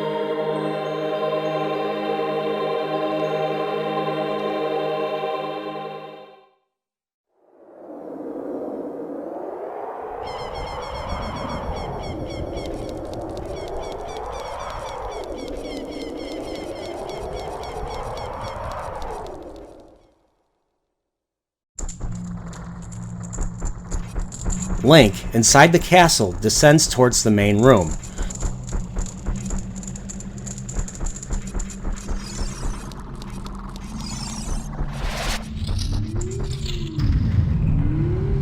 He finds Ganon's tower in the center, guarded by some evil aura emanating from 6 rooms. One room is blocked by a heavy black stone pillar, and the rest are color-coded to fit with what dungeon they are a representation of. I would recommend doing the Shadow Room first, because with the tools you currently have, mainly the fire arrows, hover boots, and the lens of truth, Link can traverse it going from one end to another and obtain the means of moving that large obstructive black structure.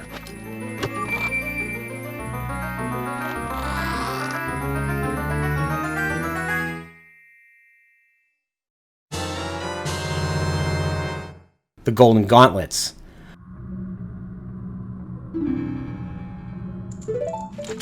Once Link gets to the final room, he will see a fragment of the Source of Evil aura and uses a light arrow to dissipate it.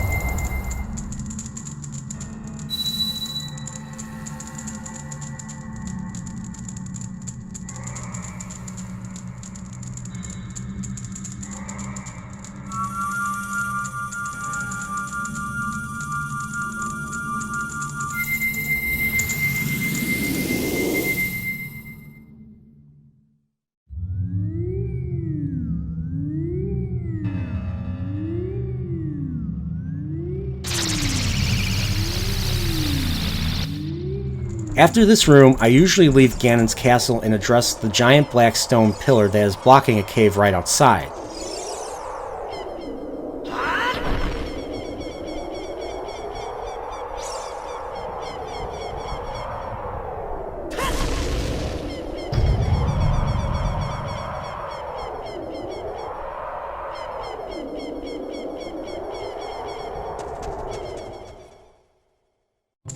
The cave turns out to be the final fairy fountain where the Great Fairy of Courage bestows upon Link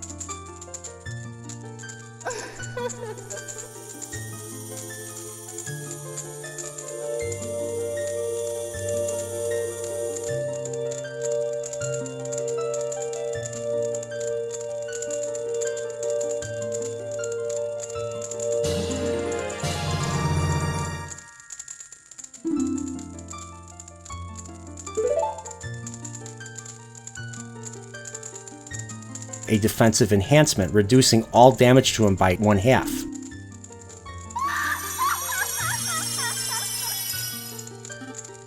Link returns to Ganon's castle and checks out the Forest Room, a wind theme room with platforms containing the silver rupees over an endless pit with fans to blow him off.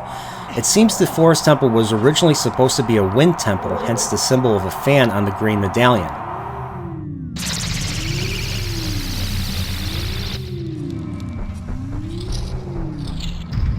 The water room is just like the Ice Cavern with the pushable sliding blocks and blue fire to melt red ice.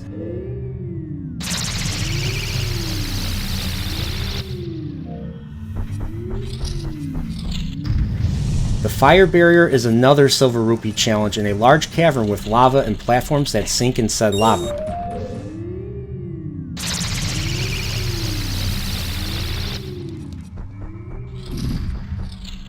The Spirit Barrier Passage has a silver rupees room filled with dangers, a room where Link needs to send a bomb shoe to activate a distant crystal switch,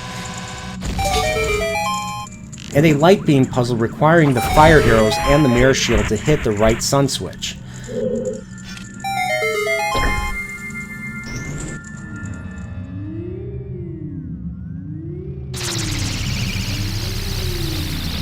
Link lifts the giant stone pillar in the main room to reveal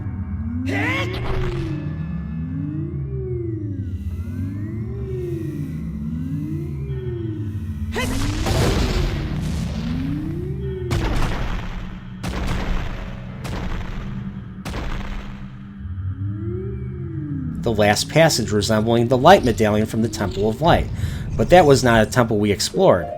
What we have here is a series of small rooms with various puzzles to solve to collect a small key to progress.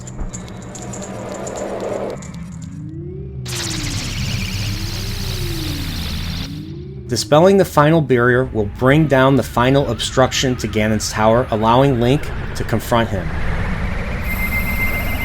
I myself got nervous at first and took a deep breath because Phantom Ganon was tough for me. The real one must be even tougher. Off to the final confrontation.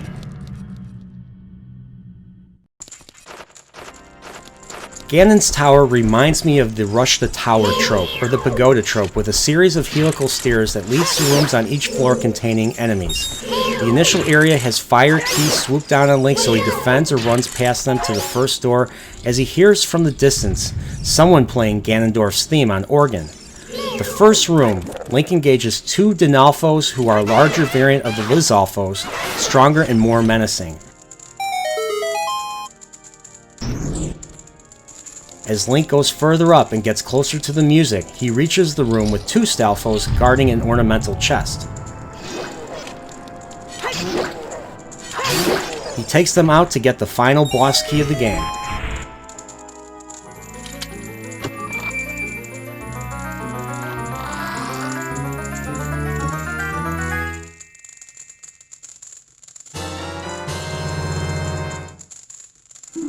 Link proceeds to the third floor room to face not one, but two Iron Knuckles with white and black armor.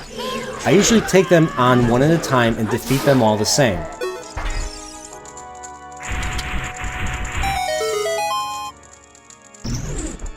As Link approaches the final door, the music is getting even louder and louder as he draws close to Ganon's door.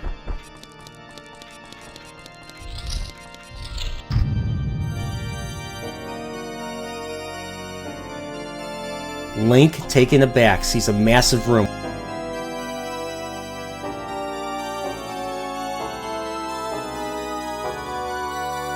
with Ganondorf himself playing his own theme, with Zelda still encased in the pink crystal above him like a trophy.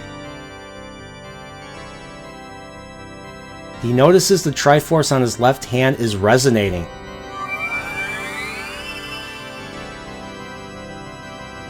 As Zelda also notices it on her hand.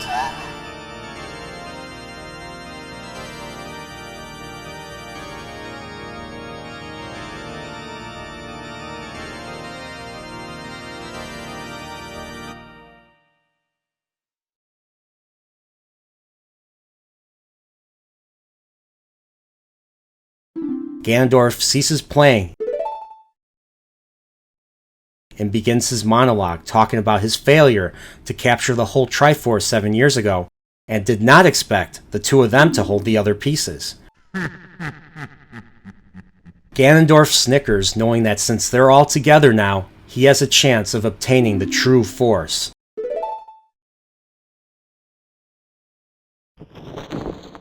He turns around and commands Link to return his toy over to him, emitting a dark energy.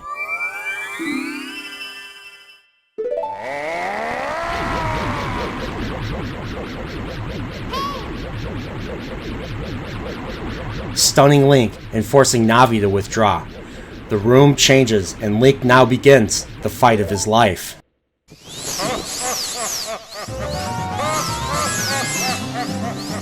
Ganondorf hovers in the air above Link and will slam the ground, causing the inner tiles to fall, leaving a gap between the center platform and the outer tiles. Link retreats to the outer tiles and awaits Ganondorf's attack, an orb of electrical energy. Like with Phantom Ganon earlier in the Forest Temple, and the wizard Aghanim in A Link to the Past, Link needs to deflect the energy with the Master Sword back at Ganondorf, while Ganondorf himself is deflecting it back at Link. So it's a game of wills until it eventually hits someone. Once Ganondorf is hit, Link has a small window to aim the light arrow manually and shoot Ganondorf, causing him to fall to the center platform. Link now has a chance to strike Ganondorf with the Master Sword and as many times until he recovers and becomes airborne again. Link will need to repeat this several times, and each damage done we see holes in his cape.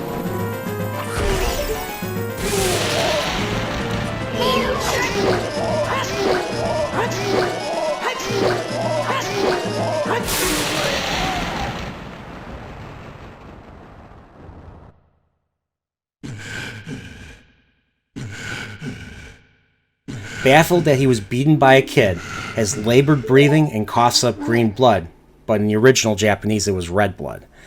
Ganondorf, beyond angry, lets out a cry, causing Link's surroundings to rumble and crumble to dust.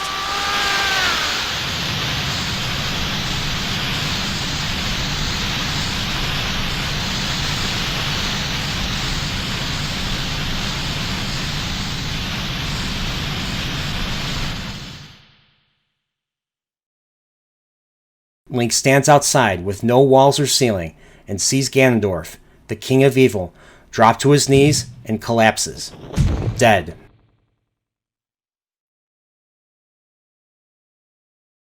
Link looks up to see the pink crystal lowering to the floor.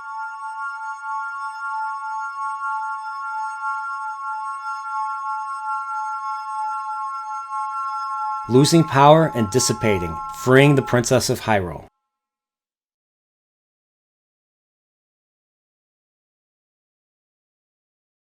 She looks at Ganondorf's body and pities him, since he was a petty man without a strong, righteous heart to control the Triforce, and...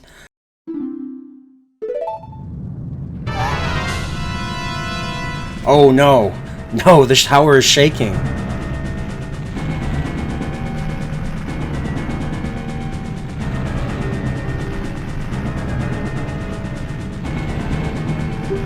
With Ganondorf's final breath, he intends to crush them in the ruins of the tower. Link and Zelda need to hurry and escape. This part took me by surprise that I was on edge the whole time because there is a time limit before the tower completely collapses. I guess they took some inspiration from Super Metroid in this regard. Link follows Zelda down the ramp leading to each barred door. Zelda uses her magic to open the doors throughout the tower, going inside and out. Inside the Stalfos chamber, Zelda will be trapped in fire, with Stalfos engaging Link. He needs to defeat them to free her, and they need to continue their escape.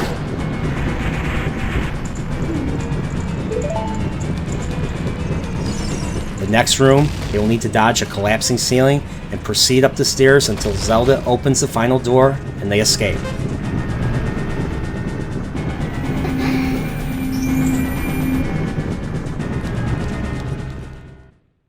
They run outside and bear witness to Ganon's tower collapsing.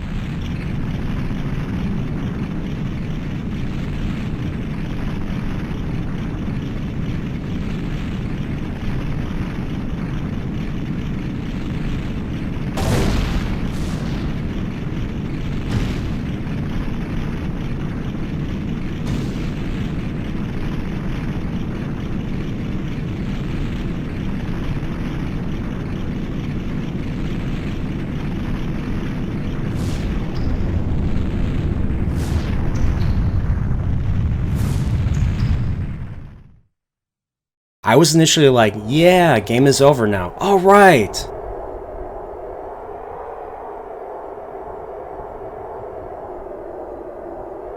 Zelda states it's over.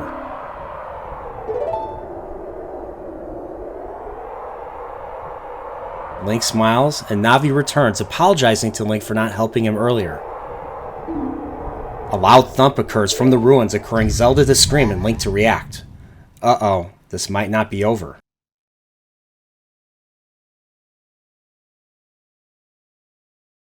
Link, drawing on all his courage from all the temples he's conquered, runs towards the center of the wreckage. An encirclement of flames appears around Link, and as the thumps get louder,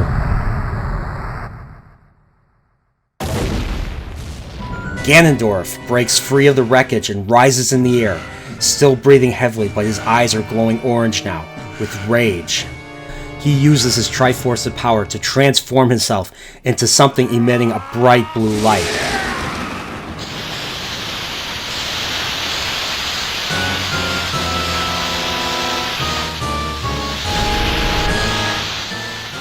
A giant beast simply known as Ganon. Ganon wields two massive swords and starts slashing violently at Link, knocking the Master Sword flying right outside the ring of fire, landing near Zelda. Link turns around to face Ganon. Navi assures him that she will not be held back again. They will fight this battle together. I always get goosebumps at this point because this is just so epic, just like I am right now, actually. Link begins his fight with Ganon, with Navi not knowing what his weakness is. Link can use his other weapons to attack Ganon's tail. I like how when Link gets hit by Ganon, Zelda reacts and screams.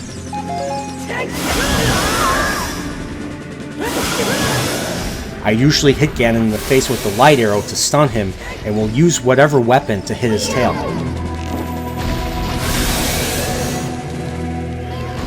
Link repeats this until Ganon is down, and the ring of fire dissipates, giving him a window to retrieve the Master Sword.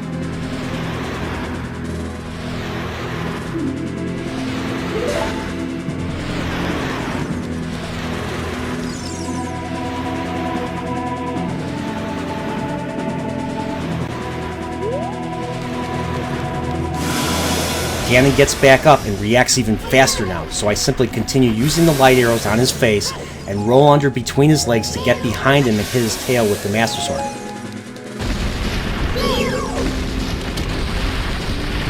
Link repeats this until Ganon is down once again.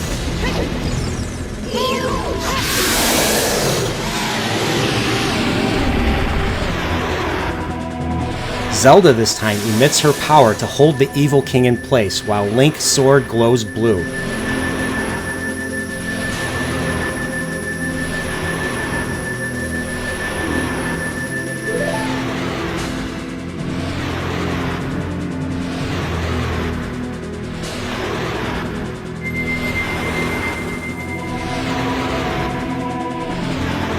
Link delivers the final blow to Ganon.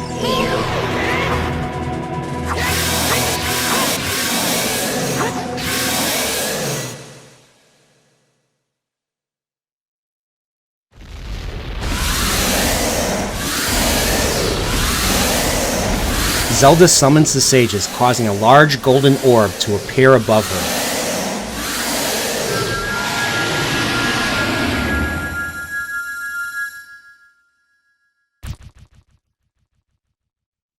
Meanwhile, in the Chamber of Sages, Rauru and the rest of Link's friends call upon the ancient creators of Hyrule to open the sealed door and send the evil incarnation of darkness into the void of the evil realm.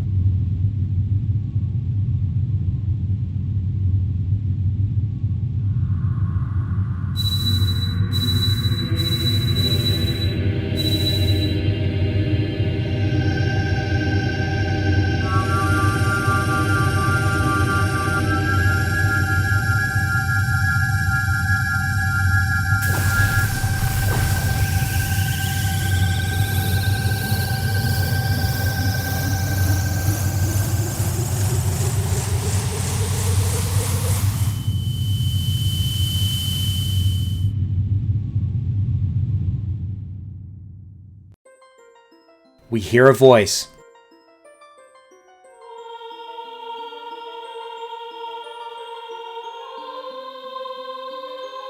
Cursing Zelda. Cursing the sages. And cursing you, Link.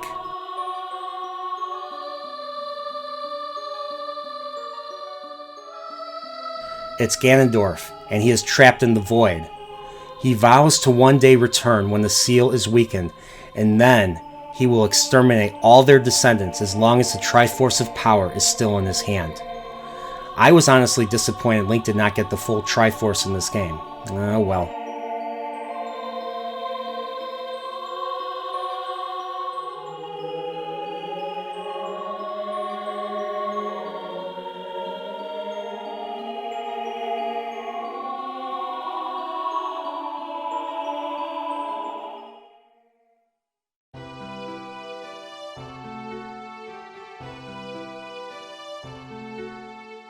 Link and adult Zelda have one final conversation. Are they standing in the sky?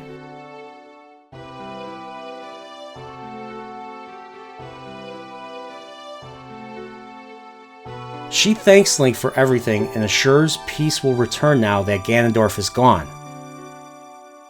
She feels that all the tragedy that has befallen Hyrule the past 7 years was of her own doing.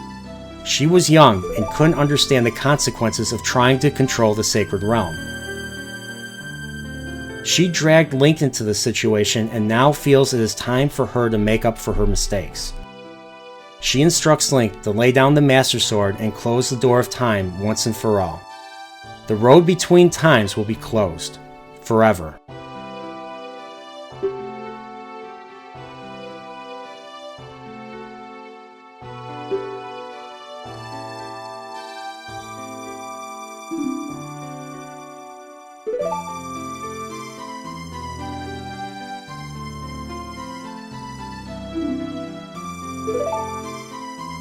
Link hands her the ocarina as requested,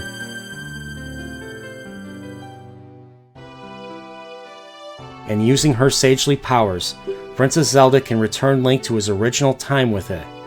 With peace returning, it is time for them to say goodbye.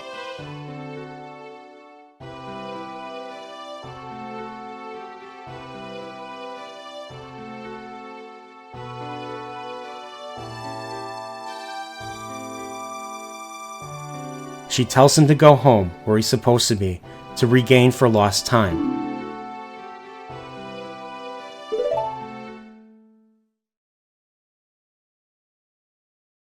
She plays her lullaby, causing Link to depart this timeline permanently.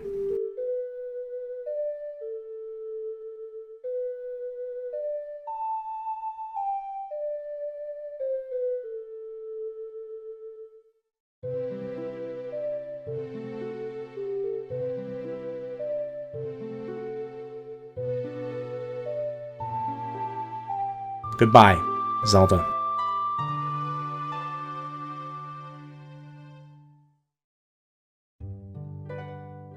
The credits here also play as an epilogue to the fates of the people of Hyrule. Here we see Bora Bora flying over Gerudo Valley. Gerudo Fortress is empty.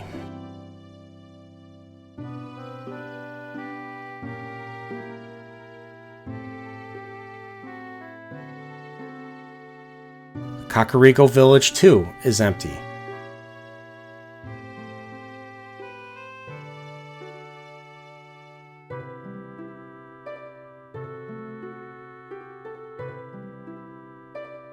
Death Mountain near Goron City is also quiet.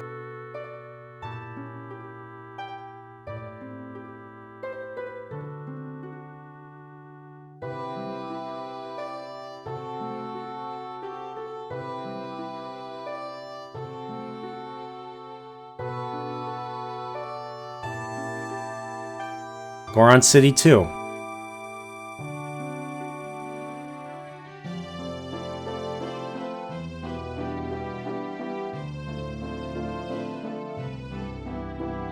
Lake Hylia is filled with water and peaceful.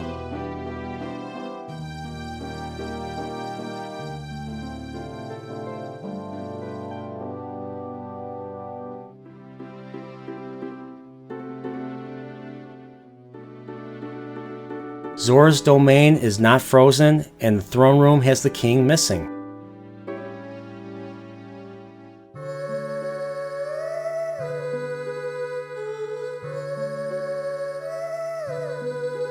The Deku tree sprout is minding his own business.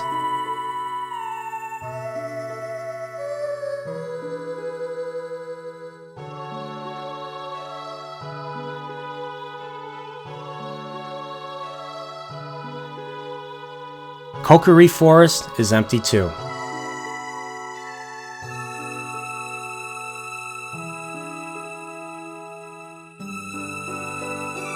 We see Epona galloping without a rider in Hyrule Field, searching for Link, I feel.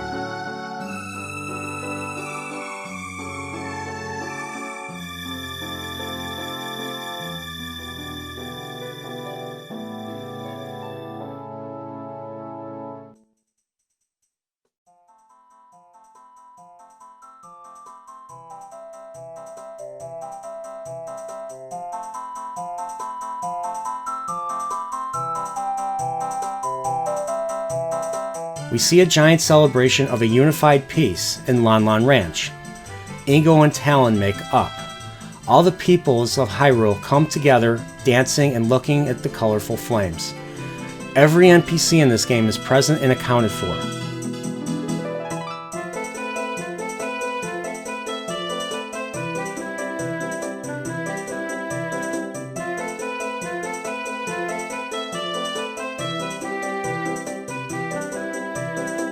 We see Melon and Epona dancing and singing with all the carpenters.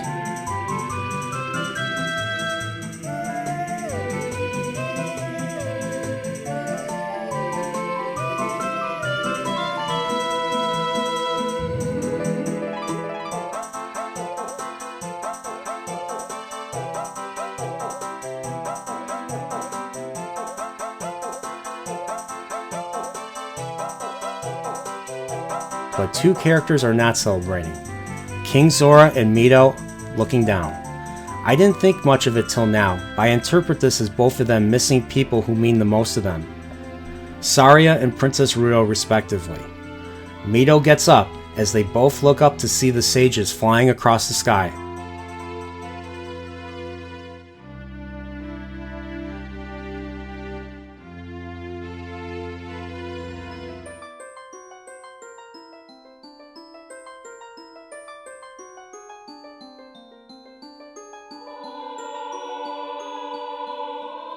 The sages appear at the summit of Death Mountain. They are all celebrating.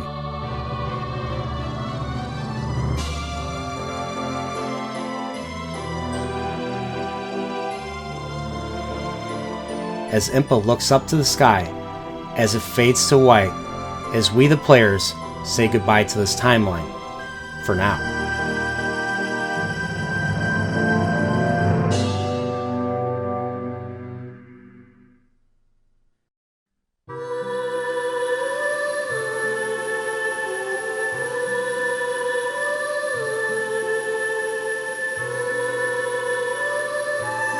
Link appears in the Temple of Time as a child, looks at himself,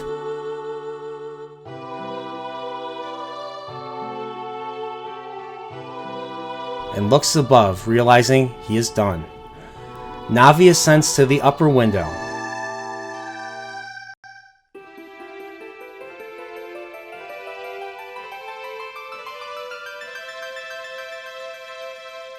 Link, the hero of time, turns around and leaves the Master Sword to rest until another hero is summoned. This shot of the Master Sword and the music is so epic, the feeling I had was indescribable. Such an epic end to a beautiful game.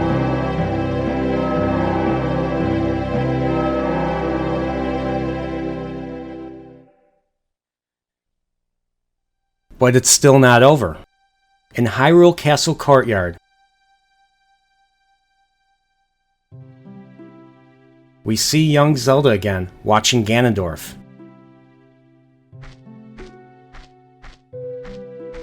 Link approaches her as he did before.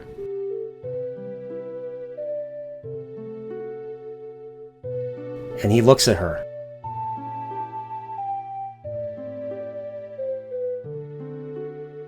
The final shot is a side frame of them looking at each other as the picture goes brown, the music concluding with the title card and a humble, "The End."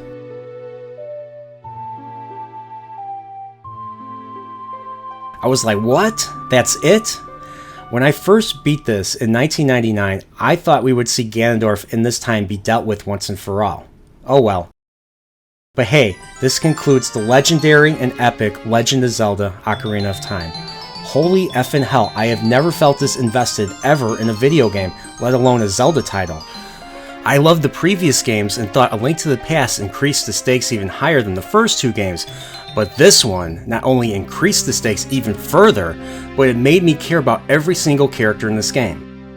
The game, from the very beginning, builds the stakes right away like A Link to the Past, with the evil villain already in the process of bringing his ambitions to fruition. The game wastes no time as the player is brought up to speed on the impending danger and the doom that will occur if nothing is done.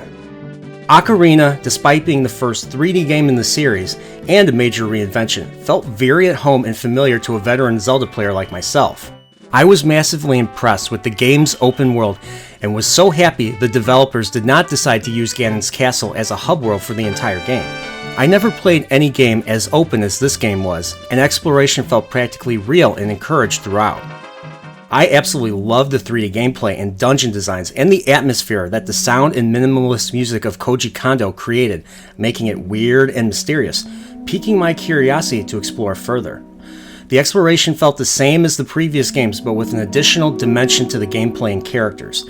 It was so cool to see Link go out there and make friends with people from the different races and kingdoms coming together to combat evil ambition, and I deeply cared about all the sages and Zelda herself and the deep relationship Link has with all of them throughout this epic journey. The Navi targeting system was a great way to solve the foibles of Super Mario 64, mainly because of depth perception and other reasons, making the gameplay simpler. For example, the combat was much more easy to master for someone new to 3D. Ocarina also drew from A Link to the Past the concept of parallel worlds, but this time instead of an alternate dark world, we got a dark future where Ganondorf succeeded in taking over the world. Years later, when I was getting into old Super NES JRPGs in college, I realized a similar event happened in the Super Nintendo game Final Fantasy VI, also known as 3 as it was in the US, where the insane villain Kefka manages to obtain a forbidden power and conquers the world, leaving it in utter ruin. Like I said earlier, I was completely blown away by the drastic change to the world, especially in the future when Link is an adult, and with the passage of time making me curious where all the characters were at. Like Final Fantasy VI, with General Celes looking for her 13 comrades, Link was searching for his friends like Saria, Darunia, Ruto, and Princess Zelda in this evil future where death and destruction are commonplace, and the kingdoms were on the brink of ruin, so it made me want to play even more as a result.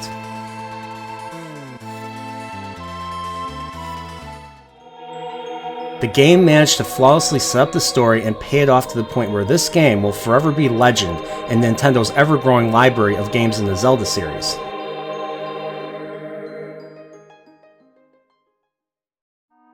The Nintendo 64 was out for a couple years now when this game launched in November of '98, a couple of days after my 14th birthday. My 14th birthday present was the Nintendo 64 console itself, along with a copy of Super Mario 64.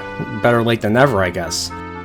I remember the Nintendo 64 in 1998 came with RCA connectors, instead of the coaxial cable that came with the system when I used to rent it. So I remember using the 1987 Mitsubishi television in my parents' living room, play it instead of the old 1980 Panasonic television that I still had in my bedroom. When I got Ocarina the following month, I spent the majority of my time playing the hell out of it in the living room when my parents weren't home during Christmas vacation.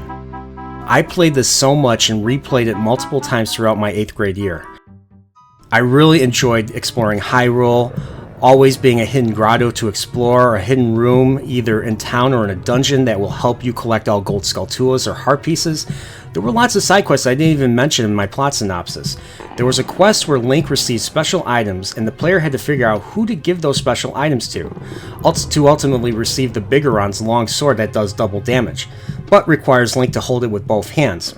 There was also the Gerudo training ground that acted as an optional dungeon with more difficult puzzle rooms that ended up rewarding the player with the optional ice arrows.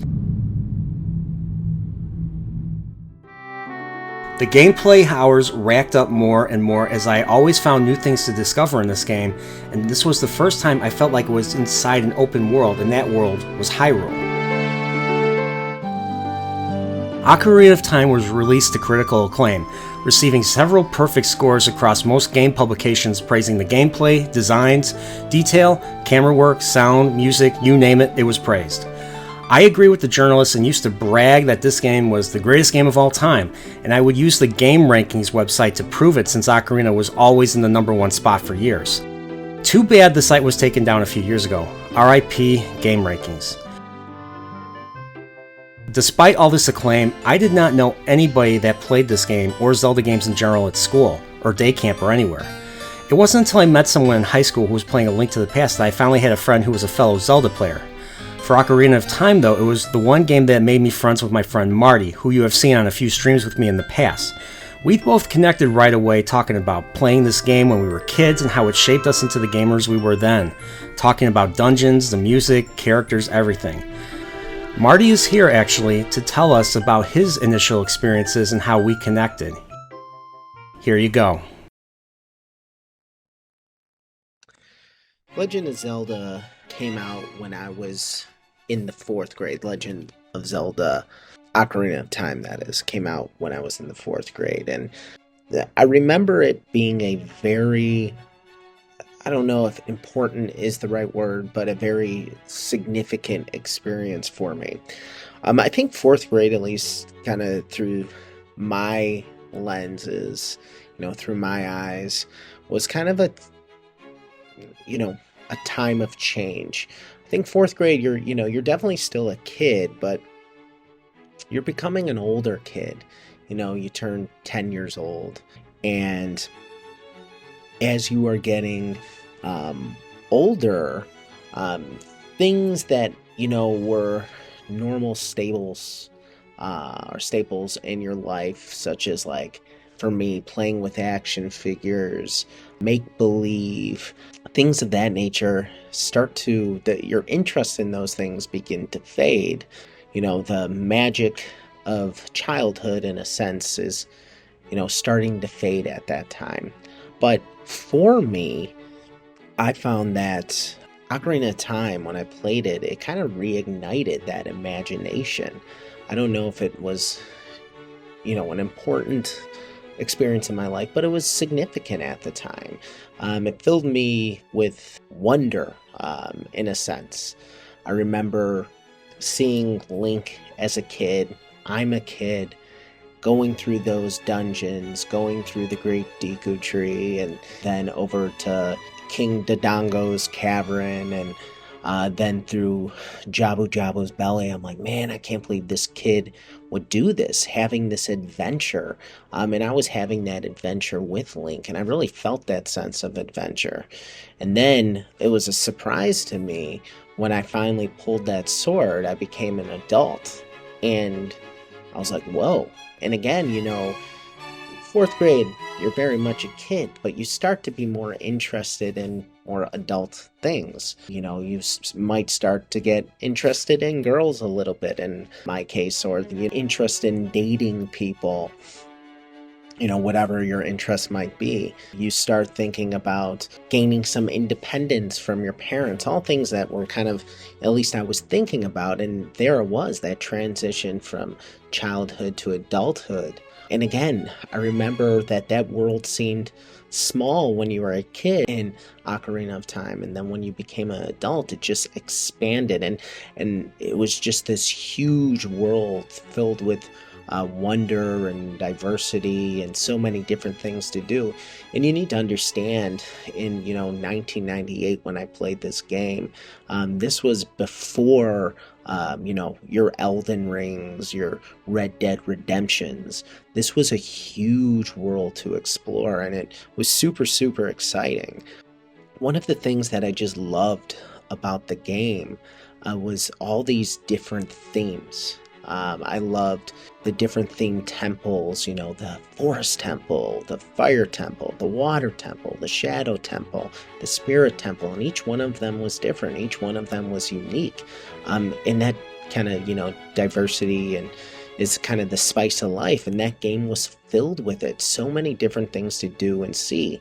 Another thing to understand, people go back and play that game now and they may say kind of like, it's a good game, but what's the big deal?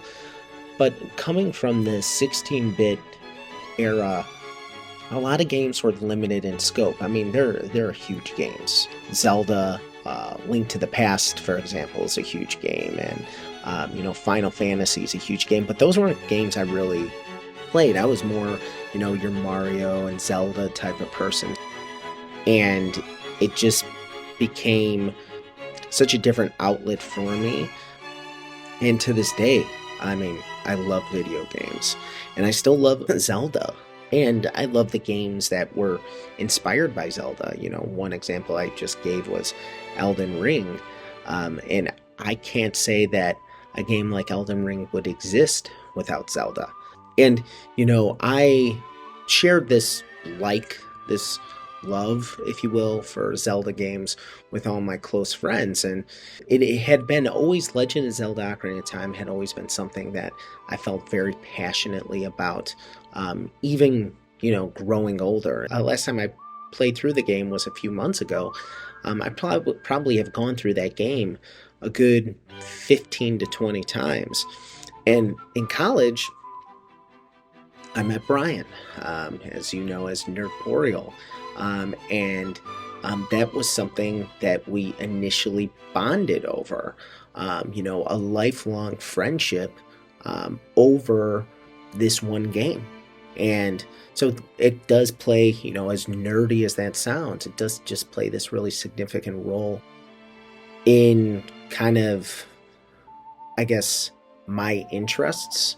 And it's something that, I hope to share with my kids when they get older. It was just such a great game. And I remember the things I enjoyed the most about Ocarina of Time were different huge bosses. Ones that stick out, going through the Deku tree and the Goma at the end, this spider. And I'm in 4th grade and I'm like, how do I get this thing? How do I take care of this thing? How do I kill this thing? But finding out the puzzle, and you need to stun them by hitting the eye, and then strike them with your sword. I just remember that orange glowing eye. I'm like, what happens if I hit that? I think of the Phantom Ganon fight, which was awesome, and probably one of the best levels, the Spirit Temple. This ancient mansion in the middle of the forest haunted by ghosts. And then you go to the Fire Temple, this religious sacred ground / mines for a race of rock eaters. And then you go to Lake Hylia and you do the Water Temple, which a lot of people, don't like. It's very difficult. It was very difficult when I was a kid, I remember. And then I always liked the macabre, so I loved the Shadow Temple, and I loved the boss, Bongo Bongo. Again, kind of a simple concept, but something I really loved. And then, in my opinion, the best level in the game, the Spirit Temple, in an oasis in the middle of the desert, this huge, which seems to be almost like a religious temple, where you fight the witches and then Twin Rova. I mean, what can I say? It's an epic story that I hope that many people continue to play in the future. To experience this epic, it just had such a effect on me that kind of molded, I guess, a lot of the things I was interested in. Before Ocarina of Time, I liked video games. After Ocarina of Time, I loved video games.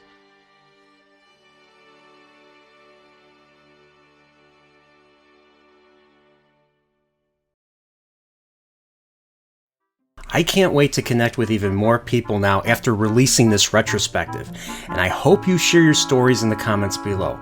I am beyond grateful to Nintendo for putting together a project that will bring people together to enjoy a very human story about the passage of time and how things change, and not always for the better, but that things can be mended and people will go on regardless of circumstance.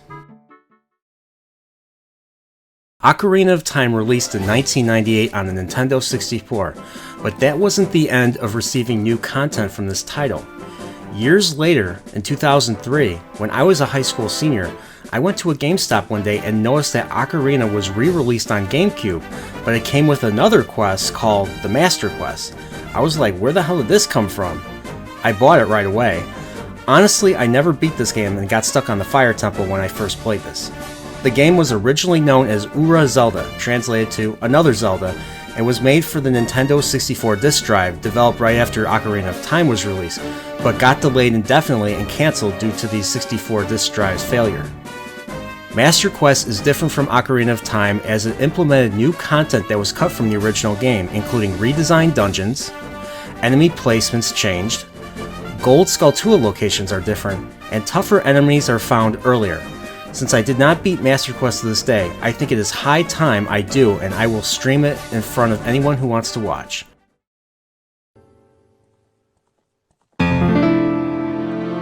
Years later, when the Nintendo 3DS was announced, one of the earliest games announced with it was The Legend of Zelda Ocarina of Time 3D, a remake developed by Grezzo that remasters the original game with stereoscopic 3D. I hated the 3D, so I always had it turned off whenever I played. The Water Temple pacing issues regarding the Iron Boots were fixed, so now you didn't have to pause the game and equip them every single time and simply just use the touchscreen. The game uses gyroscopic technology to aim the bow or whatever item Link uses as an alternative to the classic analog control stick. When you beat Ocarina of Time 3D, you unlock this game's version of the Master Quest, but this is different as well from the GameCube version. This version is mirrored, flipping the entire overworld and dungeons. Link also receives double damage from enemies, giving the player a more challenging play. Simple question. Will you be the hero of time? Are you ready to save Princess Zelda in 3D? Be prepared. Watch out. Things around you. Things will be changing. Welcome back, old friend.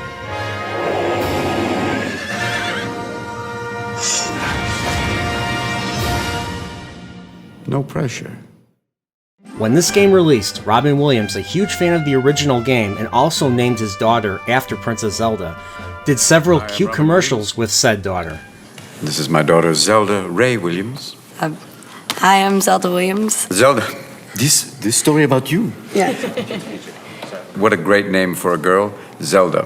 From what I've been told, they were playing Zelda when my mom was pregnant with me. Who thought, because we were playing the game Legend of Zelda at the time, I bought one of the first Nintendo systems and brought that home with a very large TV and set it up. It was Zelda, and it was amazing because it was just, it's addicting. I was playing it for hours and hours and hours and hours. And I think both my parents really liked the name, and so it stuck.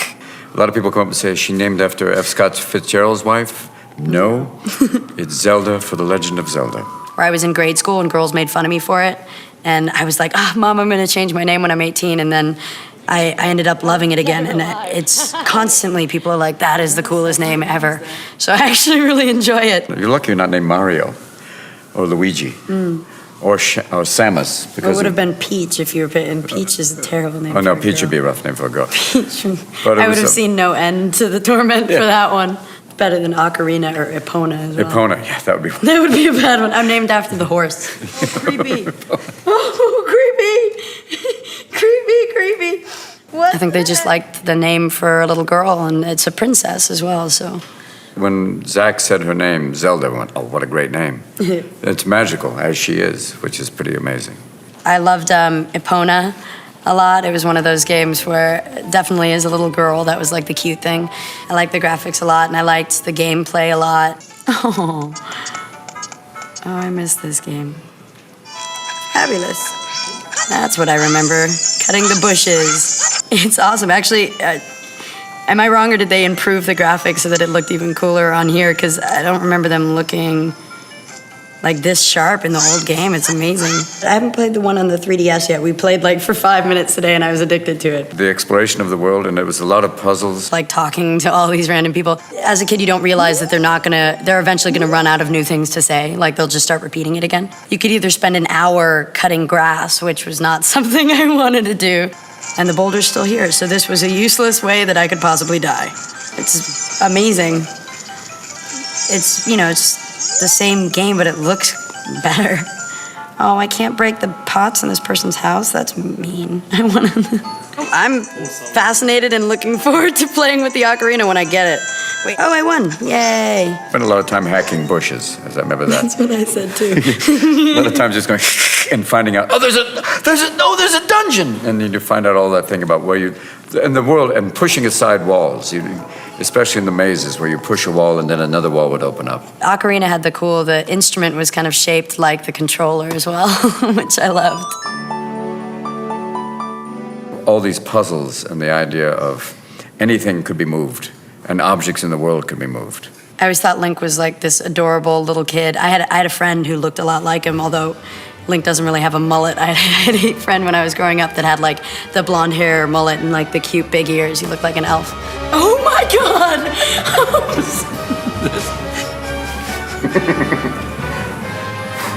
You don't believe me, do you, woman?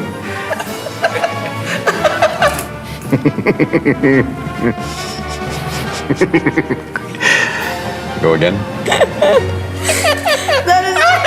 It just merged our faces while we were sitting next to each other. It just turned her into a really scary elf. Robin quoting the game is the stuff that legends are made of. The first time I saw you, I knew we'd be linked forever. For you, I traveled to the four corners of the world. I faced adversity. I became a hero. Dad. I saved your kingdom. Dad. Yes, Zelda? Are you mixing me up with the princess again? Hard to say. You're both pretty magical. With time only making these even more magical. Rest in peace, Robin Williams. Based on what I said earlier, a few years ago, hackers and game preservationists discovered a 1997 build of Zelda 64 from an F-Zero X development cartridge that includes items, maps, textures, and stuff that has never been seen before. Many new beta areas include a new fairy fountain,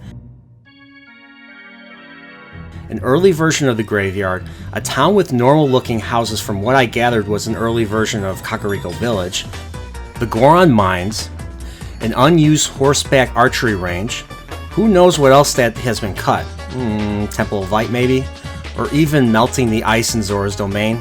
Many theories on my end. Heck, the temple medallions could be equipped to give Link more abilities, kind of like the golden medallions in A Link to the Past. Link can even obtain the Triforce here, one of the few things about Ocarina I was kinda disappointed in.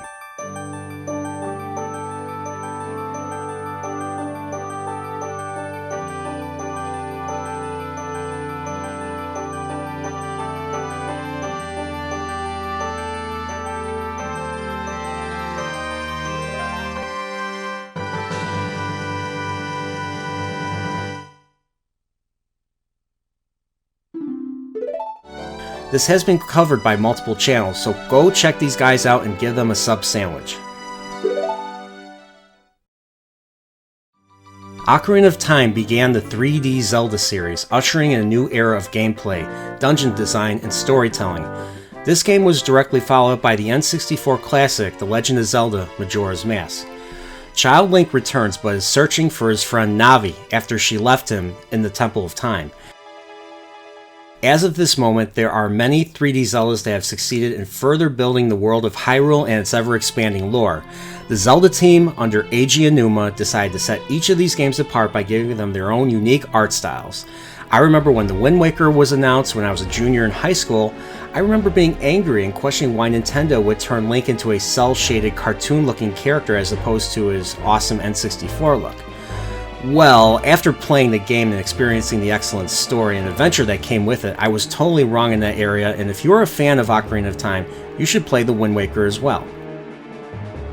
Twilight Princess, in my opinion, was Nintendo's chance to correct themselves with the negative reaction to the Wind Waker by creating a game that more closely resembles Ocarina of Time, featuring adult Link with an even larger world and more elaborate themed dungeons. Twilight Princess, in my opinion, is basically Ocarina of Time 2.0. Ideas that didn't make it in Ocarina and Wind Waker, I believe, like the Temple of Time as a dungeon, was implemented in Twilight Princess. So if you liked Ocarina of Time, go and find a way to play Twilight Princess.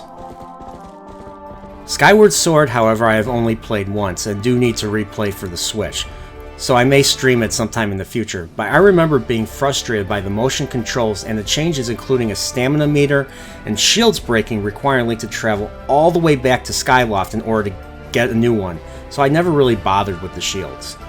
One other issue I had was the areas in the world below were completely isolated and did not connect at all and could be only accessed from the sky. So Nintendo's next major 3D game, released for Wii U and Switch, Breath of the Wild, was made into a vast open world environment. I know I'm in the minority on this, but I was less of a fan of Breath of the Wild than even Skyward Sword, and that was because too many of the conventions I really liked about Zelda, starting with Ocarina of Time, were excluded, and they didn't replace it with something much better. The lack of variety in enemies and the shrines, in my opinion, don't make up for the elaborate themed dungeons of the previous games, but I will get more into that in future retrospectives. I do plan to stream the sequel to Breath of the Wild, though, when it comes out, and I'm curious what the game's name will be, and hope that the game will be a somewhat return to form, or do something that will blow me away. We shall see. Ocarina of Time also became the main focal point in establishing a timeline for the Zelda series. According to Hyrule Historia, Ocarina was split into 3 timelines: the Child Timeline, the Adult Timeline, and the Fallen Timeline, where the hero is defeated. At the time of release, Ocarina was the earliest game in the series, until later titles like Skyward Sword and Minish Cap were placed even earlier. The Fallen Timeline is the timeline where Link falls to Ganon during the final battle and obtains the remaining Triforce, possessing the True Force, but Zelda and the Sages were still successful in sealing him away. This timeline covers the era of Light and Dark, including A Link to the Past, Link's Awakening, the Oracle games, A Link Between Worlds, and Triforce Heroes. The later era of decline with the original Legend of Zelda and the Adventure of Link, and many believe Breath of the Wild, is the latest in this timeline, which is still debated to this very day. The Adult Timeline takes place in the world where Link defeats Ganondorf and he is sealed in the Sacred Realm, but the Hero of Time vanishes from the timeline altogether, leaving the world without one, allowing Ganondorf to free himself after some time and just cause mayhem, only for the gods themselves to intervene and cause a great flood to the world of Hyrule. This timeline includes the Wind Waker, Phantom Hourglass, and Spirit Tracks, which I still have not beaten yet. The last timeline is probably the most important timeline to the Hero of Time, and that is the Child Timeline, where Link goes back to being a child and tells Zelda of what occurs in the future before the events of the game play out. She gives him the Ocarina, and he sets off as far away from Ganondorf as possible. So he takes Epona and goes on a journey to find Navi after she left him. This sets up Majora's Mask, the direct sequel to Ocarina of Time, and then we learn of Ganondorf's fate and the Hero of Time's fate in Twilight Princess. So if you are invested in Ocarina's Link, the Child Timeline is a great send-off to the Hero of Time. The fact that Ocarina is the focal point of the timeline reinforces my belief that this Zelda is the most important game in the series and the best in the series. Ocarina of Time was also adapted into a manga by Akira Himekawa, pretty much retelling the events of the game with quite a few differences. We actually get a glimpse of Link's mother entrusting baby Link to the Deku tree. We learn Link is the son of a knight of Hyrule who was slain during a war, with his mother fleeing the burning castle, but wounded in the attempt. Meadow actually goes with Link into the Deku tree to fight Queen Goma and is the comic relief. The dungeon bosses are all there, but dungeon exploration is not. Some emotional stakes for Link are added when he is forced to slay Volvagia despite their history, haunting him as a result. Link fights Dark Link and Kakariko on horseback, and even fights the great Ingo at Lon Lon Ranch, brainwashed by Twinrova, of course. There are enough differences to make this a new read to veterans of the game. Check it out if you haven't already. Despite my overwhelming praise of Ocarina of Time, the game is not without some criticisms. The Water Temple caused the game pacing issues when the player had to countlessly pause the game to equip and unequip the iron boots. Another criticism was how the game held your hand, beating over the player's head the direction they were supposed to go, causing Navi and the owl to be very annoying characters. I feel Hyrule Field could have been populated with more places of interest and a wider variety of enemies inhabiting it, a similar criticism I have with the world of Breath of the Wild. Other than that, I can't really think of much else, and because the game was that darn stellar, it was really easy to look past them and enjoy the game regardless. The Legend of Zelda Ocarina of Time is the quintessential game to introduce any fan of Nintendo or action-adventure games in general. The story, though not as narrative-heavy as JRPGs like Final Fantasy VI, flawlessly set up the world, introducing us to another dimension to Hyrule, giving us an expanded world to explore inhabited by a diverse range of new peoples with their own culture and their own uniqueness that stands out. Ocarina sets up the villain and the main threat right away, increasing the stakes as the player progresses in the game, with plenty of revelations that make the player feel more and more connected with Link, resulting in greater investment in his character and his mission to save the world from evil. Each of the sages are diverse from their respective regions of Hyrule, and each of them have a unique relationship with Link, with the game doing such a good job depicting them as noble beings who gave up their livelihoods to protect what they love, making them worthy to become sages. Helping them was such a massive and emotional payoff that moves me to this day. Passage of time has been deeply explored, showing the player that the world is going to hell as a result of Link's actions, making the player more than eager to right the wrongs and restore Hyrule to the peaceful land it once was. The music and sound of this game provides such a stellar atmosphere. When Link is inside the Deku tree, I feel like I'm really inside a tree underground. The sound and music in Jabu Jabu's belly made me think I was really inside the innards of a giant fish god, and the same goes for all the dungeons and temples as well. The minimalist approach to musical world building. The use of music to solve puzzles and progress was such a unique and original approach that learning a new tune in the game was such a treat, and using it to solve a puzzle was great too, even though I feel we played Zelda's Lullaby too many times.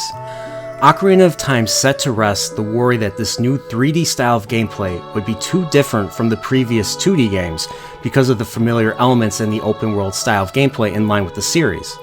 The themes of this game include those of friendship, loss, duty, redemption, brotherhood, and most importantly, growing up, and how we as individuals change and leave behind old friends over the passage of time. These themes mentioned make this video game timeless and relatable to anyone in the world, which will for sure stand the test of time. 24 years later, it is still widely discussed among fans. If you want to play a video game that will give you the ultimate investment in story, characters, and a fleshed out world, supported by great dungeon design, atmospheric music, side quests, and innovative 3D game mechanics, The Legend of Zelda Ocarina of Time should be the first game to come to mind. Though the flow of time may be cruel for all of us, the thing that does not change are the fond memories of experiencing this epic masterpiece.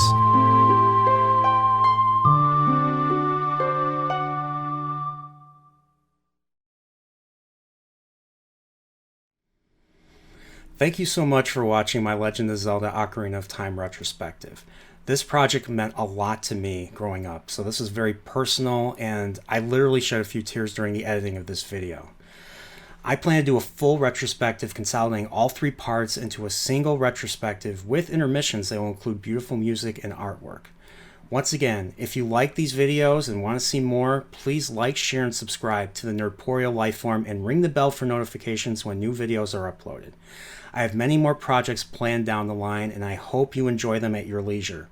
Once again, thank you so much, and here is a sneak peek of my next video game retrospective. I hope you enjoy it.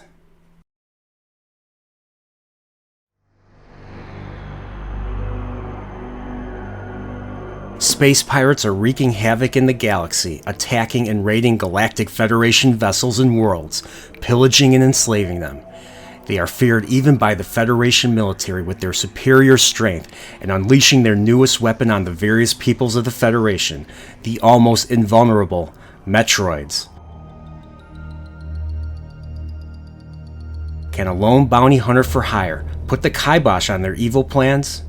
Who is this bounty hunter, and why is this individual invested in ending the leader of the space pirates, Mother Brain? Is bounty hunter Samus Aran's very first mission to the planet Zebes a turning point in her career? All this and more in the next Nerdporeal video game retrospective, Metroid, the first mission. Will Samus survive on Zebes as she hunts for Mother Brain? Stay tuned to find out. Until the next mission, stay Nerdporeal.